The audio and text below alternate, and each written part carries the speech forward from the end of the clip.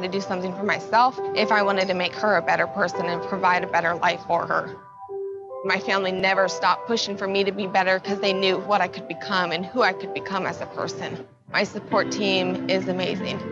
The educational director, my sister, and even my 7-year-old daughter has just been never stopped pushing for me to be better because they knew what I could become and who I could become as a person. My support team is amazing. The educational director, my sister, and even my 7-year-old daughter has just been never stopped pushing for me to be better because they knew what I could become and who I could become as a person. My support team is amazing. The educational director, my sister, and even my 7-year-old daughter has just been never stopped pushing for me to be better because they knew what I could become and who I could. Lo que más recuerdo es cuando me abrazaste y el dolor se me quitó. Gracias, papá. Nunca se sabe cuáles recuerdos son para siempre. Toma el tiempo y hoy sé un buen papá. Para información marca el 1877-432-3411 o visítanos en www.fatherhood.gov. Mensaje del Departamento de Salud y Servicios Humanos de los Estados Unidos y el Ad Council. Hey guys, which rookie quarterback would I start? Carson Wentz or Dak Prescott? Go Cowboys. Who will make the bigger impact, Big Ben or Tom Brady? It's time for Fantasy Football Classroom with JD Jeff Dominic with the professor Stephen Farias on Pacific Tiger Radio 91.9 FM. Good morning, classmates. Welcome to Fantasy Football Classroom. I am JD Jeff Dominic. Thank you all for tuning in today. A little bit different of a start time for everyone, obviously, as you can tell, but this is also a special edition considering this is the last show that we will be bringing to you live here at the Pacific Tiger Studios. Once again, along with me today is the Professor Stephen Farias and the Adjunct Professor DJ JOD Mark Itlions. Good morning, guys. How we doing? Good. Good morning. Good. I'm good. Good. It's good. Yeah. We good. So hopefully everyone has enjoyed the weekend, getting ready for the holidays coming up. I got to make sure that I'm politically correct because apparently I don't want to offend anybody, so we're still going to run that route. But hopefully everyone, but we're not involved in that. We'll say our goodbyes as we get closer to that. Hopefully everyone's in the championship rounds. I know I'm in a few of them throughout the different various websites, and hopefully you are as well if you're on the Yahoo, ESPN, NFL, or Fox Sports. Hopefully you're doing just fine, and we're here to help you out and get you ready for your championship matchup against your unfortunate opponent. So we'll go ahead and as I get ready here, I'm still not prepared apparently. As we get ready here, we will. I think we're going to start off. We're going to do a little bit of different things this week. I think we will have a little bit of a free agency pickups. Maybe you can pick up a couple players throughout the next couple of days, but I think, or throughout the next couple of weeks, I should say. But I think for the most part, we want to go ahead and give out our MVPs, our busts, and our comeback players as well. So I'm going to say that we'll start with our A's and F's. We'll give our grading reports for the week, and then we'll move over to our busts and our. That was yours, I believe, Professor. Is it? Yeah. But I think we'll go ahead and start with the A's and F's, and then we'll kind of move on from there. Professor, why don't you go ahead and start off? Well, I guess I got to usually start off with the matchups for the beginning, right? Yeah, I mean, we can start off with the Thursday night game. Whoa, what am I doing here? Goodness gracious! I gotta stop it. It is early in the morning, but we stop lying around. Seriously, right? I need to stop. Whatever I'm doing, I need to stop it now. I think this is like your first time doing this. Wow, really? First show? Whatever. Hey, I got some words you can't say on the air if it is your first time. Okay. There you go. We know who's the professional, who's the rookie here. There we go. Let's go ahead and start with the Thursday night game. Rams at Seahawks. I believe I said start Gurley and start Britt, but those have been completely false. So I will say that for the most part, I'm giving myself a C because I did say that go ahead and start Russell, Baldwin, and start that defense because I knew that the Seahawks were going to come back completely ticked off, and they did not disappoint in Seattle. So for the most part, I give myself a C on that. Well, I mean, I don't know that Britt had a bad day. I mean, he still had the yardage you wanted. He wasn't going to get a touchdown, obviously, but I mean, he put up 7 fantasy points, something like that. So that's not awful, considering that it could have been much worse. I did say flex him. Yeah. So that's not, you're right. That's not too bad at all. So I actually gave myself a pass on Britt because I also said start Britt, but I gave myself overall a B for this matchup. I said start Russell Wilson. Danger Russ had a good week.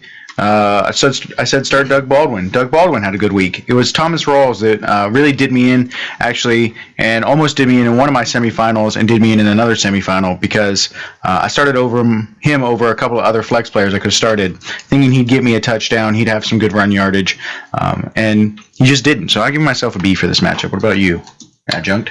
I'll go with B too, but just because beside Todd Gurley for the Rams, I didn't have no one else, so I give my good grade with that.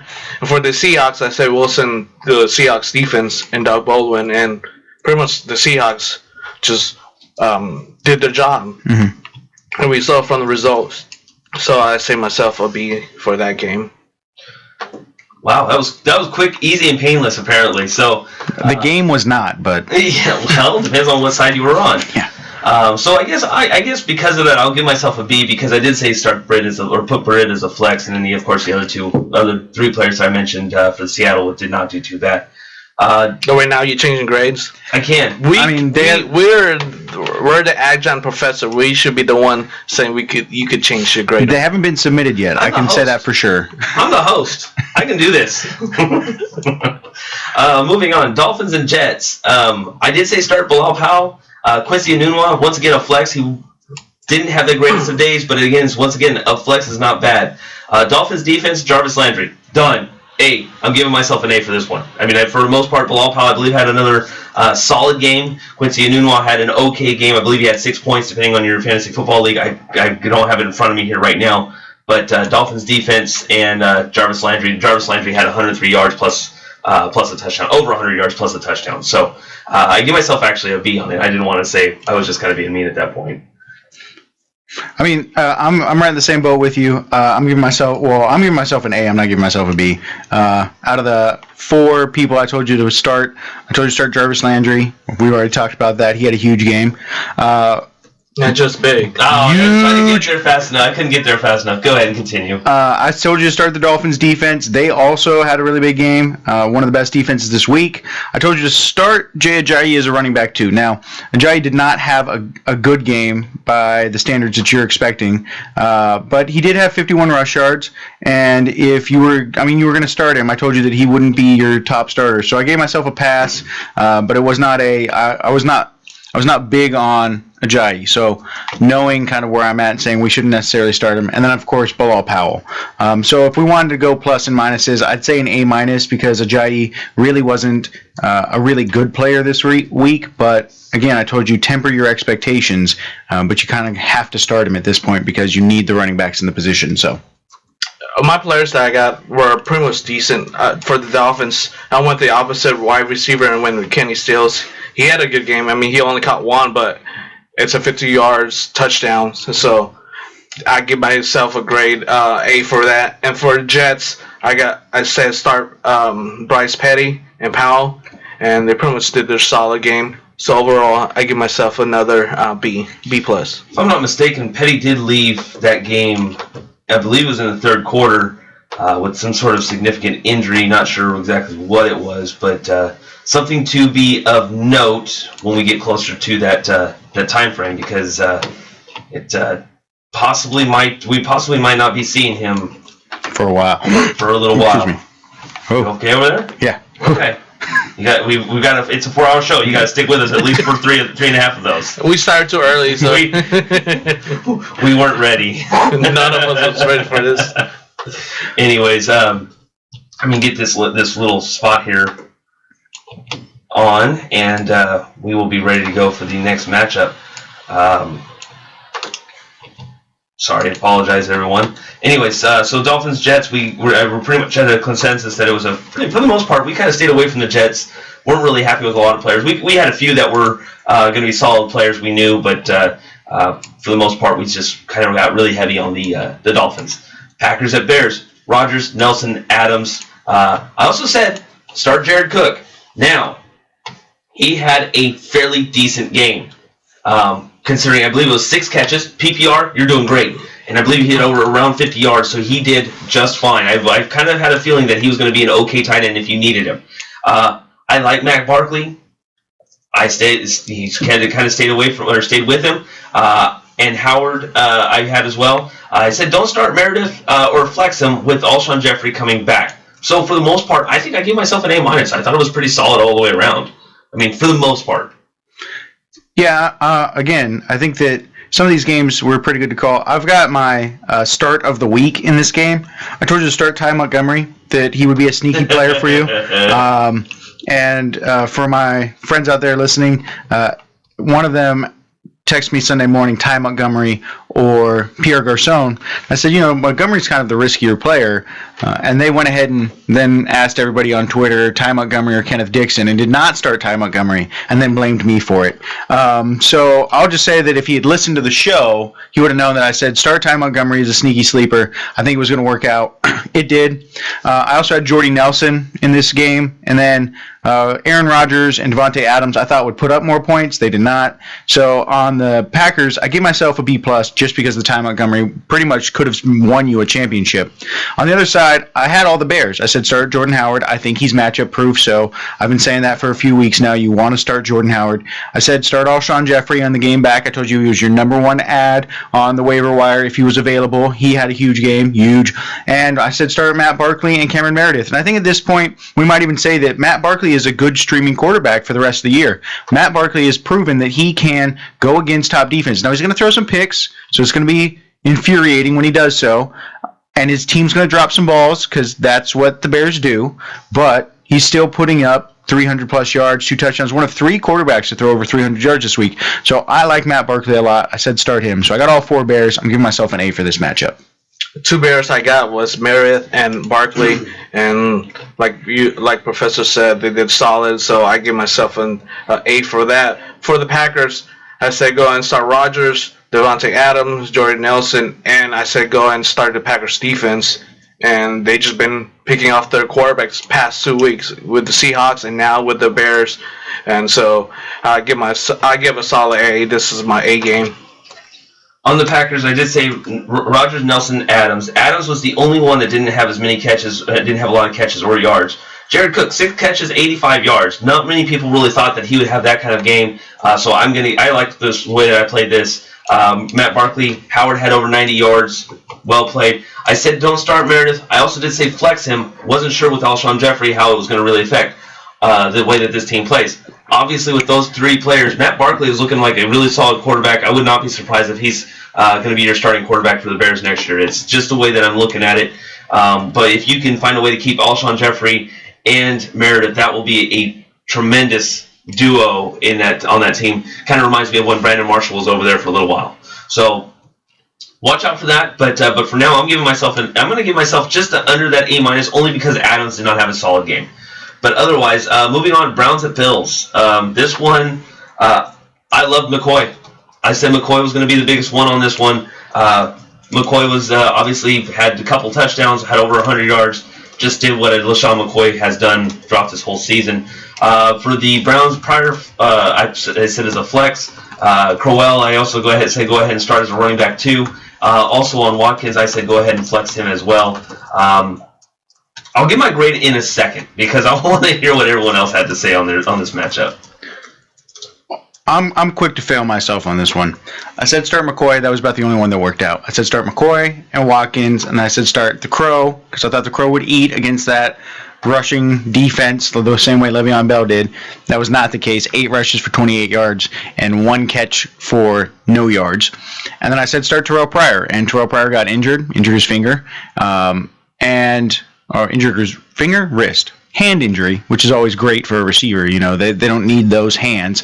And Terrell Pryor only had, 4 catches for 19 yards. So just not a good game for me. It's pretty hard for me to predict bad teams, and I'll admit that. That's something you should remember about my predictions. I am not good at predicting what happens with bad offenses. So I don't really do well on the Cleveland Browns and the Jacksonville Jaguars. But if you are the guru that gets the Cleveland Browns, good on you.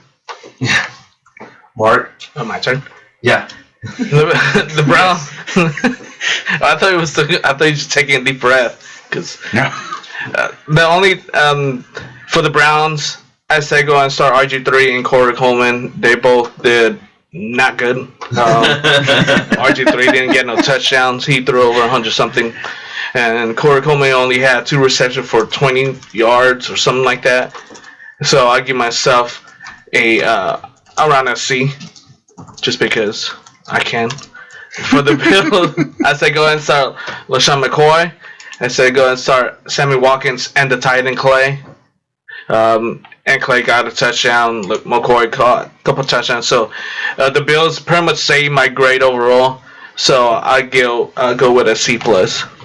I'm going to give myself a complete, I'm going to say a C-. Like, I was on the very teetering edge. The only thing that's saving me right now is LaShawn McCoy. I've been riding LaShawn McCoy's coattails all the way through the playoffs right now, and as long as that continues, I'll be extremely happy. But LaShawn McCoy, 150 yards, 2 touchdowns. So I'm loving it. I'm going to go ahead, and I'm not da-da-da-da-da. I'm just saying I enjoyed every minute of it. But LaShawn McCoy has been absolutely great. So for that, I'm giving myself a C-. Pryor, Crowell, yeah, that was unfortunate. Watkins, only 1 catch. It's just the Bills are an okay team. They're probably sniffing the playoffs, but won't get there. They're an 8-8 team all the way through, and Rex Ryan, unfortunately, will not have a job after this year. But he doesn't know anything about that, so don't ask him. I'm not going to ask him. Unfortunately, I've lost his Twitter account. I've lost his phone number. I don't have a way to get a hold of him. Eagles at Ravens. This was a good, intriguing matchup because there was 2 solid defenses. The Eagles have fallen off over the few weeks, I should say, not just the last couple of weeks, but the last few weeks. The Ravens needed this win. I felt that Joe Flacco was going to have a decent game, and he did. Over 200 yards, not very many yards there. It was very, very cold, but the defense played well as well. Jordan Matthews for the Eagles and Zach Ertz were my other 2 guys. They did all right. I mean, it was kind of one of those things where I wasn't, I wish I would have said Ryan Matthews instead of Jordan Matthews. 128 yards, 1 touchdown. Jordan Matthews, 6 catches, 27 yards. Now, if that was in the PPR league, great. 6 catches, but 27 yards just isn't doing it for you. Zach Ertz, he also had 6 catches, 80 yards. So I like that play. Joe Flacco, touchdown. Had a couple touchdowns. The defense did okay. Once again, they got to Carson Wentz 1 time on 11 yards. Did throw an interception as well. So I'm going to give myself a B- on this one. Kind of a better grade than I probably should deserve. But at the same time, I kind of like this matchup for myself. I thought this matchup was difficult. I'm kind of with you on this. Is that when I looked at it, none of the players we told you to start won you your league, but hopefully they didn't lose you your league. As is the case with, again, the person who said Kenneth Dixon or Ty Montgomery. Did not start Ty Montgomery, but he still won. So that's because he started Kenneth Dixon. And Kenneth Dixon was one of the people I told you to start. He did not have a large output in terms of the yardage he gave you. He only got 9 rushes. He only had 36 yards, but he got you a touchdown. And that's the kind of thing that I've been telling you about with Kenneth Dixon is he doesn't get as many touches necessarily as Terrence West, but what is he doing with those touches and opportunities? What is he doing with that snap percentage? He's doing a lot more. I wish they would have given the ball to him more. I wish they would have used him in the offense more, but they didn't. But he still got you a touchdown. So I gave myself an A there. Again, with Steve Smith, we told you, my friend John Boyer, shout out to John Boyer, lover of the Narwhals, he told us that he thought Steve Smith was going to have a huge game, so I put it on the air last week. So I thought Steve Smith in his last potentially home game would have a huge game for his career. He didn't really do anything spectacular aside from get you a touchdown. And again, that's what you're looking for. So 2 catches, 40 yards, touchdown. All right, fair enough. Thank you, Steve Smith, for those 2 big catches. Finally, Joe Flacco. Again, I told you to start Joe Flacco. 200 yards, 2 touchdowns and an interception. Nothing that's going to win you the week, like Brandon Cooks might have won you a week, but definitely something that didn't lose you the week. So overall, I'm giving myself a B+ because I also told you to start Zach Ertz. And then I said, depending on who played, Sproles or Kenyon Barner, feel free to flex them because Barner would be in that Sproles role. Barner did not have a good game, but he still had the opportunities. He just wasn't able to do a ton with them. Before we get too far, and I know Mark's up next, Chris Kennan has replied. He says, I'm back. I hope you told them to start Zeke the Freak. #facts. Wait. By the way, how much money does he owe you right now, or is he paid up as his debt? He is not paid up. Oh. Then you need to chime in, sir, with the money. Yeah, I mean, less with the lip, more with the grip. look. Oh, yes. Wow. All I'm saying, Mr. Cannon, is you better be thankful you did not come out with a Dak bet, because again, I would have taken the under. And your boy did complete 80% of his pass, 75, 80% of his passes, 85. What it was, some 32 of 36. I don't do math. Neither do I. But, I do, but so an 88%. So an astrologically great number. But we aren't betting on completion percentage. We aren't betting on dinking underneath. We're betting on touchdowns. And again, Zeke is what makes that offense go. Exactly. All right. So, Mark, who you got? My turn? Yes. Now it's your turn. I'm sorry. We had to roast Chris Cannon a little bit. No, so before I go to my picks, I'll go back to the Packers game. You were talking. Professor was talking about Ty Montgomery, and I listened to you. I pick him up, and I start him over Tyler Lockett, which they're both solid. So I was like, was this a bad move? But nope, got me 4 extra points more than Lockett did. So that's a good start. For doing it. So go back to Eagles and the Ravens. For the Ravens, I said just go ahead and start the kicker, Justin Tucker. He had 9 points average. Depends on how your fantasy football settings works with that. For the Eagles, I said go and start Ertz, Jordan Matthew, Ryan Matthews, and Caleb Sturgis. And the only person that really, if you're looking for PPR, pretty much Zach Ertz, Jordan Matthews pretty much gave you that. And for kicking wise, Sturgis, he got you around 12 to 15 points for his kicking. He was 4 out of 4 on field goals attempt. So pretty much solid. I still give me around a B plus. Chris Cannon responded back, I made one payment. I don't know. One payment. You still owe me from the last one. It's not big. He didn't bring the money to the office last week because he wasn't in the office. No. That's all right. It's like $5 or $10. He's trying to hide. I've been trying to lower the bets on him too because I don't want to take that Christmas money. People have families, and I understand that some people celebrate those holidays, and so I'm not trying to take money for gift giving. Perfect. Well, let's go ahead and move on to Titans and Steelers. I said stay away from Marcus Mariota. Start DeMarco Murray and Delaney Walker. Marcus Mariota had 1 interception, no touchdowns. Not a huge game. Oh, I don't have it in front of me again. Not big, it's but not just big. It's huge. There we go. Didn't have the greatest of games. He did have the interception. Threw for 200 yards. I said start DeMarco Murray. He had 89, roughly around 90 yards. And I also said go ahead and start Delaney Walker. And he had an okay game. Delaney Walker, 6 catches, 55 yards. Not a bad setup. I like the way that I kind of played this game. I kind of stayed away from Marcus Mariota. For someone that's been a complete advocate of Marcus Mariota, I said stay away from him. I just felt you had better quarterback options at this point.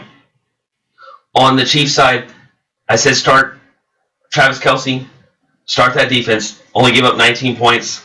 And then Alex Smith, who ran for a touchdown but threw an interception as well. Not great, but in comparison, if you want to go points-wise, I think he had a better points spread compared to Marcus Mariota. I want to double-check before I'm lying to myself. I want to make sure that his rushing, Marcus Mariota only 1 carry, -2 yards. So, points-wise, it was about even, but it was probably a little bit more on the side for Alex Smith, only because he had 4 carries, 11 yards, and that touchdown. So that's the only thing I put him up a little bit more than Marcus Mariota. So, and then Travis Kelce, 3 catches, 41 yards. Not used to what I'm used to seeing from him, but he did have a good 16-yard catch that got him close to the end zone.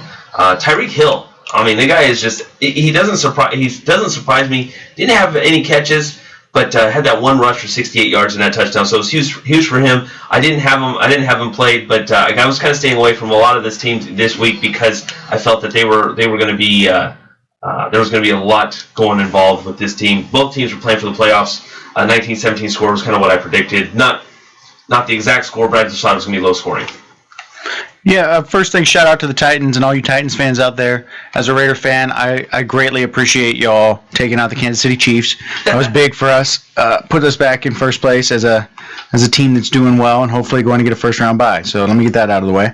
Second, I'll give myself an A for this matchup. It's a solid A in my opinion. I told you to start DeMarco Murray. We've already kind of talked about that. He had 89 yards, a touchdown.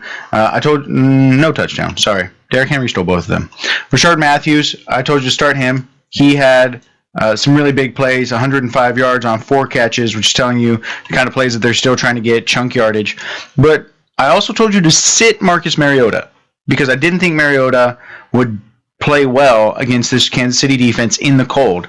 JD's right that Mariota did put up 240 yards, but a lot of that is in that chunk yardage gaining, and so it's hard to predict that. And I didn't really like Mariota's opportunities necessarily to get a touchdown or to really push the ball into the end zone. So I said sit Mariota, and then I told you to start Kelsey, Ware, and Hill. And I just want to say one thing on Tyreek Hill. Hill did have a good game for you if you played him. But this is the problem with players like Tyreek Hill, Taylor Gabriel. They're boom or bust plays. They're going to potentially get you a chunk yardage situation, but if you're relying on them week to week or if you're relying on them in your championship round, don't be surprised if they put up a big goose egg, because when you are a wide receiver and you get no receptions on 1 target, 3 targets. Yeah, 3 targets. There we go. There's not a whole lot that you can predict on that. So I really feel like Tyreek Hill's a more involved Devin Hester at this point. Fair enough. Mark, what you got? For the Titans, I say go ahead and start DeMarco Murray. We're pretty much solid on him. Over 140 plus yards, total yards, reception and rushing. So, and no touchdown. But that's fine because, I mean, you still got big, you got huge It's not fantasy just points. Big, it's huge. You still got the points. So on the Chiefs side, I say go and start Santos, Jeremy Maclin. I even said go and start Tyreek Hill. So that was my A. And I said go and start the defense. I'm not sure how the defense really did, but I mean they lost. So and that's all you got to know. That's all you have to know. Travis Kelce. I mean, but they held the quarterback, the Titans quarterback, to no touchdowns. So that's solid. And I said go and start Travis Kelce. And yeah. So, but before this, Jeff, can you check on the picks from our picks between us two? Absolutely not. I wanna see if I said I was going for the Titans on this. That's why. Let's go ahead and let's look. Just because Mr. Mark Hanley wants to look. But why are you really on this? You already know your answer. Why do you even want to? I don't know. I don't know either. That's why I was saying go ahead and check. No, we were all on the Chiefs. Okay. I was waiting for it. I thought you were going to go ahead and rub it in a little bit. No, I thought I did a Titans, but nope. I guess not. You did last week. That's why. I'm a week behind. Yep, just a little bit. A week behind my grading. Yeah, you also picked the Browns, just so you know. I know that. I mean, you gotta keep picking them. Eventually, they're supposed to win, right? Yeah. I thought they had a bigger shot against the against the Bills. You picked the Bengals, by the way.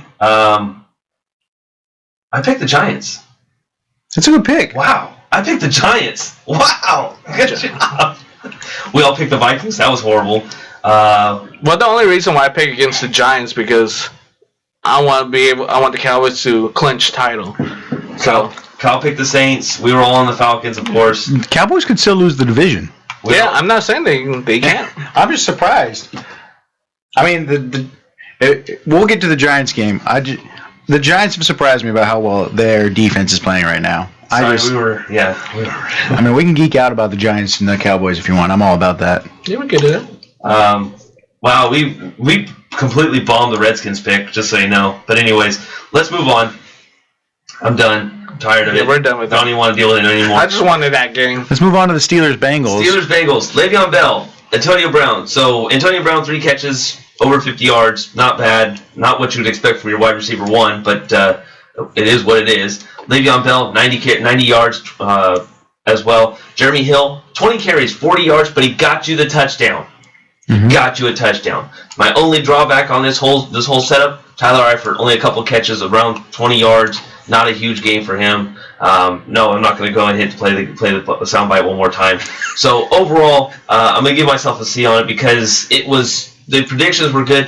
Hey, you know what? Big Ben threw a touchdown, no picks. Not a great game, but at the same time, he didn't hurt the team.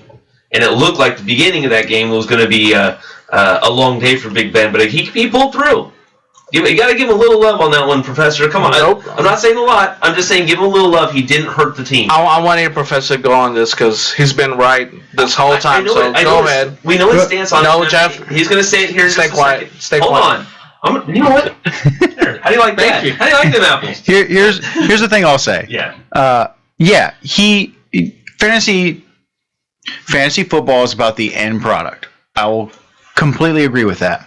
But let's just look at the game and the way the game shaped up. He didn't complete over 60% of his passes. He continued to show poor decision making. And if it weren't for the fact that they were down 20 and had to chuck the ball every time, they would have handed off to Le'Veon Bell more. He didn't get you a touchdown until the end of the game. Absent that touchdown, he's really not any better than, he's about the same as Marcus Mariota. He was right where Marcus Mariota and Alex Smith were. Right. You're right. So, again, that touchdown that won them the game, fair enough, came at the last part of the fourth quarter. So, I guess, yes, at the end of the day, you should have started Ben Roethlisberger over Marcus Mariota, over Alex Smith, and you were probably going to do that anyways. But you wouldn't have started him over Aaron Rodgers. No, I wouldn't have started him over Aaron Rodgers. That's kind of my but also, I think that it's when you're trying to predict this, it's also about what does the stats tell you. And for the same thing for Aaron Rodgers, right? I think that Aaron Rodgers had an opportunity for touchdowns, and then they just started giving it to Ty Montgomery. Like nobody, I said sneaky play for Ty Montgomery, but nobody predicted that he'd have 162 yards and be the top rusher in the league this week. So I'm going what. About 3/4 of that call is correct on my side about sitting Big Ben. And actually, like I said, I'm not going to. Big Ben had a better away game, but this is like the Colts game, right? That I said that he didn't play well, but he played against a team that's not that great. So, all right, Big Ben, he put up a touchdown, 280 yards. He didn't get to 300. But he did get past 275, which is a good number. But yeah, I think that overall you're just good moving forward. If you have Big Ben this week, they're at home, I believe, so you don't need to worry about that. He plays exceptionally well at home, and I think that is what you should be counting on. Look for Big Ben to have a big week this week. Chris Cannon chimes in. He says he already paid you $30. He got a gift card for that he won at Secret Santa. I don't know what that means, and what you may be getting a Victoria's Secret gift card for all we know. You know what though? He did pay me the $30, and then he made another bet after that we bet on. There was $5 or $10 about again whether or not Dak Prescott would get over under 3 touchdowns. And I told him take the under, and then Dak got 2. I know that was the game that Dak got 0. I think that was the Giants game. So, look, Chris Cannon. If you don't want to pay me, I completely understand. It's been a rough week in terms of fantasy for me, and I can put out the karma love and be like, okay, here's your absolving. Maybe my commissioner will absolve me of the money that I still owe. Here's your pass. Yeah. Anyways, hey, he was trying to give you the gift card. Yeah, I don't know where it was to though. That's the question. Like, if the gift card is to Walgreens, like, what does that do for me? Well, you can get your. I get Boone's Farm. I don't know. I can't say any names, so I can get some things at Walgreens. Walgreens has quite the selection of cheap wine, so you gotta take something to holiday dinner. Here you go. Yeah, that's better than like what Jeff said, like Victoria's Secret, Macy's. I'd have done something with that Macy's though. That'd have been all right. But you also gotta understand like that a gift card to someplace like that, you can buy gifts with it, right? Like you can buy somebody else a gift with it. You don't gotta buy the gift for yourself. Like to Walgreens, there's not a whole lot I can take aside from perhaps jug wine and give to somebody else, and then it's not coming out of my pocket. Right. True. Makes sense. So my turn. Yes, your turn. I apologize. Steelers. I only said the start Le'Veon Bell, and You guys mentioned him so many times, so I don't have to do that. Give myself an A, no touchdown. Still got an A. Good, that's the only player I say to start. For the Bengals, I say Andy Dalton. Yeah, about him. I would never do that again. Wow. Wow. Every time I pick him, he does bad. Every time I don't pick him, he does good. All right, I'll remember the weekly matchups when we get there. I'm gonna go ahead and throw something at you here when we get there. But anyways, continue. Okay, and that's I go and start Brandon LaFell. He had a solid game. No touchdowns, but still got your PPR points. And Tyler Effort, he only had one reception. He was pretty much ghost in that game. So I give this around a C- overall. Which is funny because we were talking. I think must have been talking about it during the later show that, or it was either during this show or it was at our second show that we normally do, which we won't be on tonight. But you had mentioned that you weren't really going to be too happy with Tyler Eifert this week because he has a couple like a really big game and then he falls off the second game. If I'm not mistaken, that's what you said last week. For me? Yeah. When? Last week. Just take credit for it. Is this on? Just take credit for it. Just take credit for it. Okay, I guess. We have to review that footage. Review the tape. Not right now, but soon. Moving on to Golden Tate, Detroit Lions and New York Giants. You know where I'm going with it. I thought you tried to say Golden State. I said start Golden Tate. I said start Eric Ebron and Anquan Bolden. Eric Ebron. LeBron, see where it went? You going basketball? I'm ready. 4 catches, 36 yards. Anquan Bolden, 3 catches, 13 yards. Not very good. Not very good at all. Golden Tate, 8 catches, 122 yards. Bailed me out. Odell Beckham Jr., 6 catches, 64 yards, a touchdown. Does what he normally does. The only other person I said go ahead and start was if you needed a tight end, if you needed to find another one, which I thought the Jared Cook play was actually really, really good on my part. The Will Tye one, not as good, 4 catches, 25 yards, but I also said, if you remember this part of the show that I said last week, got to follow what his floor is going to be. He might not get you any catches. If you're in a PPR league, he got you 4 catches, 25 yards. It's better than what I thought he may even actually get you. So for the most part, I give myself a B on this matchup. Yeah, I'm in a similar boat. I told you to sit Matt Stafford, to start Theo Riddick if he's healthy. He wasn't healthy, so you're good. I told you to start Odell. I told you to start Rashad Jennings, and that's my one gaffe in this matchup. I told you to start the New York Giants defense because I didn't think that the Lions would put up a ton of points, and they didn't. They kept them underneath 7, which is critical because that number is 1 to 7 often.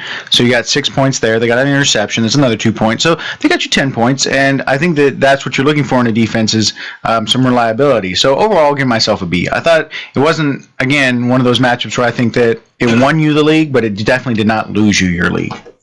For myself, going back to Theo Riddick, had one of my coworkers. He knows we do fantasy football, so he asked me a question: who should I start, Theo Riddick or Lamar Miller? This is when we know that Theo Riddick was out, but then I was told him he's injured. Oh yeah, so he went and started Lamar Miller, who was also questionable, but he got the right pick. Yeah, he got the right pick. So good job for that. And he's the guy that I'm going for. I'm playing against the championship, so he can't ask me questions. So not this week. It means something. No help. So I gotta keep my picks low this week. So I'll probably reverse psychology today. There you go. And then so I said go ahead and start Matthew Stafford and Matt Prater. I give that a B because the only points that the Lions got was from the kicker. So good job for me. So if you need points, you got your points there. For the Giants, I say go and start Odell Beckham Jr., and he pretty much does what he does. Sterling Shepard, he had his couple of receptions. Eli Manning, he just being Eli Manning. Over how much? 200 yards, 2 touchdowns. Yeah, both to Shepard and Beckham. So I give this is my solid B+. Yeah, I just want to go back on something real quick because I know how much you like kickers, Mark. Where were you on this Chris Boswell thing? Because Chris Boswell almost I lost because Brandon Cooks went garbanzo on a whole bunch of people, including Patrick Peterson. But Chris Boswell had 21 points in our league for the Steelers because they put up all those field goals. I'd have picked him up in a heartbeat. Mm-hmm. Is this a kicker I should be looking at this week? Against, who they're playing against. I mean, and you said they're at home, so it's way different. That's fair. That's fair. All right, fair enough. I was just at home screaming, "Who the hell is Chris Boswell?" Yeah. Moving over to the, I'm going to say this was probably my dud of the week, kind of. I'm not going to give myself an F on it, but it was definitely a lot more surprising than what I thought. Then I'm talking about the Indianapolis Colts versus the Minnesota Vikings, 34-6. I said start Andrew Luck. I also said start Sam Bradford. Andrew Luck, 2 touchdowns, no interceptions. Sam Bradford, 290 yards, no touchdowns, and a pick. So, I mean, for the most part, that wasn't horrible. It just wasn't a great play. I think really the biggest dud that I had was I questioned Adrian Peterson. I wasn't really confident on him. He only had 6 carries, 22 yards. He also did have a catch. Thielen was not anywhere to be seen. And I said go ahead and start him. He had no catches, no targets. He had the Brandon Cooks of a couple weeks ago where he basically was falling off completely off the map. Kyle Rudolph had a solid game, but I didn't say start him. For the Colts, the only other person I said was start Jack Doyle, 4 catches, 32 yards. Not a huge, good game from myself, but at the same time, it wasn't. I think the only thing that saved me was Andrew Luck. I'll give myself a C on it just because Andrew Luck just saved me the whole way through. Well, I'm giving myself a C- here. I told you that Andrew Luck would be no better than Joe Flacco this week. I mean, they were close to comparable. Flacco still had the 200 yards and the 2 touchdowns, but he also had a pick, and Andrew Luck had 250 and 2 touchdowns without the pick. So it's not, completely equal. It's a catch here or there, but still, I was on the wrong side of that one.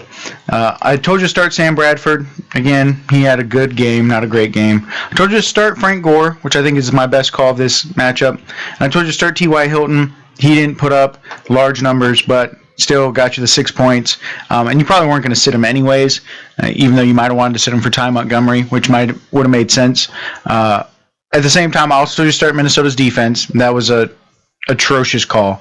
I told you to start Adam Thielen. Another atrocious call.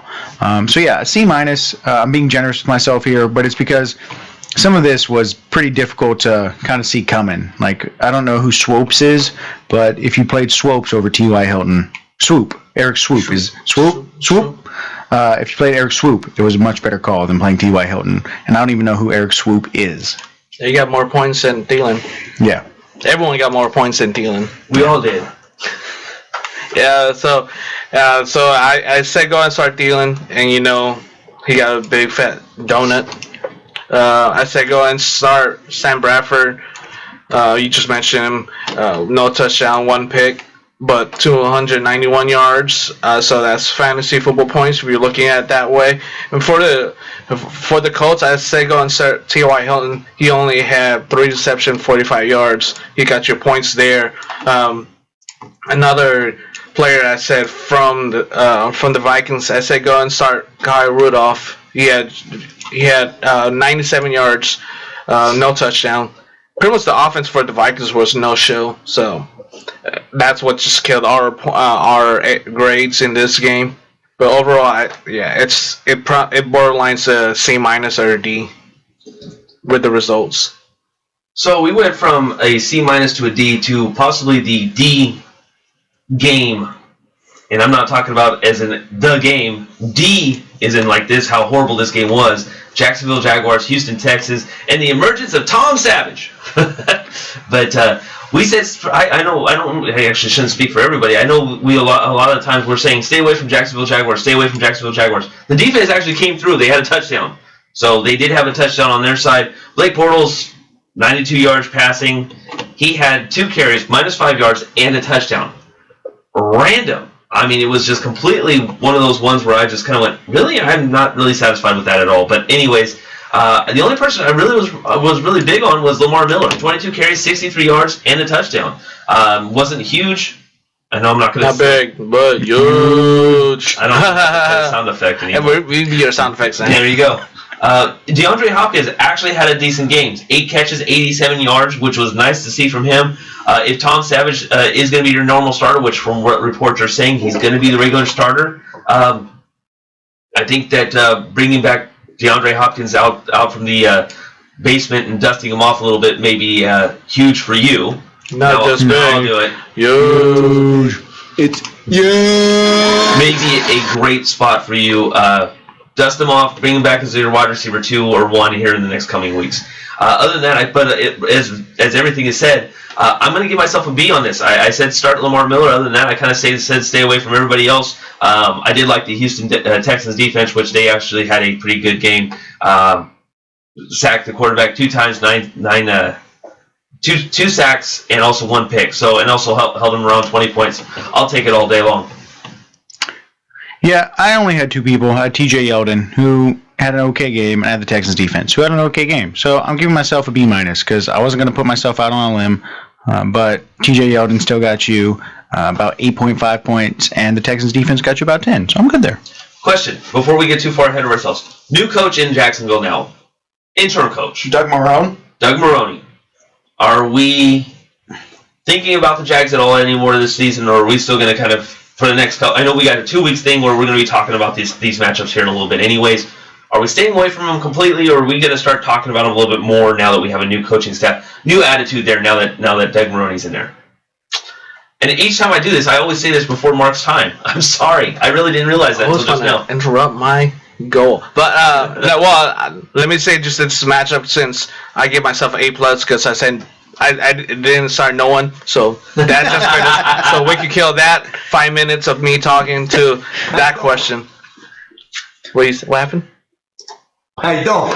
Yeah, how you doing? But I don't know really. I think they just still continue to play how they play. The coach is not playing Bortles, so he's going to play how he is. I think Professor said this a couple of weeks ago. He's like a Tim Tebow. Mm-hmm. He's going to get your 90 to 100 yards, a touchdown, and a pick here. He's not going to be where he's going to be throwing 3 touchdowns, over 300-plus yards. He's not the same Bortles from last year. The running back, they're a mess. They don't know who's going to be the starter. It's a running back by committee. So there's that number 1 running back. If a running back starts, he gets injured, so they start the backup, and it's a week by week type of the offense. We don't know who's the number 1 wide receiver. If it's both the Allens, which is the better option. So from a fantasy football standpoint, we stay away from this no matter what. But garbage. And we won. All right, cool. Terrell Pryor, garbage. Yeah, garbage is pretty much the word I'd use to describe all the Jags. And if you're in the playoffs and still in the playoffs and you've been playing the Jags, just consider yourself lucky and sit them. There are better plays out there. So no, Doug Maroney.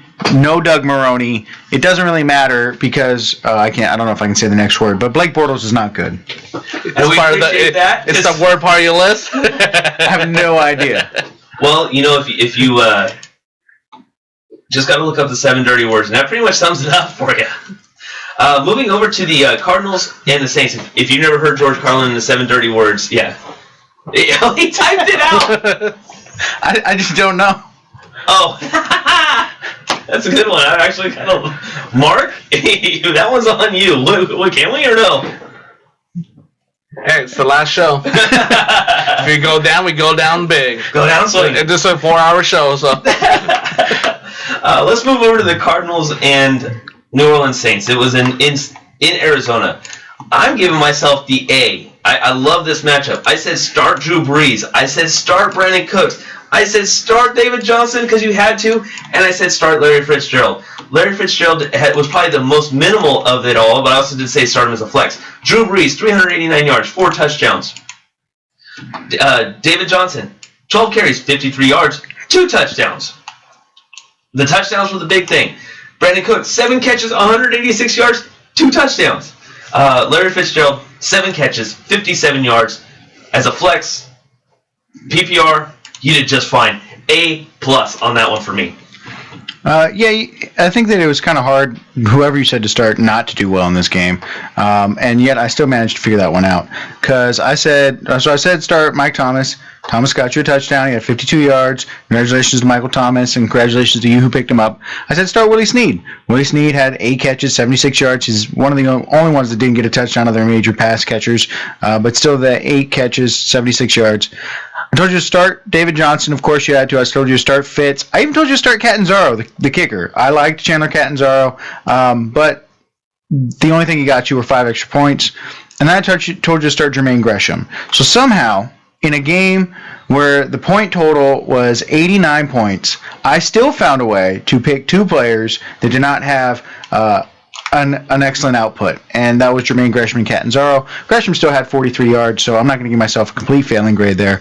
But I think overall, I'm going to give myself just a C because the way the matchup was, you could have picked just about anybody and done well, and I picked the 2 people that would have done poorly for you.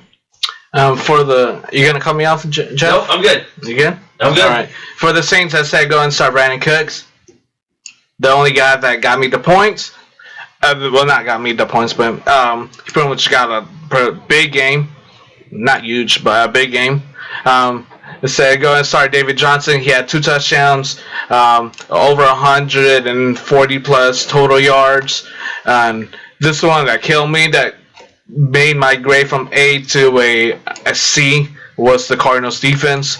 Oh, bummer. Wow. I think the defense was minus in the minus category. Garbage. Happy we won. All right, cool. Terrell Pryor, garbage. Cardinals defense, garbage. Yeah. There you go. So, so I give this a C minus for that. But beside that, Brandon Cooks, David Johnson, thank you very much. I'll take the points. Could I possibly have gotten 2 A+ in a row? And when we talk about that, we're talking about San Francisco 49ers, Atlanta Falcons. The only person I was very confident with was, now, there were other players involved in this, but the only person I was confident with that was going to get you solid playing time was Carlos Hyde. 13 carries, 71 yards. Wasn't great. No touchdowns. Before I lie to you, hold on. He had a lost fumble. Well, stop. Hold on. I'm looking at something here. Oh, he also had a catch. So, I also did say start Matt Ryan. 2 catches, 286 yards, 2 touchdowns. And a fumble. How about this guy? Devontae Freeman, 20 carries, 139 yards, 3 touchdowns. Thank you very much. He did not have a lost fumble. That is correct. Okay. That's a first. No, he did have a lost fumble. Sorry.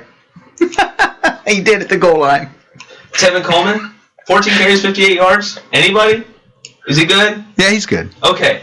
So, for the most part, because Carlos Hyde had 13 carries, 71 yards, regardless of the fumble, that was tough on his part. He did have a catch for 6 yards. Matt Ryan had 2 touchdowns, 286 yards. Very solid game for him. Devontae Freeman had the best of games, 139 yards. I was more confident about him than I was Tevin Coleman, but I thought the running backs combined were going to have a solid game, which did happen. Tevin Coleman, 14 carries, 58 yards. Wasn't a big success, but it was a good game for him. Tevin Coleman also had 2 catches at 8 yards. So PPR needs a lot of things. You all right over there? You all right over there? Making the noise? Yeah, that was you. I didn't know that. Yeah. But so overall, I won't give myself an A+. I'll give myself a B+ on it. It was a good game overall. It was for the most part, it was safe picks, and it was very, very much no-brainer picks. Matt Ryan is going to be an obvious one. Devontae Freeman, I thought they were going to run completely wild all over the San Francisco 49ers. What are you going to do, brother? Yeah, pretty much. And I have very similar picks: Hyde, Freeman, Coleman. I had Julio Jones if he played. If not, Taylor Gabriel. Taylor Gabriel had a big game for you. Matt Ryan had a good game. I think the one thing that pushes me to the B+ range or B+, A-, depends on where you want to go with it. So I told you that Kaepernick would have a good game and would be a good desperation play. I mean, it was hard because of the game flow, and I wasn't sure what was going to happen, if he was going to turn the ball over or whatnot. But he didn't, and that was pretty critical because he went 20 for 33, 183 yards, 2 touchdowns, no interceptions. So no turnovers for Cap, 2 touchdowns. That's a better game than Mariota. That was a better game than Alex Smith. So in that instance, I think I'm giving myself a good call for that desperation play if you needed a quarterback. I should have picked up Cap. Instead, I picked up Alex Smith. Still won, but, I mean, I'm going to give myself that's the bump, saying you start Cap. For the Niners, I was disappointed with this. This is the first kicker that I said go and start, and disappointed me. He only had 1 point. I missed extra point. No field goal attempt. So that was a disappointment. I said go and start Curley. He only had a couple of receptions, around 20 plus yards. But Carlos Hyde, he pretty much just high rolling. the game for the Niners because they had really no going on the offense. I mean, they start like for the first 10 minutes and then they just lose focus on the offense. For the Falcons, I say go and start Matt Ryan, Taylor Gabriel, Matt Bryant, and the defense. So they were all solid. Well, I didn't say to go and start Devontae Freeman because that was I wasn't planning to start him, but I made a switch Saturday morning before the game started. So I made a good move. Yeah, that was a huge move. Yeah, because I wasn't thinking why I didn't want to start him. My opponent for the semifinals, he had Ty Montgomery. He had 30 points. Yeah. So I matched him 3 more. That 3 points what sealed the deal for me. Freeman had 33 points in my fantasy football league. So there you go. Next.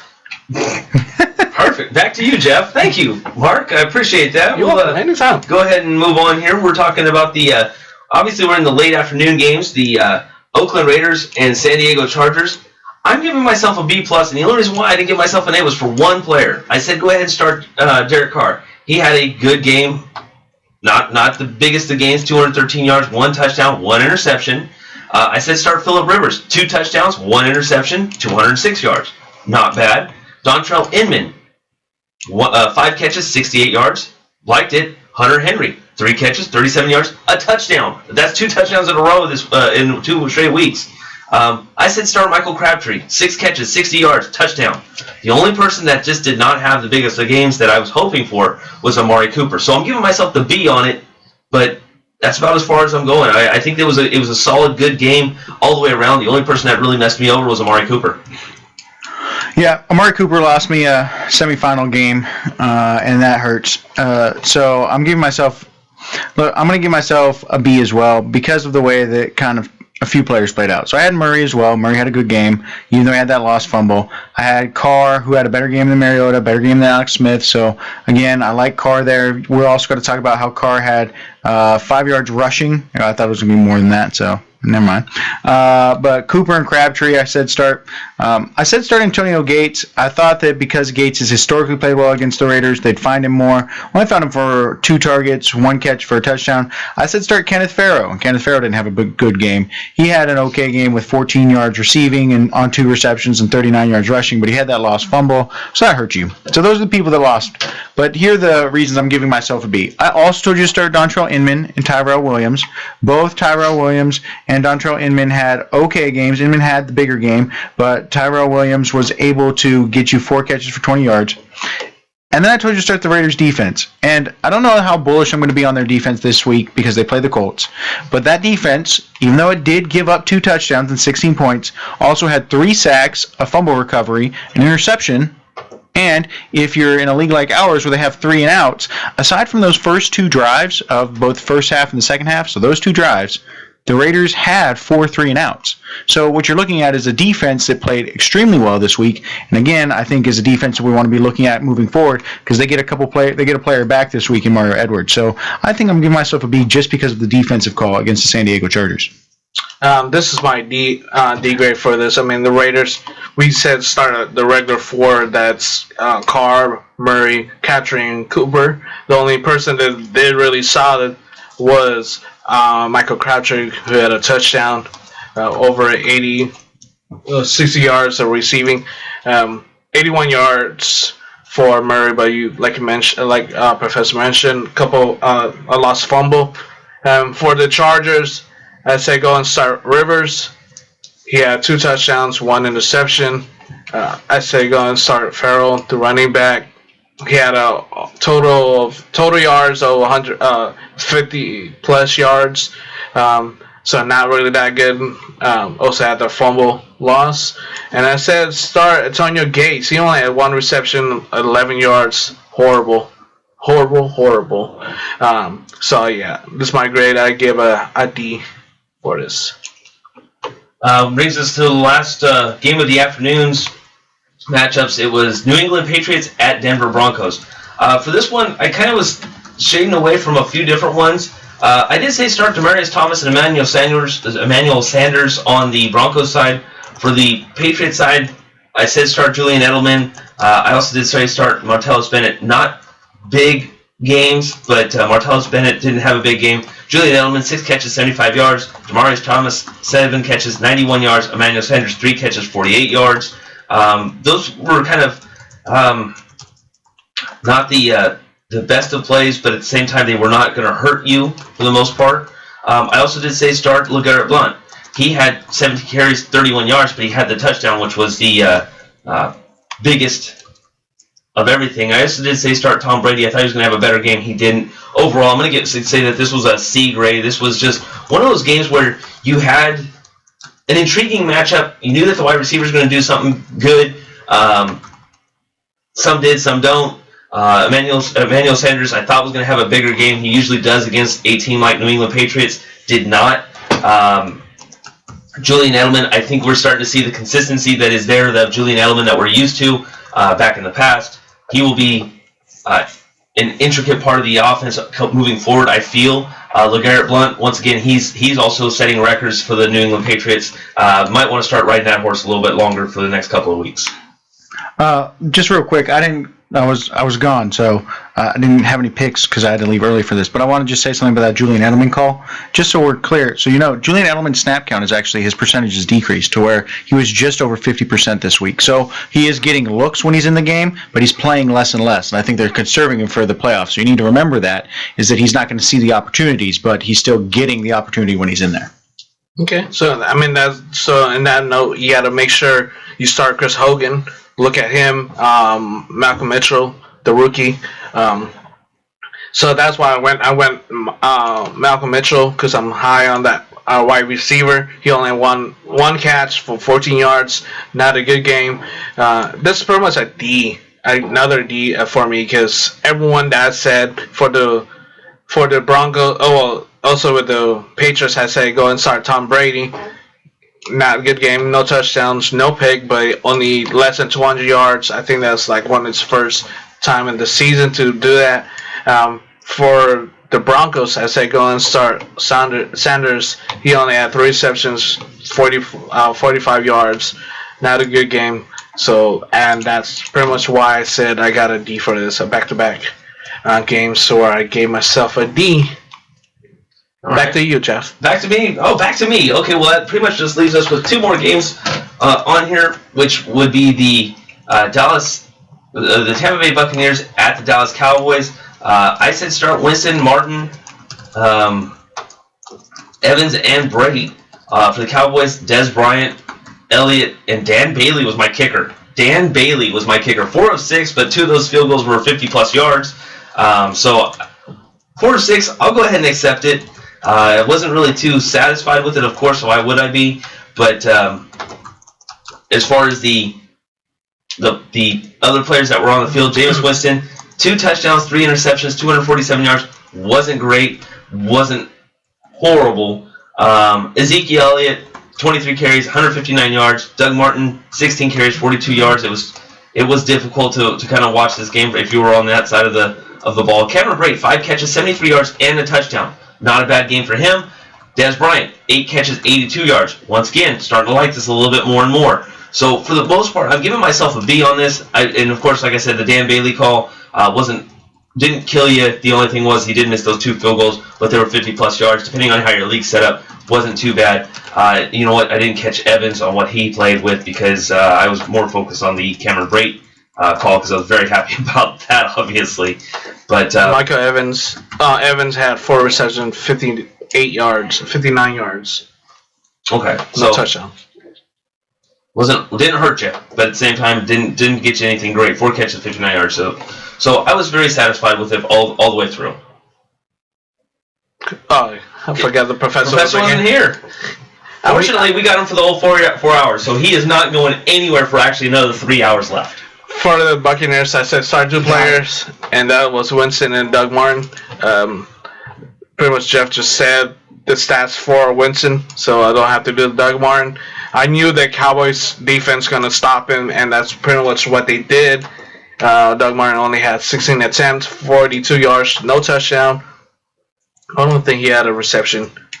Nope, no reception either. For the Cowboys side, I say go in and start Dak Prescott. He had a rushing touchdown, 32 out of 38, 279 yards. He had an opportunity to score the through a touchdown, but that was called back due to a hold on the offense. Tyron Smith. And for the rushing, I say go ahead and Des Bryant. Say go and start him. He got you 82 yards, no touchdown, but good PPR points. And then I said go ahead and start Terrence Williams. He only had 3 catches, 30 yards, crucial plays. I didn't say start Dane Bailey, but yeah, those 2 first kicks, for myself, I thought I'm going to lose because I had him on my fantasy football, but pretty much he got me enough points to seal the deal with that. And I said go ahead and start Ezekiel Elliott. 23 attempts, 159 yards, a touchdown, and a win for the Cowboys. So and no one cares. Anyways, moving on to Carolina. Shout out to Christian Canyon. Good job. I think he actually has. And a loyal listener. He has logged out. He is out for the rest of the afternoon. He said he had to leave. Last game, Carolina Panthers, Washington Redskins. I said start Cam Newton. I said start Jonathan Stewart. I said start Greg Olsen. I said be weary on Kelvin Benjamin. I like him. I want him to have a good game. He didn't. Had two catches, 20 yards. That was great for me. I was riding high. I was like, oh yeah, this is going to be. Speaking of which, thank you very much, Jonathan Stewart, for advancing me into my championship matches in a couple of leagues. I appreciate the heck out of that. For the Washington Redskins, I said start Reed, Kelly, and Crowder. Kelly had 9 carries, 8 yards. 9 carries, 8 yards. Robert Kelly also had 4 catches, 47 yards. Crowder, 4 catches, 24 yards. Jordan Reed, 1 catch, 6 yards. Horrible. It was not only that, it was just also garbage. Happy we won. All right, cool. Terrell Pryor, garbage. Exactly. I just absolutely hated it. I thought I was doing great, and then of course, that dud comes through. So I'm giving myself a C. For the Panthers, the only player I said to start was Jonathan Stewart. He had a monster game. No touchdown, but over 132 rushing yards. 26 attempts. 26. For the Redskins, I had a couple players. I said Kirk Cousins, go ahead and start him. 315 yards, no touchdown, 1 interception. I said go ahead and start Rob Kelly. No, he had 1 touchdown and 8 yards total. Not 8 yards. 52 total yards, but only 8 yards of rushing. But he got you the touchdown, so that's all you need if you're looking for points. I said go ahead and start Deshaun Jackson. 7 receptions, 111 yards, and I say PR console. I say go and start 7 receptions, 78 yards. So overall, I give this a C+. How you doing?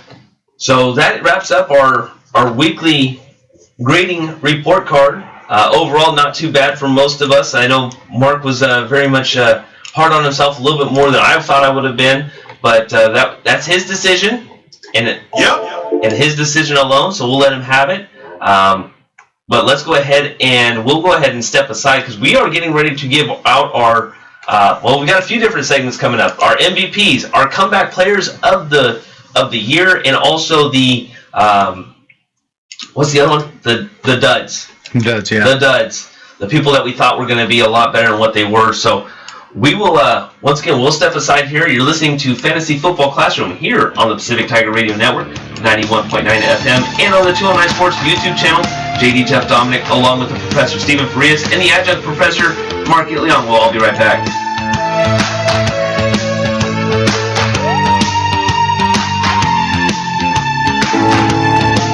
I'm Paul George of the Indiana Pacers. When I was 6, I had one thing on my mind. When I was 6, my days were spent playing basketball every chance I could. When I was 6, my dream was to make it to the NBA. When I was 6, my mom had a stroke. So I want you to learn the signs of a stroke fast. F-A-S-T. F. Face drooping. A. Arm weakness. S. Speech difficulty. T. Time to call 911. Because the sooner they get to the hospital, the sooner they'll get treatment. And that can make a remarkable difference in their recovery. I'm Paul George. Protect the ones you love. Spot a stroke F-A-S-T. Fast. Life is why. Visit strokeassociation.org. Brought to you by the American Stroke Association and the Ad Council. Most of my family, they never graduated high school, so I'm trying to break that barrier. My daughter Brooklyn was also a motivation for me to go back to school. Every day after work, went straight to school, and it paid off. At age 26, Kareem finished his high school diploma. I could not have done it alone. I see the future is really bright for me. No one gets a diploma alone. If you're thinking of finishing your high school diploma, you have help. Find free adult education classes near you at finishyourdiploma.org. Brought to you by the Dollar General Literacy Foundation and the Ad Council. Yes, they don't play well outside of the dome, which means that they go to their running back. That's why they have Mark Ingram. And like I said, no, I don't think Brandon Cooks is a world beater, but he's a good wide receiver 3 this week. If you need a flex starter, start Brandon Cooks. I think he will get you points. Wanting to take your fantasy football lineup to the next level? For beginners and the advanced players, listen to Fantasy Football Classroom every Tuesday and Thursday from 10 a.m. to 12 p.m. JD, Jeff Dominic. Just in case you have nobody else, if Jordan Matthews is your guy, use him as a flex, and that's about as far as you want to go with it. Because other than that, the Vikings defense, I think, is just going to beat him up, especially coming off a bye week. Professor Stephen Farias. You know what? I'll start with the quarterbacks in this matchup. I'll actually say that I agree with you on this. What? I know. I mean, and you're like, well, no, I must be the only crazy person that's taking Cap and Winston, but it's a 47.5 point. Listen to Fantasy Football Classroom every Tuesday and Thursday from 10 a.m. to 12 p.m. on Pacific Tiger Radio 91.9 FM. In 50 feet, turn left.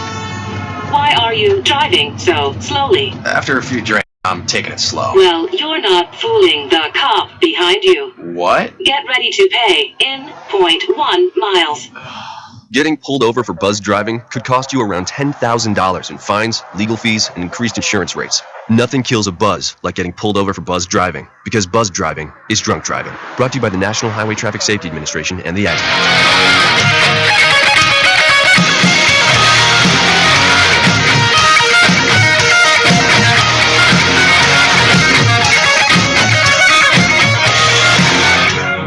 Welcome back to Fantasy Football Classroom here on the Pacific Tiger Radio Network, 91.9 FM, and on the 209 Sports YouTube channel. I am JD Jeff Dominic, along with the Professor Stephen Farias and the Adjunct Professor, Mr. DJ JOD Mark It-Leon. Thank you all for tuning in today. We are starting our little different segment as we get closer to the end of the year, end of the show. Kind of a bittersweet moment, but it always is an option to give us a chance to start our comeback players of the year. We're breaking them down by positions as well as the your MVPs by position. The only thing we didn't really pick was kickers, and of course the busts. The busts were definitely there because there were a lot of high picks that you picked this year and just didn't seem to really pan out. For me, I think we can. Which one are we going to start with first? I mean, there are a lot of good options right now. I mean, do we want to kind of start with the busts so that way we can make fun of them early, or do we want to kind of talk about our comeback players that? Let's start with the bus. The bus? Okay. The bus. Let's disappoint everyone first. Let's disappoint everyone first. I think we should start with, for myself, I'm going to start with the Philadelphia Eagles. They started off really good as far as the defense goes. Started off really good and then just completely fell off over the last 4 or 5 weeks. A lot of people were riding high on them. I think if you picked them as a high defense, which a lot of people actually did, a lot of people picked them in the upper 14th, 15th round. Some people got really a little bit of a surprise wake-up call. They didn't really do as good as a lot of people thought. Yeah, I like that one, especially because just the way that they became a good streaming option, and so people, I think this is something you've got to look at, like smaller compartmentalizations. Baseball's all right.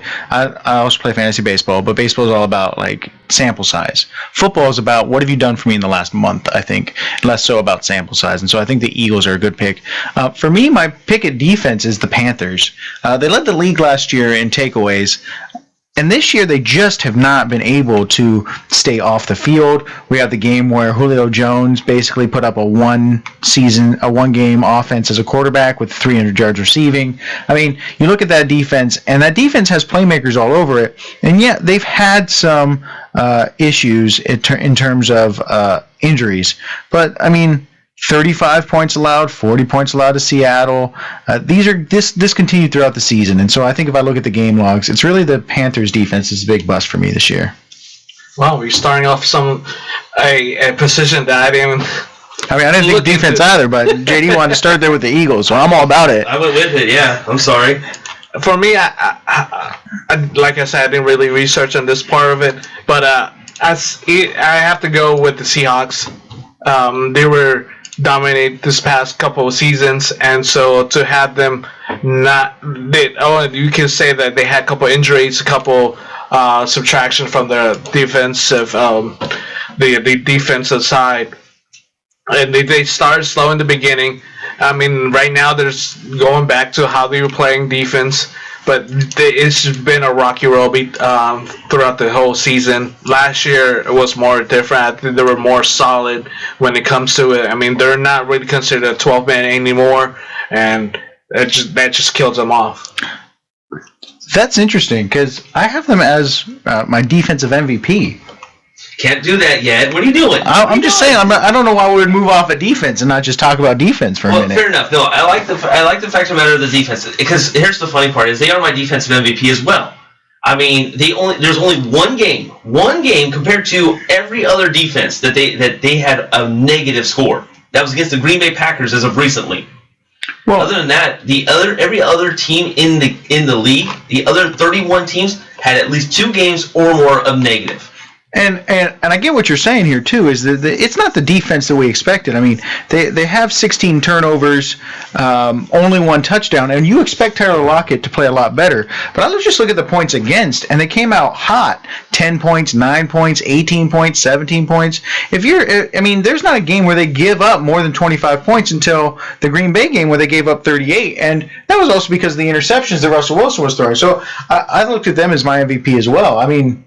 And I guess if we're doing it in terms of like where you think they're going to be, they definitely did not put up the touchdowns or the expectations, especially in terms of sacks as well. That you kind of are they better this year than how they were last year? That doesn't matter. Well, that's what we're talking about buzz. We're talking about buzz as in they're still. I mean, still better than a lot of other teams. But here's the thing: last year this year we haven't finished the season yet, so we still got 2 weeks left. 36 sacks this year. Well, we're talking about more for fantasy football, so after this would be pretty much over. Right, but I mean, let's just look at the defense, though. Over 17 weeks last year, they had 37 sacks, 14 interceptions, 9 fumble recoveries, and 5 touchdowns, but had only given up 277 yards. This year, through 15 weeks, they have 36 sacks, 11 interceptions, 5 fumble recoveries, but only 1 touchdown, but have given up 35 points less. It's pretty much the same exact defense, save for the touchdowns that they scored last year. And so I think that's, again, one of those things where I think the touchdowns they scored last year, they definitely aren't scoring this year. But for me, they're the same defense. Okay, you just dropped the mic on me. Thank you very much, Professor. I appreciate that. Just happened. Next one. Wow. Okay. You just throw me numbers. Like, okay. I'm trying to stay away from Jeff because you just look at me smiling. I'm giving him so many bad looks. It was like 2 against 1 handicap. Let's see how it is. You are definitely outnumbered in that one. Let's go ahead and move over to tight ends. And what I'm going to go with is I'm trying to stay away from the fact of the matter of we can easily beat up on the Jacksonville Jaguars in almost every position: defense, tight end, wide receiver, quarterback, running back. Every position we can pretty much beat them up on. This is probably the only time I'm going to beat them up, and that's going to be tight end Julius Thomas. A lot of people were saying that he was going to be probably a top 5 tight end by the end of the year. Not by us. A lot of experts were saying that he was going to be a top 5 tight end by the end of the year.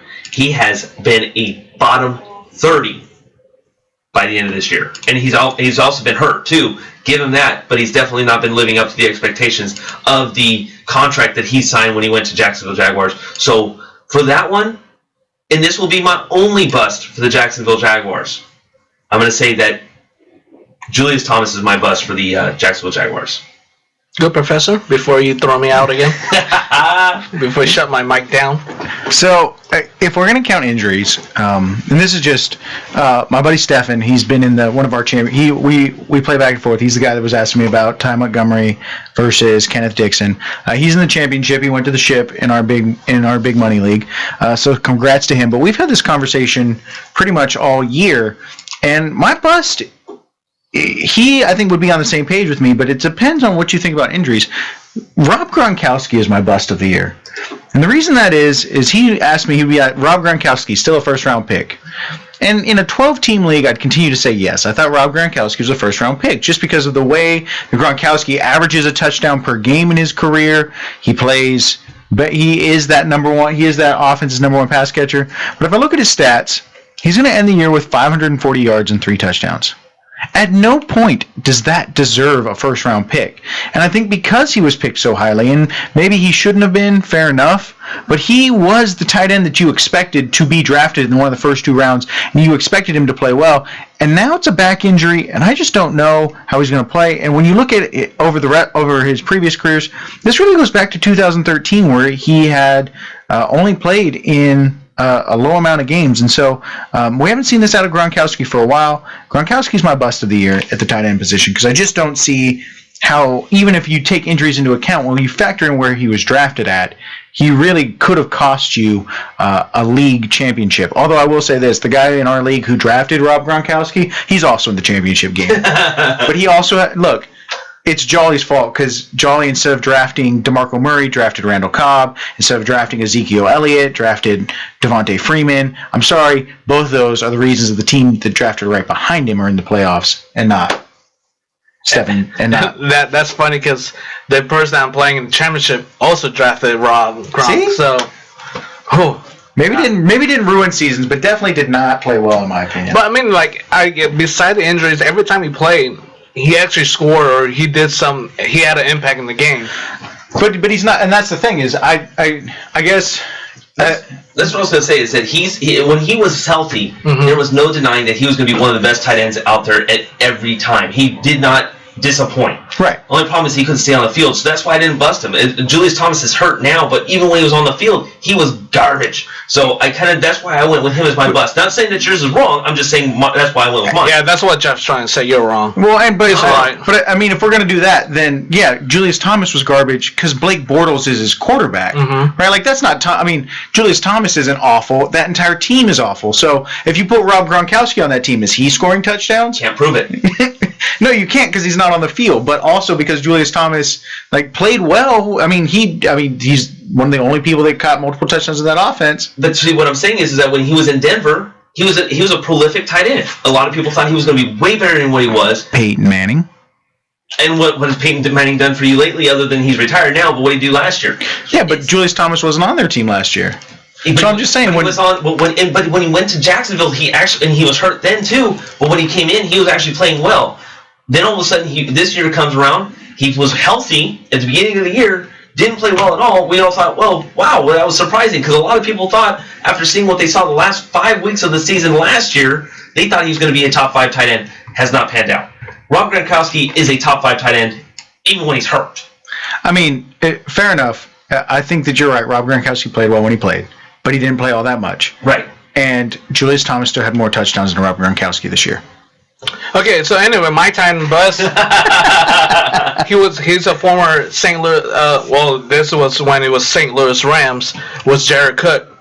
I think he's my bus because going to a Rams to a Green Bay Packers, you think, he has Aaron Rodgers, and passing tight end, and this is what you're talking about. You're gonna have a solid quarterback. You think he's gonna have points? He's gonna be a target. He only had 1 touchdown. He got injury problems too, but to only have 23 reception, 284 yards, and with just 1 touchdown. Before that, he was having a good season. He had career. He had 17 touchdowns with the St. Louis Rams at that time. So he's just my buzz right now. Fair enough. Let's move over to the wide receivers. We did tight ends, we did defense, we'll go ahead and move over to wide receivers. My bust is actually very disappointing to me, And I think a lot of it has to do with an injury on the other side. And if we're going to go there, then of course we're going to have that same argument we had with the Rob Gronkowski and everything else. So, but he played every game, and he was definitely disappointing. And that is Brandon Marshall. Brandon Marshall came into this to this season looking like he was going to be a top 15 wide receiver. And that definitely has not happened for him. And albeit Eric Decker got hurt, that could have affected things. But Quincy Enunwa has come up and emerged as a good wide receiver. And we can talk about Ryan Fitzpatrick, how horrible season he's having.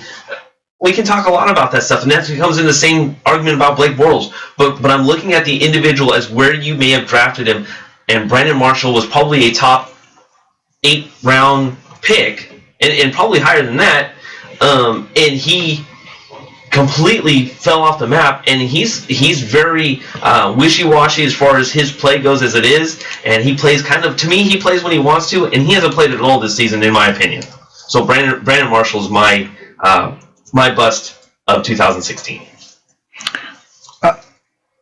I've got two different ones, but I'm interested to see where Mark goes first because I don't want to take I've had multiples too. You could go. I like this. I have a couple, so it doesn't matter. I could fight for anyone, argue for anyone. So one of them we were talking about at the break, and I've got Dez as a bust. Dez has played. He was out for a little while, so fair enough, another injury, but still only 726 yards, 6 touchdowns. I mean, you could arguably say that's much better than he's been playing. So again, I think that you expect a lot out of Dez based on where you drafted him. So I like Dez as a potential bust this year. Just has not played well and has really disappeared at sometimes during games. But I'm going to go with somebody else that I think is a bust. And it's because he was projected really as a top 10 wide receiver, and he hasn't played that way, and you drafted him that way. And that's Brandon Cooks. Now, I know that's going to surprise some people, but Brandon Cooks, if I told you that he only had 3 games with 100 yards or more, that'd probably surprise you. But that's the case. There was one game where he had 98. So 4 games he had close to 100 yards. The other games, 68, 13, 31, 58, 44. He only has 8 touchdowns. But half of those amount comes in his first game of the season and then the game he just played. So when I think about Brandon Cooks and the lack of consistency, I mean, yes, he has some huge games, but that's because of Drew Brees. He's no better than Cole Beasley. Week 2, 7 for 68. Week 3, 2 for 13. Week 4, 3 for 31. Week 8, 4 for 44. Week 9, 5 for 66. Those are Cole Beasley numbers. And so if I look at Brandon Cooks and I look at Cole Beasley, you eliminate the huge games that Brandon Cooks had. He's no better than Cole Beasley week to week. And at that point, I just don't think that Brandon Cooks is what you paid for. So I think Brandon Cooks, for me, is the bust of the year at wide receiver because of what you paid for him and the lack of consistency he gave you. And don't forget, he had that game where he had no targets, 0 points. Yeah, no targets. That's so true. And then, of course, I was playing against the person who had Brandon Cooks in the semifinal game, and Brandon Cooks puts up 30 points. And so that's the kind of thing where it hurts to be able to say that, and it's not just sour grapes, because I'm looking at it and going, well, week to week, you don't know what to predict. But he could have a 7 for 186 and 2-touchdown game. Okay. For mine, he plays for the Houston Texans, DeAndre Hopkins. He had back-to-back season over 1,000 yards. Last year he had 111 receptions, 1,521 yards, 11 touchdowns, 19 times of getting 20 or plus receiving yards, or going over 20 yards. And 3 times where he caught a 40 plus. And so to have a disappointing season, I mean, they had a quarterback with Brock Osweiler who they thought was going to be the guy that's going to help the Houston Texans, and which was the opposite. So, I mean, we could look at the quarterback situation with that, but, I mean, it's DeAndre Hopkins. So I don't know if he got injured throughout the season, but right now he's only has 68 reception. That's the slowest right now. I mean, there's a couple games left, so he might go up unless he says he's done for the season because he doesn't like how his season's going. That first time he did that was 2013 when he only had 52 reception, 802 yards. And so this is the first time where you saw his points drop, and he only has 4 touchdowns, 7 times 20 or plus more yards, and then a 40-yard reception. So he's my bust of this the year. And it's very easy because I know Professor and I started getting into the discussion about it. Well, then who's your quarterback? Well, of course, that's easy to make that kind of argument. But at the same time, why did you draft him so high then? If you knew that the quarterback was going to be Brock Osweiler, why did you draft him so high? Same thing with Blake Bortles. If we knew that he was going to be that, it's there. But the reason why we drafted him so high is because we thought he was going to have still a productive kind of season. Julius Thomas, his DeAndre Hopkins. That's kind of where I was at. Well, and I think DeAndre Hopkins is a much different case from Julius Thomas, though. Like Blake Bortles, I mean, arguably was better than Brian Hoyer last year. Arguably was better than whoever the hell they had playing for the Texans. They had Brian Mallett at some point, right? Yeah, right. And DeAndre Hopkins still had a huge year. Brock Osweiler was supposed to be an upgrade of beyond Blake Bortles, beyond those quarterbacks there as well. Supposedly supposed to be an upgrade, right? Mm-hmm. And even when it was a bad quarterback play, DeAndre Hopkins was quarterback proof. And so thinking about that, I mean, Julius Thomas has never been quarterback proof. He didn't have a good season necessarily. I mean, he had an okay season last year, but he didn't have like the Gronkowski or the season he had with the Broncos. So yeah, I think that Julius Thomas is okay. But you're right, quarterback play. The surprising part for me about Hopkins was last year he was quarterback proof, right? And it did not materialize this year. And for whatever reason, Brock Osweiler did not think that throwing the ball to the man-child that is DeAndre Hopkins would work, and I think that was his biggest mistake. Let's move over to running backs. I think that this one... I think we're all be the same on this one. I think we are too. I wanted to throw one out there just because I wanted to make sure that we didn't... I don't want to put him out there just because he suffered an injury that plagued his whole season. So Adrian Peterson, I'm not going to put him out there because he got hurt. Once again, we're talking about busts, and yes, you can throw him as a bust because he got hurt, missed the majority of the season. Can't anticipate injuries. Can't anticipate injuries. You even could throw on Jamal Charles too. I mean, C.J. Anderson, Eddie Lacy. Yep. Those are all injury people. I'm just looking at Danny Woodhead. You might have had him as a potential in that backfield. He got injured the first game of the year. I think this is a consensus one, and I'm going to say the running back is going to be Todd Gurley. Yeah. Mm-hmm. I mean, you're going to spend a big draft. You spent a top 5 pick. I mean, he was a top 5 pick in the first round. Mm-hmm. Almost guaranteed. Maybe a 6, but you know what I'm saying? It's that's where he was. And if you spent that high of a draft pick, you expect some sort of big return, and he absolutely did not deliver one bit. I mean, looking at stats right in the career, he has more rushing attempts right now. I mean, just because the quarterback situation. Last year he had 220-yard attempts. For today, this season he has 214 in 14 games, but the yards is different. I mean, he had 1,000 yards. He had over 1,000 yards last season. This year he only has 78 yards. A half a touchdown compared from last year. He had 10 last year. He only has 5 this year. Couple fumbles. Anyone else want to throw out any stats, Mr. Professor? I mean, the thing about him is that I will say this, is that he has been supremely disappointing. He did get 36 receptions, 270 yards. It's the yards per carry that's disappointing. He's just over 3 yards a carry. And, you know, I had another person that I wanted to be thinking about here just because of the way that things didn't go there. Things didn't happen the way you thought they were going to, and that was going to be Mark Ingram. And that was because Mark Ingram, in that offense, you expected him to take over, and he didn't. He still got you 850 yards on 167 carries. He still got you 38 catches for 287 yards and 4 touchdowns. So if I look at the difference between Mark Ingram and Todd Gurley, the difference really between these two is that Todd Gurley does so much less with the touches. It was like, you know, if you had the A and B and you didn't know the name. 241 for 778 and 5 touchdowns, 36 receptions, 270 yards, versus 167 for 850 yards and 3 touchdowns, 38 receptions for 287 and 4 touchdowns. Those are very comparable lines when we think about the difference between Todd Gurley and Mark Ingram at the end of the day. The difference is that Todd Gurley, you wasted that big pick on him, and he did so much less with the number of touches. He had over 80 more carries than Mark Ingram and had fewer yards. And that's where I think Todd Gurley really hurts you in the end. So I don't think that Mark Ingram is a running back 1 next year going forward. I can't see it. That offense does not give their running back the ball. And you know what? A lot of people are talking about Sean Payton going to the Rams as a potentiality, that the Rams trade that the Saints trade Sean Payton to the Rams so he can go out to LA and they can get a fresh start. And if that were to happen, I think Todd Gurley continues to not be a first-round pick, and Mark Ingram actually might become a first-round pick because of the way that those offenses would change. But I just look at it and go, Todd Gurley's easy to jump on, but he had similar production to Mark Ingram this year. It's just that Mark Ingram, you didn't pay the first-round draft pick for. Mm-hmm. Kyle Houck, his loyal listener Kyle has mentioned, he said Todd Gurley has no O-line, and I kind of responded back while you both were going back and forth, and I said, but he was a high draft pick. That's why he was a bust. High pick or not, for loyal listener Kyle, high pick or not, you need some sort of O-line. And I basically said it doesn't mean anything due to where you picked him. Well, and it was such a big risk at that point. Then, if you thought that was what it was going to be, then don't pick him.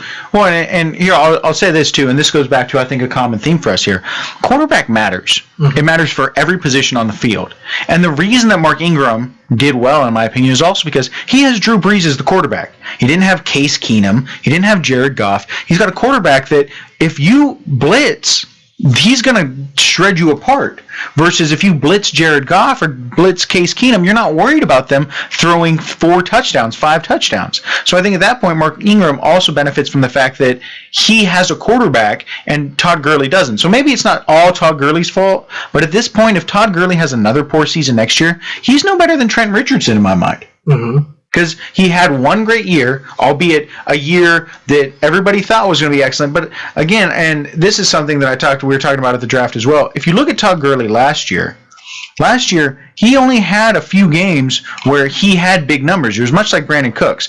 Weeks 4, 5, 7, and 8, he had over 100 yards in 2015. Then he went weeks 9, 10, 11, 12, 13 without over 90 yards rushing. So Todd Gurley has shown us that he has bad games. He could have a huge game in him, but he also has the potential to not be that great. And so I think that, again, Todd Gurley, until he shows that he can have one of those huge games again, and it's not going to be this season, I don't think he's a first-round pick. He might not even be a running back 1 next year. It probably is, probably not, mainly because running back is pretty much always a high pick when it comes to fantasy football. There usually be the ones, like the first 5 picks, usually running backs after a wide receiver type player like Antonio Brown situation. But yeah, I think Todd Gurley is still going to be a number 1 pick because Well, let me just kind of throw some names out there: David Johnson or Todd Gurley. David Johnson. Mm-hmm. Le'Veon Bell or Todd Gurley? Le'Veon Bell. Ezekiel Elliott or Todd Gurley? Ezekiel Elliott. Going into this year, though? Going into this year. I mean, going into next year, though, right? Okay. Like going into next year. I was going to say, wow, okay. LaShawn McCoy or Todd Gurley? LaShawn McCoy. Devontae Freeman or Todd Gurley? Devontae Freeman, excuse me. Carlos Hyde or Todd Gurley? Oh, I'd say Carlos Hyde right now. I mean, just because of what he's been able to do. And we don't know. Yeah, we don't know what the quarterback situation. If we know that the quarterback is a solid, then we would say. But even that, I mean, both teams have had different quarterbacks starting this season. They had for the Rams, it was Case Keenum.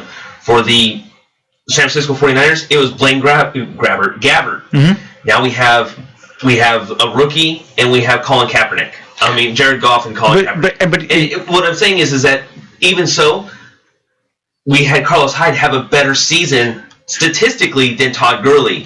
And look, if you put Todd Gurley in that offense, I mean, the Niners have the 5th ranked rushing offense in the league because it's Chip Kelly. Chip Kelly knows how to run the ball. But I'm just going through like DeMarco Murray or Todd Gurley. Murray. And Melvin Gordon or Todd Gurley.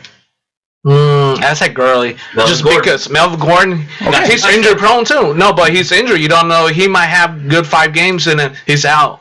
Okay, Latavius Murray or Todd Gurley. That's a Murray.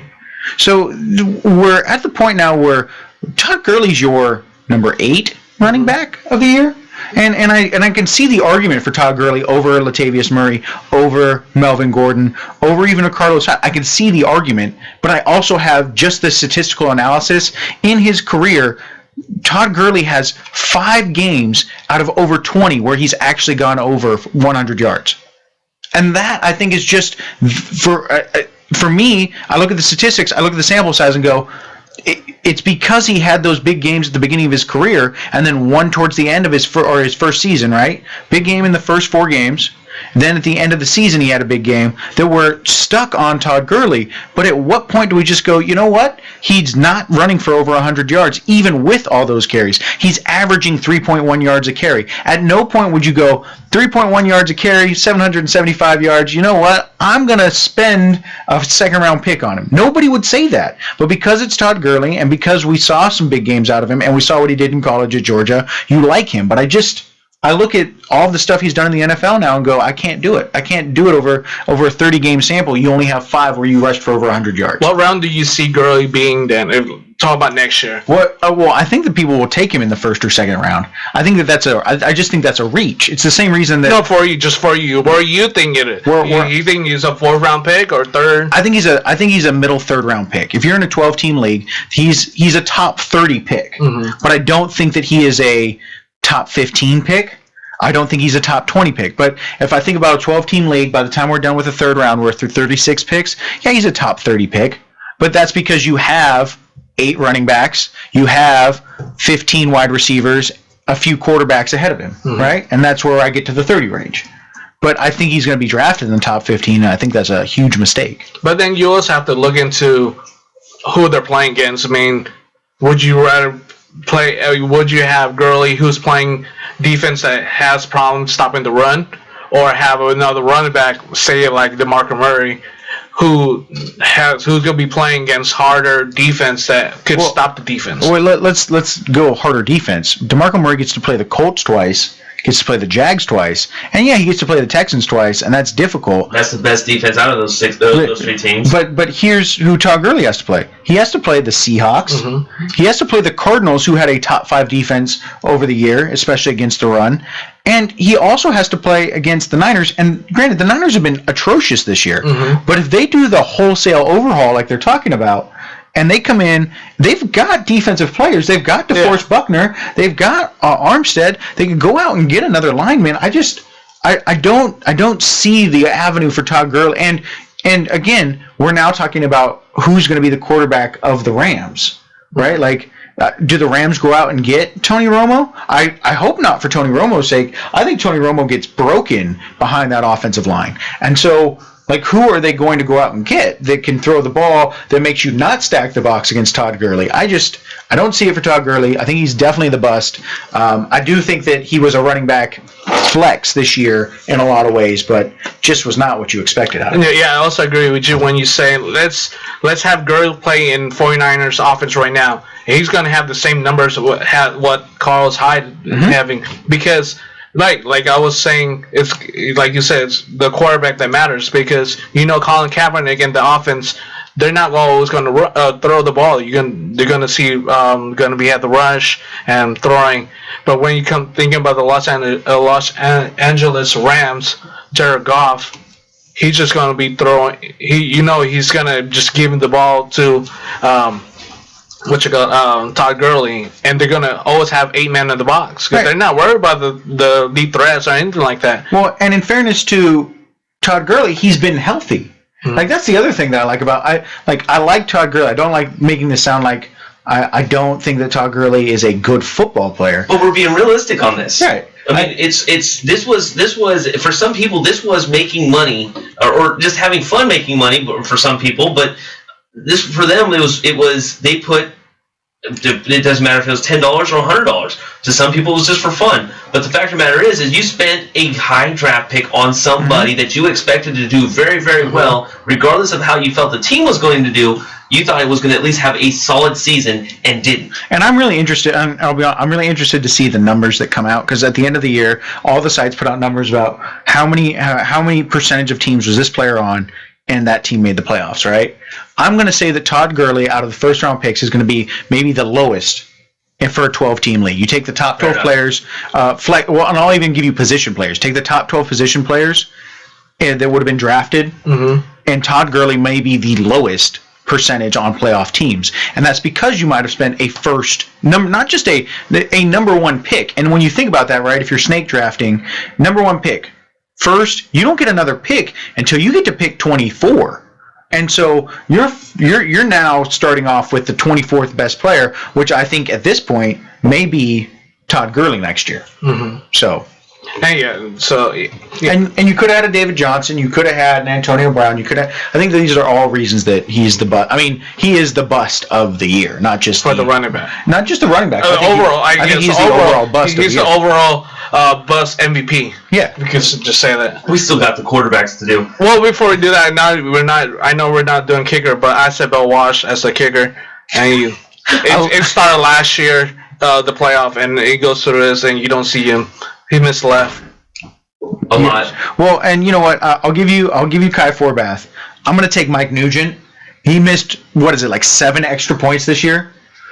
I just can't. I mean, that's supposed to be 1 point. Like, even if your kicker doesn't get you field goals, right? Like last week I was talking about Catanzaro. Missed a field goal, but he still got you 5 extra points. You can't miss 7 extra points and still be kicking into week 15 unless you play for the Bengals. Hey, he still got a job. He doesn't anymore. They canned him after week 14. Yeah, and I'm agreeing with Loyalist or Kyle. He says none of us are taking the Todd Gurley in the first round next year. I don't think anybody will. He may go into second or third rounds like we were talking about, but that's about as far as he'll go. That's probably about as far as he'll drop, because we'll be talking about comeback player possibilities next year for him. But anyways, who's the quarterback? Who's quarterbacking the Cardinals next season as well? That is actually probably one of my biggest busts as well. Carson Palmer was one of them. Brock Osweiler is another one. I think people pick Brock Osweiler, not in the top rounds. I hope not. But it was definitely in the latter part of the rounds, thinking that he was going to at least be somebody decent. And I'm leaving this one open because I think people wanted to, I think there's one other quarterback of name that I wanted to kind of stay away from because I told myself I would. But here's my actual bust. Russell Wilson. Yeah. Russell Wilson was an absolute bust this season because a lot of people picked him in the first 5 rounds. They also picked him to be one of the best players of the league, of their league, in the fantasy football realm. And Kyle, Loyalist or Kyle said Romo. Not a lot of people pick Romo. Shut up. But anyways, but no, I said that. Russell Wilson was probably your biggest bust. I mean, yeah, there's Blake Bortles, and I think he's going to be probably on one of your guys' list. If not, he's probably one in the top 2. But Russell Wilson just absolutely, he'd have those good games, and then he would have, where he puts up 5 points against the Tampa Bay Buccaneers, and he didn't account for those 5 points. He probably had 3 points out of those. So that's why I would say that no, he wasn't picked. Kyle. Loyalist or Kyle, I want to see how many teams actually picked him up in the draft, not and at a point in the draft where it would have mattered, Romo. Right? Like, exactly. you could have picked Romo up in the 12th round and then felt fine because you were like, well, maybe I'll get a quarterback that's coming off an injury, right? But I sounded mad at that. I wasn't mad. I'm sorry. I do want. Before you answer, I want to answer Kyle's. If you have a draft before the preseason, then you're just dumb. Right. No. You hella dumb. Well, don't do a draft before this preseason start, because no. I've heard some good arguments for it, and I'll just put it this way: you draft before the preseason, right? Then you see the injuries. It gives you an opportunity to adapt. When you draft after, but now your draft board's all screwed up. So you're drafting knowing things. But just and I think that and I was reading this year, and we can talk about that when we're going to do a draft show next year, I'm sure. But when we're talking about that, right? Like, I agree with you. I prefer to draft after the last preseason game because then you have all the knowledge in front of you. But if you're going to draft all the way at the beginning of OTAs, because if, like, let's say Jordy Nelson goes out in an OTA, I've got now an opportunity to trade for somebody. I can strategize. I can start picking up players on the waiver wire. You can't do any of that after the draft. And sometimes, right, if it's a random selection for the draft, well, now I'm drafting 12 now I'm drafting 12th out of 12, and the player that I thought was going to be on the board, Jordy Nelson, isn't going to be there, and now I've got to reach for a player that I didn't like. Mm-hmm. So at the very least, now if Jordy Nelson goes out in the preseason and I've got him, I can go pick somebody off the waiver wire free agency and now fill that roster spot with a better hype player than is going to be hyped up in the draft. So, like I said, I think there's pros and cons. I'm definitely on the side of don't draft until after the preseason's over. But I don't think, like, after reading some arguments about it, I don't think it's the worst thing in the world because it allows you to strategize around that injury better. Well, yeah, not just injury-wise. I mean, you pretty much might, let's say, draft a player you think is going to make the team and find out he gets released, he gets cut. Like, I just spent a second-round pick on someone like that. Yeah. I mean, it can't be second round. If you're picking the second round, then there's something wrong with you drafting. You need to stop playing draft. That's easy money. That's all I'm saying. That's easy money. Thank you very much. There were a couple people in one of our big money leagues like that we keep eliminating, and I just don't understand why. Because this was a while back, but I tried to trade for Jason Campbell for the Raiders, and that's how long it was. Yeah, I was offering like a starting wide receiver because I just wanted the backup quarterback, and I had 3 great wide receivers, and they thought I was trying to hoodwink them. They're like, no. He's going to be great. And the next game he gets injured, and I'm like, and then you went and picked up Jeff King. Look, you're starting. And then we were like, we don't want this. Yeah, we don't want this person in our league anymore. I was like, why not? If they're going to pay the money, like at the very least, let them be fodder. But anyways, bust at the quarterback position. I just want to get back to what JD said about Russell Wilson because I'm going to read you 2 stat lines, and you tell me which quarterback you'd take. One quarterback throws for 3,700 yards, 22 touchdowns, and 13 interceptions.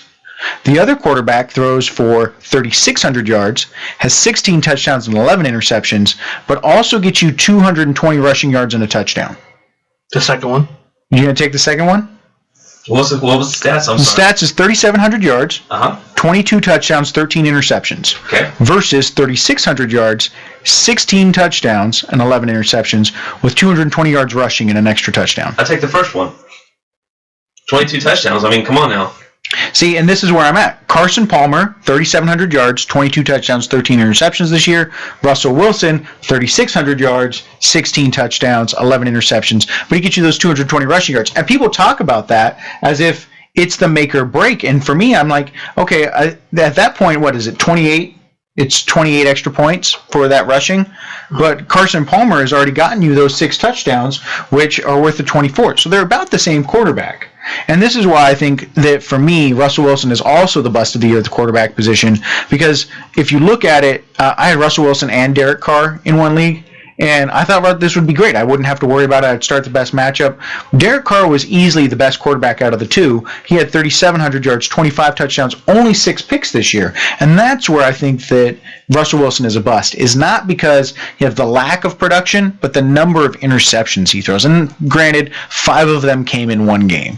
So fair enough. You eliminate that one game, though, and he still only got 16 touchdowns to the 6 interceptions, whereas Derek Carr has twice the number, or has 10 more touchdowns and the same amount of picks. And so this is where I think Russell Wilson, because of where he was drafted, definitely my busted quarterback as well. First of all, bless you. Thank you. He tried. I don't know why you needed to lower down your mic, so here. I know. The second mic is really can pick up loud. Yeah. But I go the other way around. Almost same player as Russell Wilson, and that's Cam Newton. Okay. We know that they were the defending NFC champion last year. And Cam Newton, he had a 35 touchdowns last season. Right now, he only half of that with 17. His picks, he only 9 picks, but last year he had 10, and there's still a couple games left, so that probably could go higher. You got 7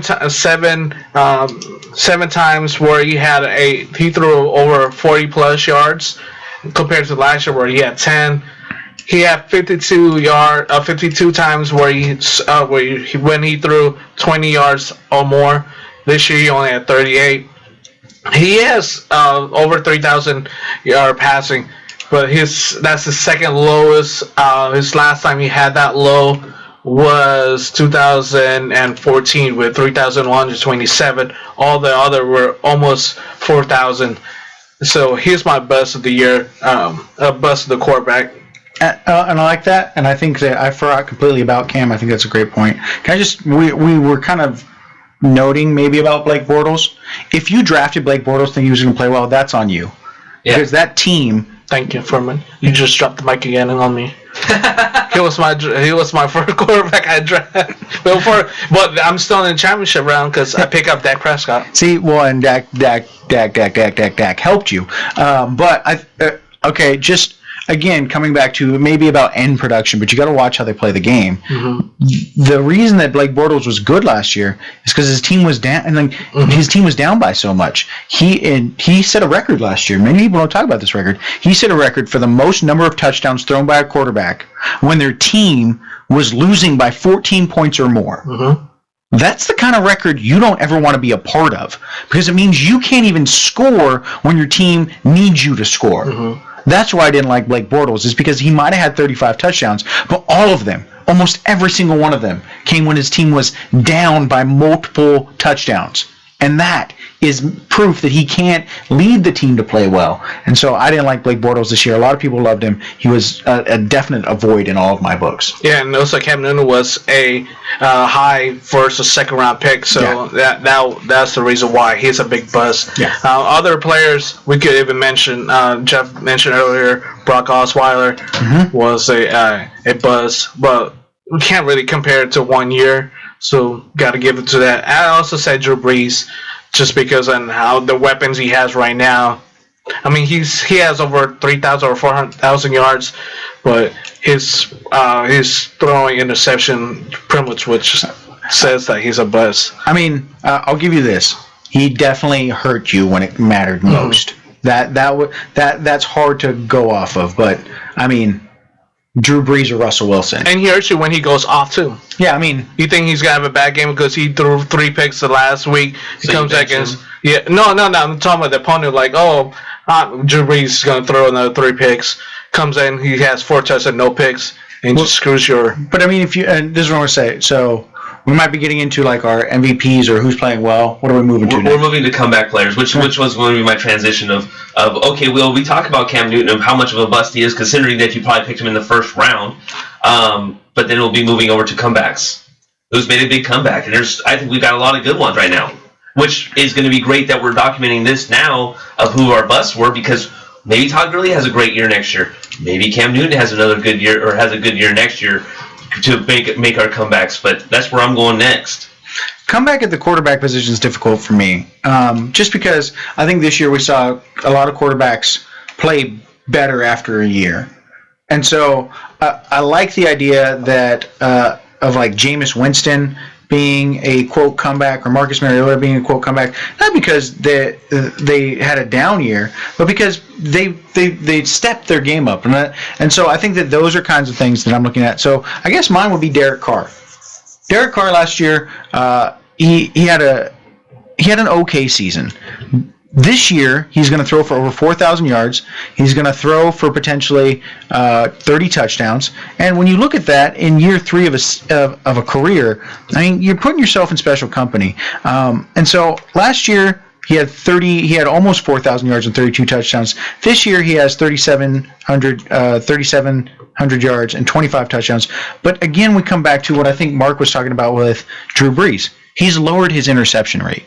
He had 13 interceptions last year. So far, he only has 6. If he continues that, and he even finishes, let's say he finishes with 8. Say he throws an interception in his next 2 games. Still, he'll have 30 touchdowns and 8 interceptions to 32 and 13. That's a huge difference in fantasy football, and he'll have even more yards. I like Derek Carr as my, I guess, comeback. But again, I think it's difficult because there wasn't a lot of quarterbacks in my mind that had really down years and then really up years. But this year, we had quarterbacks take it to the next level, and I think that's important. Mark, who you got? Professor just said his name, but I say Jameis Winston. He's my comeback quarterback of the year. Looking at the last year as I get this thing going, I just think he just had a better year this year than last. He He had 25 touchdowns this season already. Last year he only had 22, and there's still a couple more games left for him to play. Interception ratio is still the same. He has 15, but I mean you're gonna expect that from quarterbacks because he's making those passes where you shouldn't, but he does. The downside of it is he threw 57 times where he threw 20 yards or more. But that's fine. Throwing over 40 yards or more, he has 8 last year and 4 this year. Sack ratio, he only had 30. He has 30 this year, 27. But despite of all the stats I'm giving you, he's throwing it more. He's taking the risk, which will help. And plus, he has weapons now. Last year, compared to last year, that's actually playing. Doug Martin's playing. He's still got Evans. And once they find another wide receiver for him to throw to, then you're gonna have him. You see Cameron Brate. He's gonna be up there helping out when it comes to season from now on. So he's my comeback quarterback. My comeback quarterback is Matt Ryan. Matt Ryan started off the season last year absolutely hot. They went 6-0, and after that they regressed, and they went to 6-6, and I believe they finished the season like 7-9, something like that. It was absolutely atrocious the way that this season finished off. Last season he had 4 games of 2 interceptions or more. Through week 15 this season, he's only had 1 interception. Has had less than or not thrown a multiple pick game this season. So my comeback player is Matt Ryan. He's thrown for and he's also thrown for multiple touchdowns in all but 4 games so far this season. So he's actually had 10 other games where he's had multiple touchdown games. So my comeback player is Matt Ryan. He started off the season against Tampa Bay at a 24-point game, 27, 19, 35, 14, 21. I think his lowest game was probably in I believe it was, other than week 11, which was 0 because he was on a bye week, was week 7 against San Diego, where he had a 13, just around a 14-point outing. So Matt Ryan definitely deserves the nod, on my side at least, for being a comeback player of the year, because you probably also picked him in the latter part of the round. It's probably like the 6th or 7th round, depending on where you got him. So I would say that Matt Ryan is probably a deserving spot for comeback player of the year, which he may be an MVP in a lot of other people's spots. Moving on to the defense right now, for real quick, if we can, I say the Buffalo Bills. The Buffalo Bills, per NFL.com, had, other than they had 2 tough weeks. One of them they had -4, and the other one they had a 1-pointer, and then also against Jacksonville they actually gave up. They had 2 points, but otherwise 6, 9, 9, 3. But the beginning of the year was absolutely hot. 10, 5, 22, 15, 17, 6. I mean, they were absolutely a decent team to be streaming as a defense. So I would say that my comeback player or comeback defense would be the Buffalo Bills. Oh, another stats you told me. To be honest, you said the Falcons? No, I said the Bills. Oh, well, I said the Falcons. Perfect. I said the Falcons defense. Fair enough. I like it. We didn't expect them to have a big season when it comes to defense, because we thought that they were more on the offensive side with Julio Jones, Devonta Freeman, quarterback Matt Ryan. But to see the defense stepping up, it's pretty much which it's a solid core crew. I mean, they don't really have a big threat when it comes to the cornerback or their safety, secondary, but to be able to hang around with the offense of their opponents, I mean, playing against the Saints, to be able to hold them when it needs to, that's a big thing. So I say the comeback defense is the Atlanta Falcons. Well, I like that one. I'm going to stick with the bird theme. I like the Baltimore Ravens this year. Last year, they had more sacks. They had 37 sacks to 30 that they have through this year, so they can still reach that number. But here's the big part. They only had 13 total turnovers last year, so they only had 13 takeaways. This year, they have 26. They have doubled the number of takeaways they have from last year, and in that instance, they gave up 400 points last year. They've only given up 263 this year. I think the key part for me is about what they've done is their consistency as well. It's hard to find a good consistent defense week to week. Granted, they've given up some high point totals. They've given up over 24 point. They've given up 24 or more 1, 2, 3, 4, 5, 6 times. So yeah, in almost half their games they've given up points. But here's the thing they've done for you. If they've given up points, they've gotten the ball for you. There's only been one game where they didn't have a sack for you this year, and there's only been 2 games where they didn't get you a takeaway. That means that the defense is consistently getting takeaways and sacks against the opponent. They had a huge week in terms of that against the Jets. They gave up 24 points to the Jets, but that defense also got you a TD, got you 2 fumble recoveries and 5 sacks. And that's the kind of defense they were, that when they gave up points, they also came back, not just big. Oh, sorry. Not just big. It's huge. They gave you, so when they give up points, they come back and give you a lot of things on the other end, which is sacks and takeaways. And that's what you're looking for a defense, I think. Not just stopping people from scoring, but what are they going to do to make points, not just keep points from going down. And I think at that point, I like the Ravens this year as a bounce-back defense. Tight ends we had a few good tight ends that made decent comebacks this year. I'm going to go ahead and start with the guy that a lot of people will kind of been bashing on him, especially as of late. Not been a huge. It's not just big. It's huge. Contributor to the team, but he had a solid middle part of the season, and I'm looking forward to this trend possibly continue on.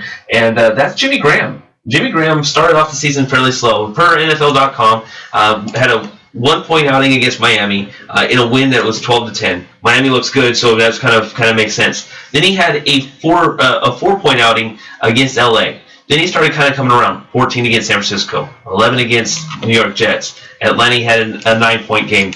Slowed down a little bit. Arizona had a 6-point game. New Orleans had a 3. But overall, I think that him being healthy, Buffalo, he had a 22-point game. New England, 4-point game. Philadelphia, 10. Carolina, 12. I mean, overall, him being back and part of that offense makes him it makes this team a little bit different of a dynamic. And if he stays healthy the next couple of games, he could be I think for now, he's my comeback player of the year. So mine, I go with the Minnesota Vikings tight end, Kyle Rudolph. Last year, he played all 16 games, 49 reception. This year, he has 66 reception.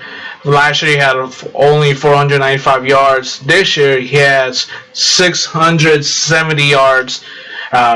Touchdowns, he had 1 more touchdown than last year. He had 6 this year. Last year was 5, and a couple more games left for him to pretty much boost that up at least by 2 or 3 more. He has double the points when it comes to catching a ball that has 20 yards or more. And he has same number of last year with 1 when it comes to 40 or plus when it comes to it. And he averaged a game 47.9 a game compared to a 30.9 yards per game last year. Average per reception is 10.2. Last year was just a 10.1. So he's my comeback player when it comes to tight end, Kyle Rudolph. Well, I'm going to be honest, the tight end position come back again difficult for me, only because as I looked over the people I thought I had options as, a lot of them not having as great as seasons, but I've got some people at the bottom that I liked. So I got 3 of them that I think count as comebacks. So the first one I have is Dennis Pitta. I think Pitta, given the injury history, I think coming back to the flip side of that, last year he was injured. The year before that he was injured. So it's kind of hard to be like come back when you're not playing at all. But he did come back. He gave you 67 catches, 563 yards, 2 touchdowns. And I think that if you were expecting anything better than that, I'm not positive why you were thinking more than that. But he is comfortably in a tight end 1, tight end 2 position for you all year, and I think Dennis Pitt has proven he can play pretty well. Kobe Fleener, another individual that I think ended up the season last season not doing as well because of injuries. This year has almost 100 yards more than he had last year. He's got 3 touchdowns. You might have expected more from him out of that offense, but I think overall he's been doing at least well enough for you that he's a streamable tight end. And then the final one I have is Vernon Davis, a forgotten player that really, for a lot of people, you thought Jordan Reed was going to take over in that offense. And fair enough, Jordan Reed had a good year, but because of injuries, Vernon Davis has become more necessary. Last year, he didn't have a touchdown. He had less than 400 yards. This year, he has 520 yards and 2 touchdowns. And again, I think the tight end position is difficult because if you don't have one of those top tight end options, you're really struggling to find a tight end that you can use week to week. And I think that those 3 presented streamable options for you, and so I'm going to put them in that category. Another player we could mention is Cameron Brate, playing his 3rd season. He only played 14 games last year. Same thing this year. He had 2 more games remaining. He pretty much doubled pretty much in every category. Touchdowns, he has 7 right now compared to 3 last year. Over 648 yards this year compared to last year where he only had 288 reception. He has 56 reception this year compared to 23 last year. So expect that to go up this season and throughout next season, unless as long as he stays healthy. Yeah. Exactly. Moving over to wide receiver, I think this one was kind of the no-brainer for me. It had to be, and of course, we talked about injuries last year. Or what happened last year. Injuries were played a big factor in this one for me, considering that he missed all of last season, and that was Jordy Nelson. And no one knew how he was going to respond. You don't know how an athlete's going to respond after a torn ACL. Jordy Nelson came in and started off right from the start, had a touchdown against Jacksonville. Then he went on a little bit of a streak, had a touchdown against Minnesota at 13 points there. Had a 100-yard game, his first 100-yard game coming back from the injury. Also had 2 touchdowns, 22 points overall. Then he slowed down a little bit, 9.8 against New York Giants. Then against Dallas, he only had a 4.8 outing. He had a 0.9, a 1 reception, 0.9 against Chicago. And a lot of people were going, okay, maybe he's regressed a little bit. Then after that, he kind of went back to who Jordy Nelson is. 94 yards against Atlanta, 1 touchdown. 94 yards against Indianapolis, 1 touchdown. Tennessee, 126 yards, 1 touchdown. 28 yards, 1 touchdown. He was very, very consistent. 91 yards against Philadelphia, 118 against Houston, 41 against Seattle, 2 touchdowns, 124 against Chicago. Jordy Nelson deserves my comeback player of the year. So I've got a few again, and I like the Jordy Nelson call. I've got him later. But for me, I like Julian Edelman as a comeback player of the year. So Edelman got injured at the end of last year, and he was on course for a career season. He had 7 touchdowns. And so I think one of the things that you always worry about, again, is injury coming back. But here's the thing that I like about what Julian Edelman has done. He still has 85 catches. He still has 866 yards. So while he doesn't have the same number of touchdowns he had last year, he's come back and been a consistent producer for you. Only 1 week where he had less than 2 receptions. In fact, only 1 week where he had less than 4 receptions, and he had 8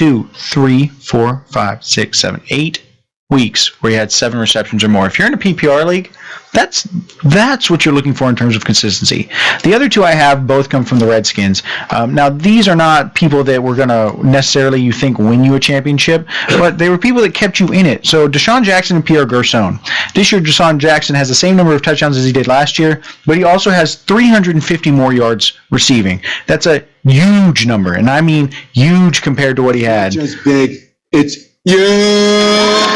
That's with 19 more receptions than he had last year, and I think that that's also a key part of that. Switch over to Pierre Garçon. Garçon has, through this point, as many receptions as he did through 17 games last year. He has an extra 80 yards, and he only has 3 fewer touchdowns. I think Garçon had touchdowns last year, but he didn't have the opportunity to play as well as we thought. So I like Edelman, Deshaun Jackson, and Pierre Garçon as the comeback receivers for me, just because of what was expected of them and what happened to them last year. I like your call of Jordy Nelson, JD. I think that's a great call.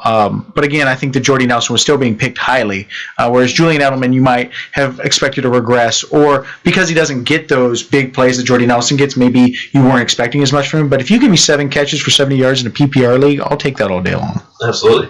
My player is the same thing from the Packers, but I'm going with Devontae Adams. He's a good comeback player.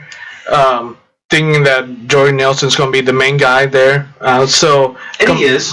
Yeah, but to have someone to step out, especially when Nelson was out, Adams stepped up real good. Last year, he only played 13 games, 50 receptions, 483 yards, 1 touchdown, and 6 times where he caught 20 yards or more. This year he has 65 receptions, 922 yards, 9 touchdowns, an average of 14.2 per catch, 65 yards per game. He had 16 times where he had 20 yards or more, 4 times when he caught 40 plus or more, 40 times where he was the reason why the Packers got first downs.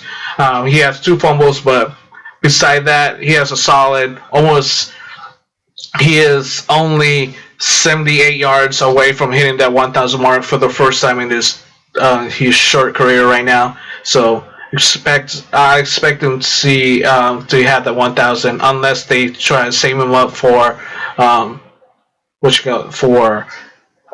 playoff if the Packers makes it. So it's going to be a good matchup a couple weeks from now. Well, and I like him as well as a breakout candidate, right? I mean, this is what they've been expecting from him, and he finally has put it all together in one season. Devontae Adams, I think, catapults himself into a wide receiver 2 conversation next year, maybe even wide receiver 1. So that brings us to the running back situation. We've already done quarterbacks. Running backs is the last one. And I think this one comes as almost no surprise for me. And I think this may be as well as no surprise to anybody, considering that he went to Philadelphia thinking that he was going to be a feature back and wound up being the 3rd running back to finally being benched and in the Chip Kelly offense the last year Chip Kelly was there. And really kind of fell off the map. And now he's definitely been rejuvenated when he's now in Tennessee, and that's DeMarco Murray. Started off against Minnesota, 42 rushing yards, 35 receiving yards, 2 touchdowns. Then he started kind of doing what we were used to seeing from DeMarco Murray. 89 rushing yards, 56 yards, 156 receiving yards, 114 rushing yards, 41 receiving yards. He had a streak up until week 6, and that was randomly against Cleveland, where he had 100 yards each game. And then he had the 65 yards against Cleveland, but also had a touchdown. Then he had a game against Indianapolis, a good game against Jacksonville, which that's never a surprise. A decent game against San Diego, got you 14 points. But one of the biggest stats that stick out to me, and the one thing that he's always been known for, is being able to hang on to the ball. He's never been able to hang on to the ball. This year, he's only had, and it's not saying that he hasn't had more fumbles, but he's only had 1 lost fumble this season. So DeMarco Murray has not only been a comeback player of the year, but he's also a candidate of my MVP candidate of the year for the running backs. But no matter what, he's definitely been my comeback player of the year. For me, I'll go with I was going to say DeMarco Murray, but I have another player. You can agree with me. It's okay. It happens. No, it happens. There's other players I could go for. Devontae Freeman. Not the same numbers he had last year, but what's the thing I stick out? Well, he has over 1,000 yards last year. Right now he has 930 yards, 70 more yards rushing before he gets at 1,000. He has 1 touchdown fewer than last year, but that was from 15 games last year. He has 14. He's playing a couple more games unless they save him up for playoff. If they go in playoff, it looks like they will, but. Anyways, the thing that stick out is he's been consistent throughout the season compared to last year where he had like the first couple games he was pretty much really hot, and then towards the end the Falcons offense pretty much died down and they just had a big downside from there. But this year Freeman's been playing throughout the season from game 1 to week 1 to week 14, and so I don't see Freeman stopping unless they save up his energy for postseason. A lot of that is helped also by Tevin Coleman. Tevin Coleman being a part of that offense too is helping Devontae Freeman become a better running back statistically and really as a pro as well. Well, and I think that for me speaks to why I like the Devontae Freeman pick. I didn't consider him for a comeback just because of how well he played last year. But if you think about how poorly he ended the season last year, right, and he's fresh now because of Tevin Coleman, so I think that's a very heady pick because of the way that he's been able to maintain that throughout the entire season. And they had better options this year than last year. I mean, last year was Julio Jones and Ryder White, and now they have a couple more wide receivers they could throw to. Give some breathers to. And they've got that tight end position back, right? They've got Hooper and Toilolo. Tony Gonzalez covered Matt Ryan for years, and now they have an opportunity to really push themselves, I think, further in the playoffs now that they're back there. Well, not yet, but I mean, it would take an astronomical act of someone to stop them. But what it also does is if you remember about six years ago, there was a duo up in Carolina, and that was they called them were they Thunder and Lightning or whatever, but it was D'Angelo Williams and Jonathan Stewart. This reminds me of a younger version of Jonathan Stewart and D'Angelo Williams, putting Tevin Coleman, Devontae Freeman. Devontae Freeman is a different back compared to Tevin Coleman. He's in a different dynamic. Tevin Coleman is obviously not the feature back, but he's able to get his touches, and if Devontae Freeman needs a little rest, it works out perfectly. It's hard for me to call a back that looks like he's under 6 foot and weighs 220 Thunder. But, I mean, I like Devontae Freeman. I've liked him. I've always liked him since he comes out of Florida State just because of his ability to catch the ball. I think he's a versatile back. He's easily, for me, a top 12 running back next year. I have one. I liked DeMarco Murray as well, but I had another one as well. LeGarrette Blount, for me, I think is a comeback player of the year. Now, again, I think this borders on breakout versus comeback. He's never had a season where he had more than 1,000 yards. So I'll put that out there. Well, I'm sorry. He's had one season where he had more than 1,000 yards. His rookie season where he had 1,007. But this year, he's taken what he's done after only having 700 yards last year, and he's taken it to another level. He's got 1,060 yards already, but he's got 15 touchdowns. And that's more touchdowns than DeMarco Murray has, and I think that's a big part of that is that DeMarco Murray I have as well, and it's because he had the 50 catches. For me, if you're in a PPR league, that 50 catches by the running back is what makes an MVP running back. And when we get to our MVP running backs, I think I've got the most obvious one probably on my list. But I think that in terms of what we're talking about with Blount, the 1,000 yards is great, but it's the consistency of touchdowns. Only 3 games this year where he didn't have a touchdown for you, and in those 3 games, he still got you at least 55 yards rushing. And I think that's important given the way that Blount and the Patriots offense, you tend to think about it. You think about it as a pass-first offense, an offense that wants the backs to catch it out of the backfield, and it's certainly part of that. But LeGarrette Blount has gotten the touchdowns in the red zone for you. He reminds me a lot of Jerome Bettis towards the latter parts of his career where they would use him to get yardage when they needed 3 yards, they needed 4 yards, and that was big. And so, yeah, I think LeGarrette Blount for me is my comeback player of the year at the running back position. Cool. Well, let's go ahead and move on to our MVP candidates. I think we'll start with the defense because Professor and I had the same exact one, so I'm kind of curious to what Mark will have. We both said the Seattle Seahawks. The only reason why I'm speaking for him is because we had this long discussion earlier than I anticipated. So, myself, Seattle Seahawks, only one game did they have negative. No other team has done that. So I would say that the Seattle Seahawks are the team for the MVP defensively. Mark, who you got, man? I said the Minnesota Vikings. They're my MVP defense. We know their offense, especially once we saw Ted Bridgewater was out. And we coming into the season, we know the defense for the Vikings was going to be up there when it comes to the top 5. And pretty much you've seen it throughout the season. They're the reason why they won the first couple games because it was more the Vikings defense than the offense were. And now that Vikings, and pretty much a lot of the offense for the other teams pretty much know that that's all they got is their defense. they've been stopping that, and and the offense for the Vikings pretty much always have 3 and outs. So the more time they have the Vikings defense go out, the more they're gonna get tired. But besides that, if the offense was able to stay in longer, keep the ball longer on the offensive side than the defense, this team will be more solid than it was. But my MVP is the Minnesota Vikings. Fair enough. I actually did not expect that one, so I will give you that one as a defense. Who you thought I was going to say? Cowboys? Probably. I mean, I would have put them as a comeback player. Yeah, no, I had Falcons and Cowboys. So yeah, but I didn't want to be a homer because I'm going to be a homer when it comes to Rookie of the Year. Wait! I want to know who you're picking now. Can we just skip to that? For what? For Rookie of the Year, I want to know which one you're picking. He's picking Ezekiel Elliott. Oh, quarterback Dak Prescott. Well, there's no. I know. I like it. I forgot we're going by position because I was like, who is going to pick between Dak and Ezekiel? And then run back Ezekiel Elliott. Anyways, I mean, he's got a point. Now, I would have if Carson Wentz had a better season than Dak Prescott. Though. There's only how many rookie quarterbacks we got right now, other than Dak and Carson Wentz. Jared Goff, okay. Well, we could have included quarterbacks that didn't start last year. But I mean, they're not rookie, but their first time. We could include that. Nobody's saying Scott Tolzien, and I don't know why.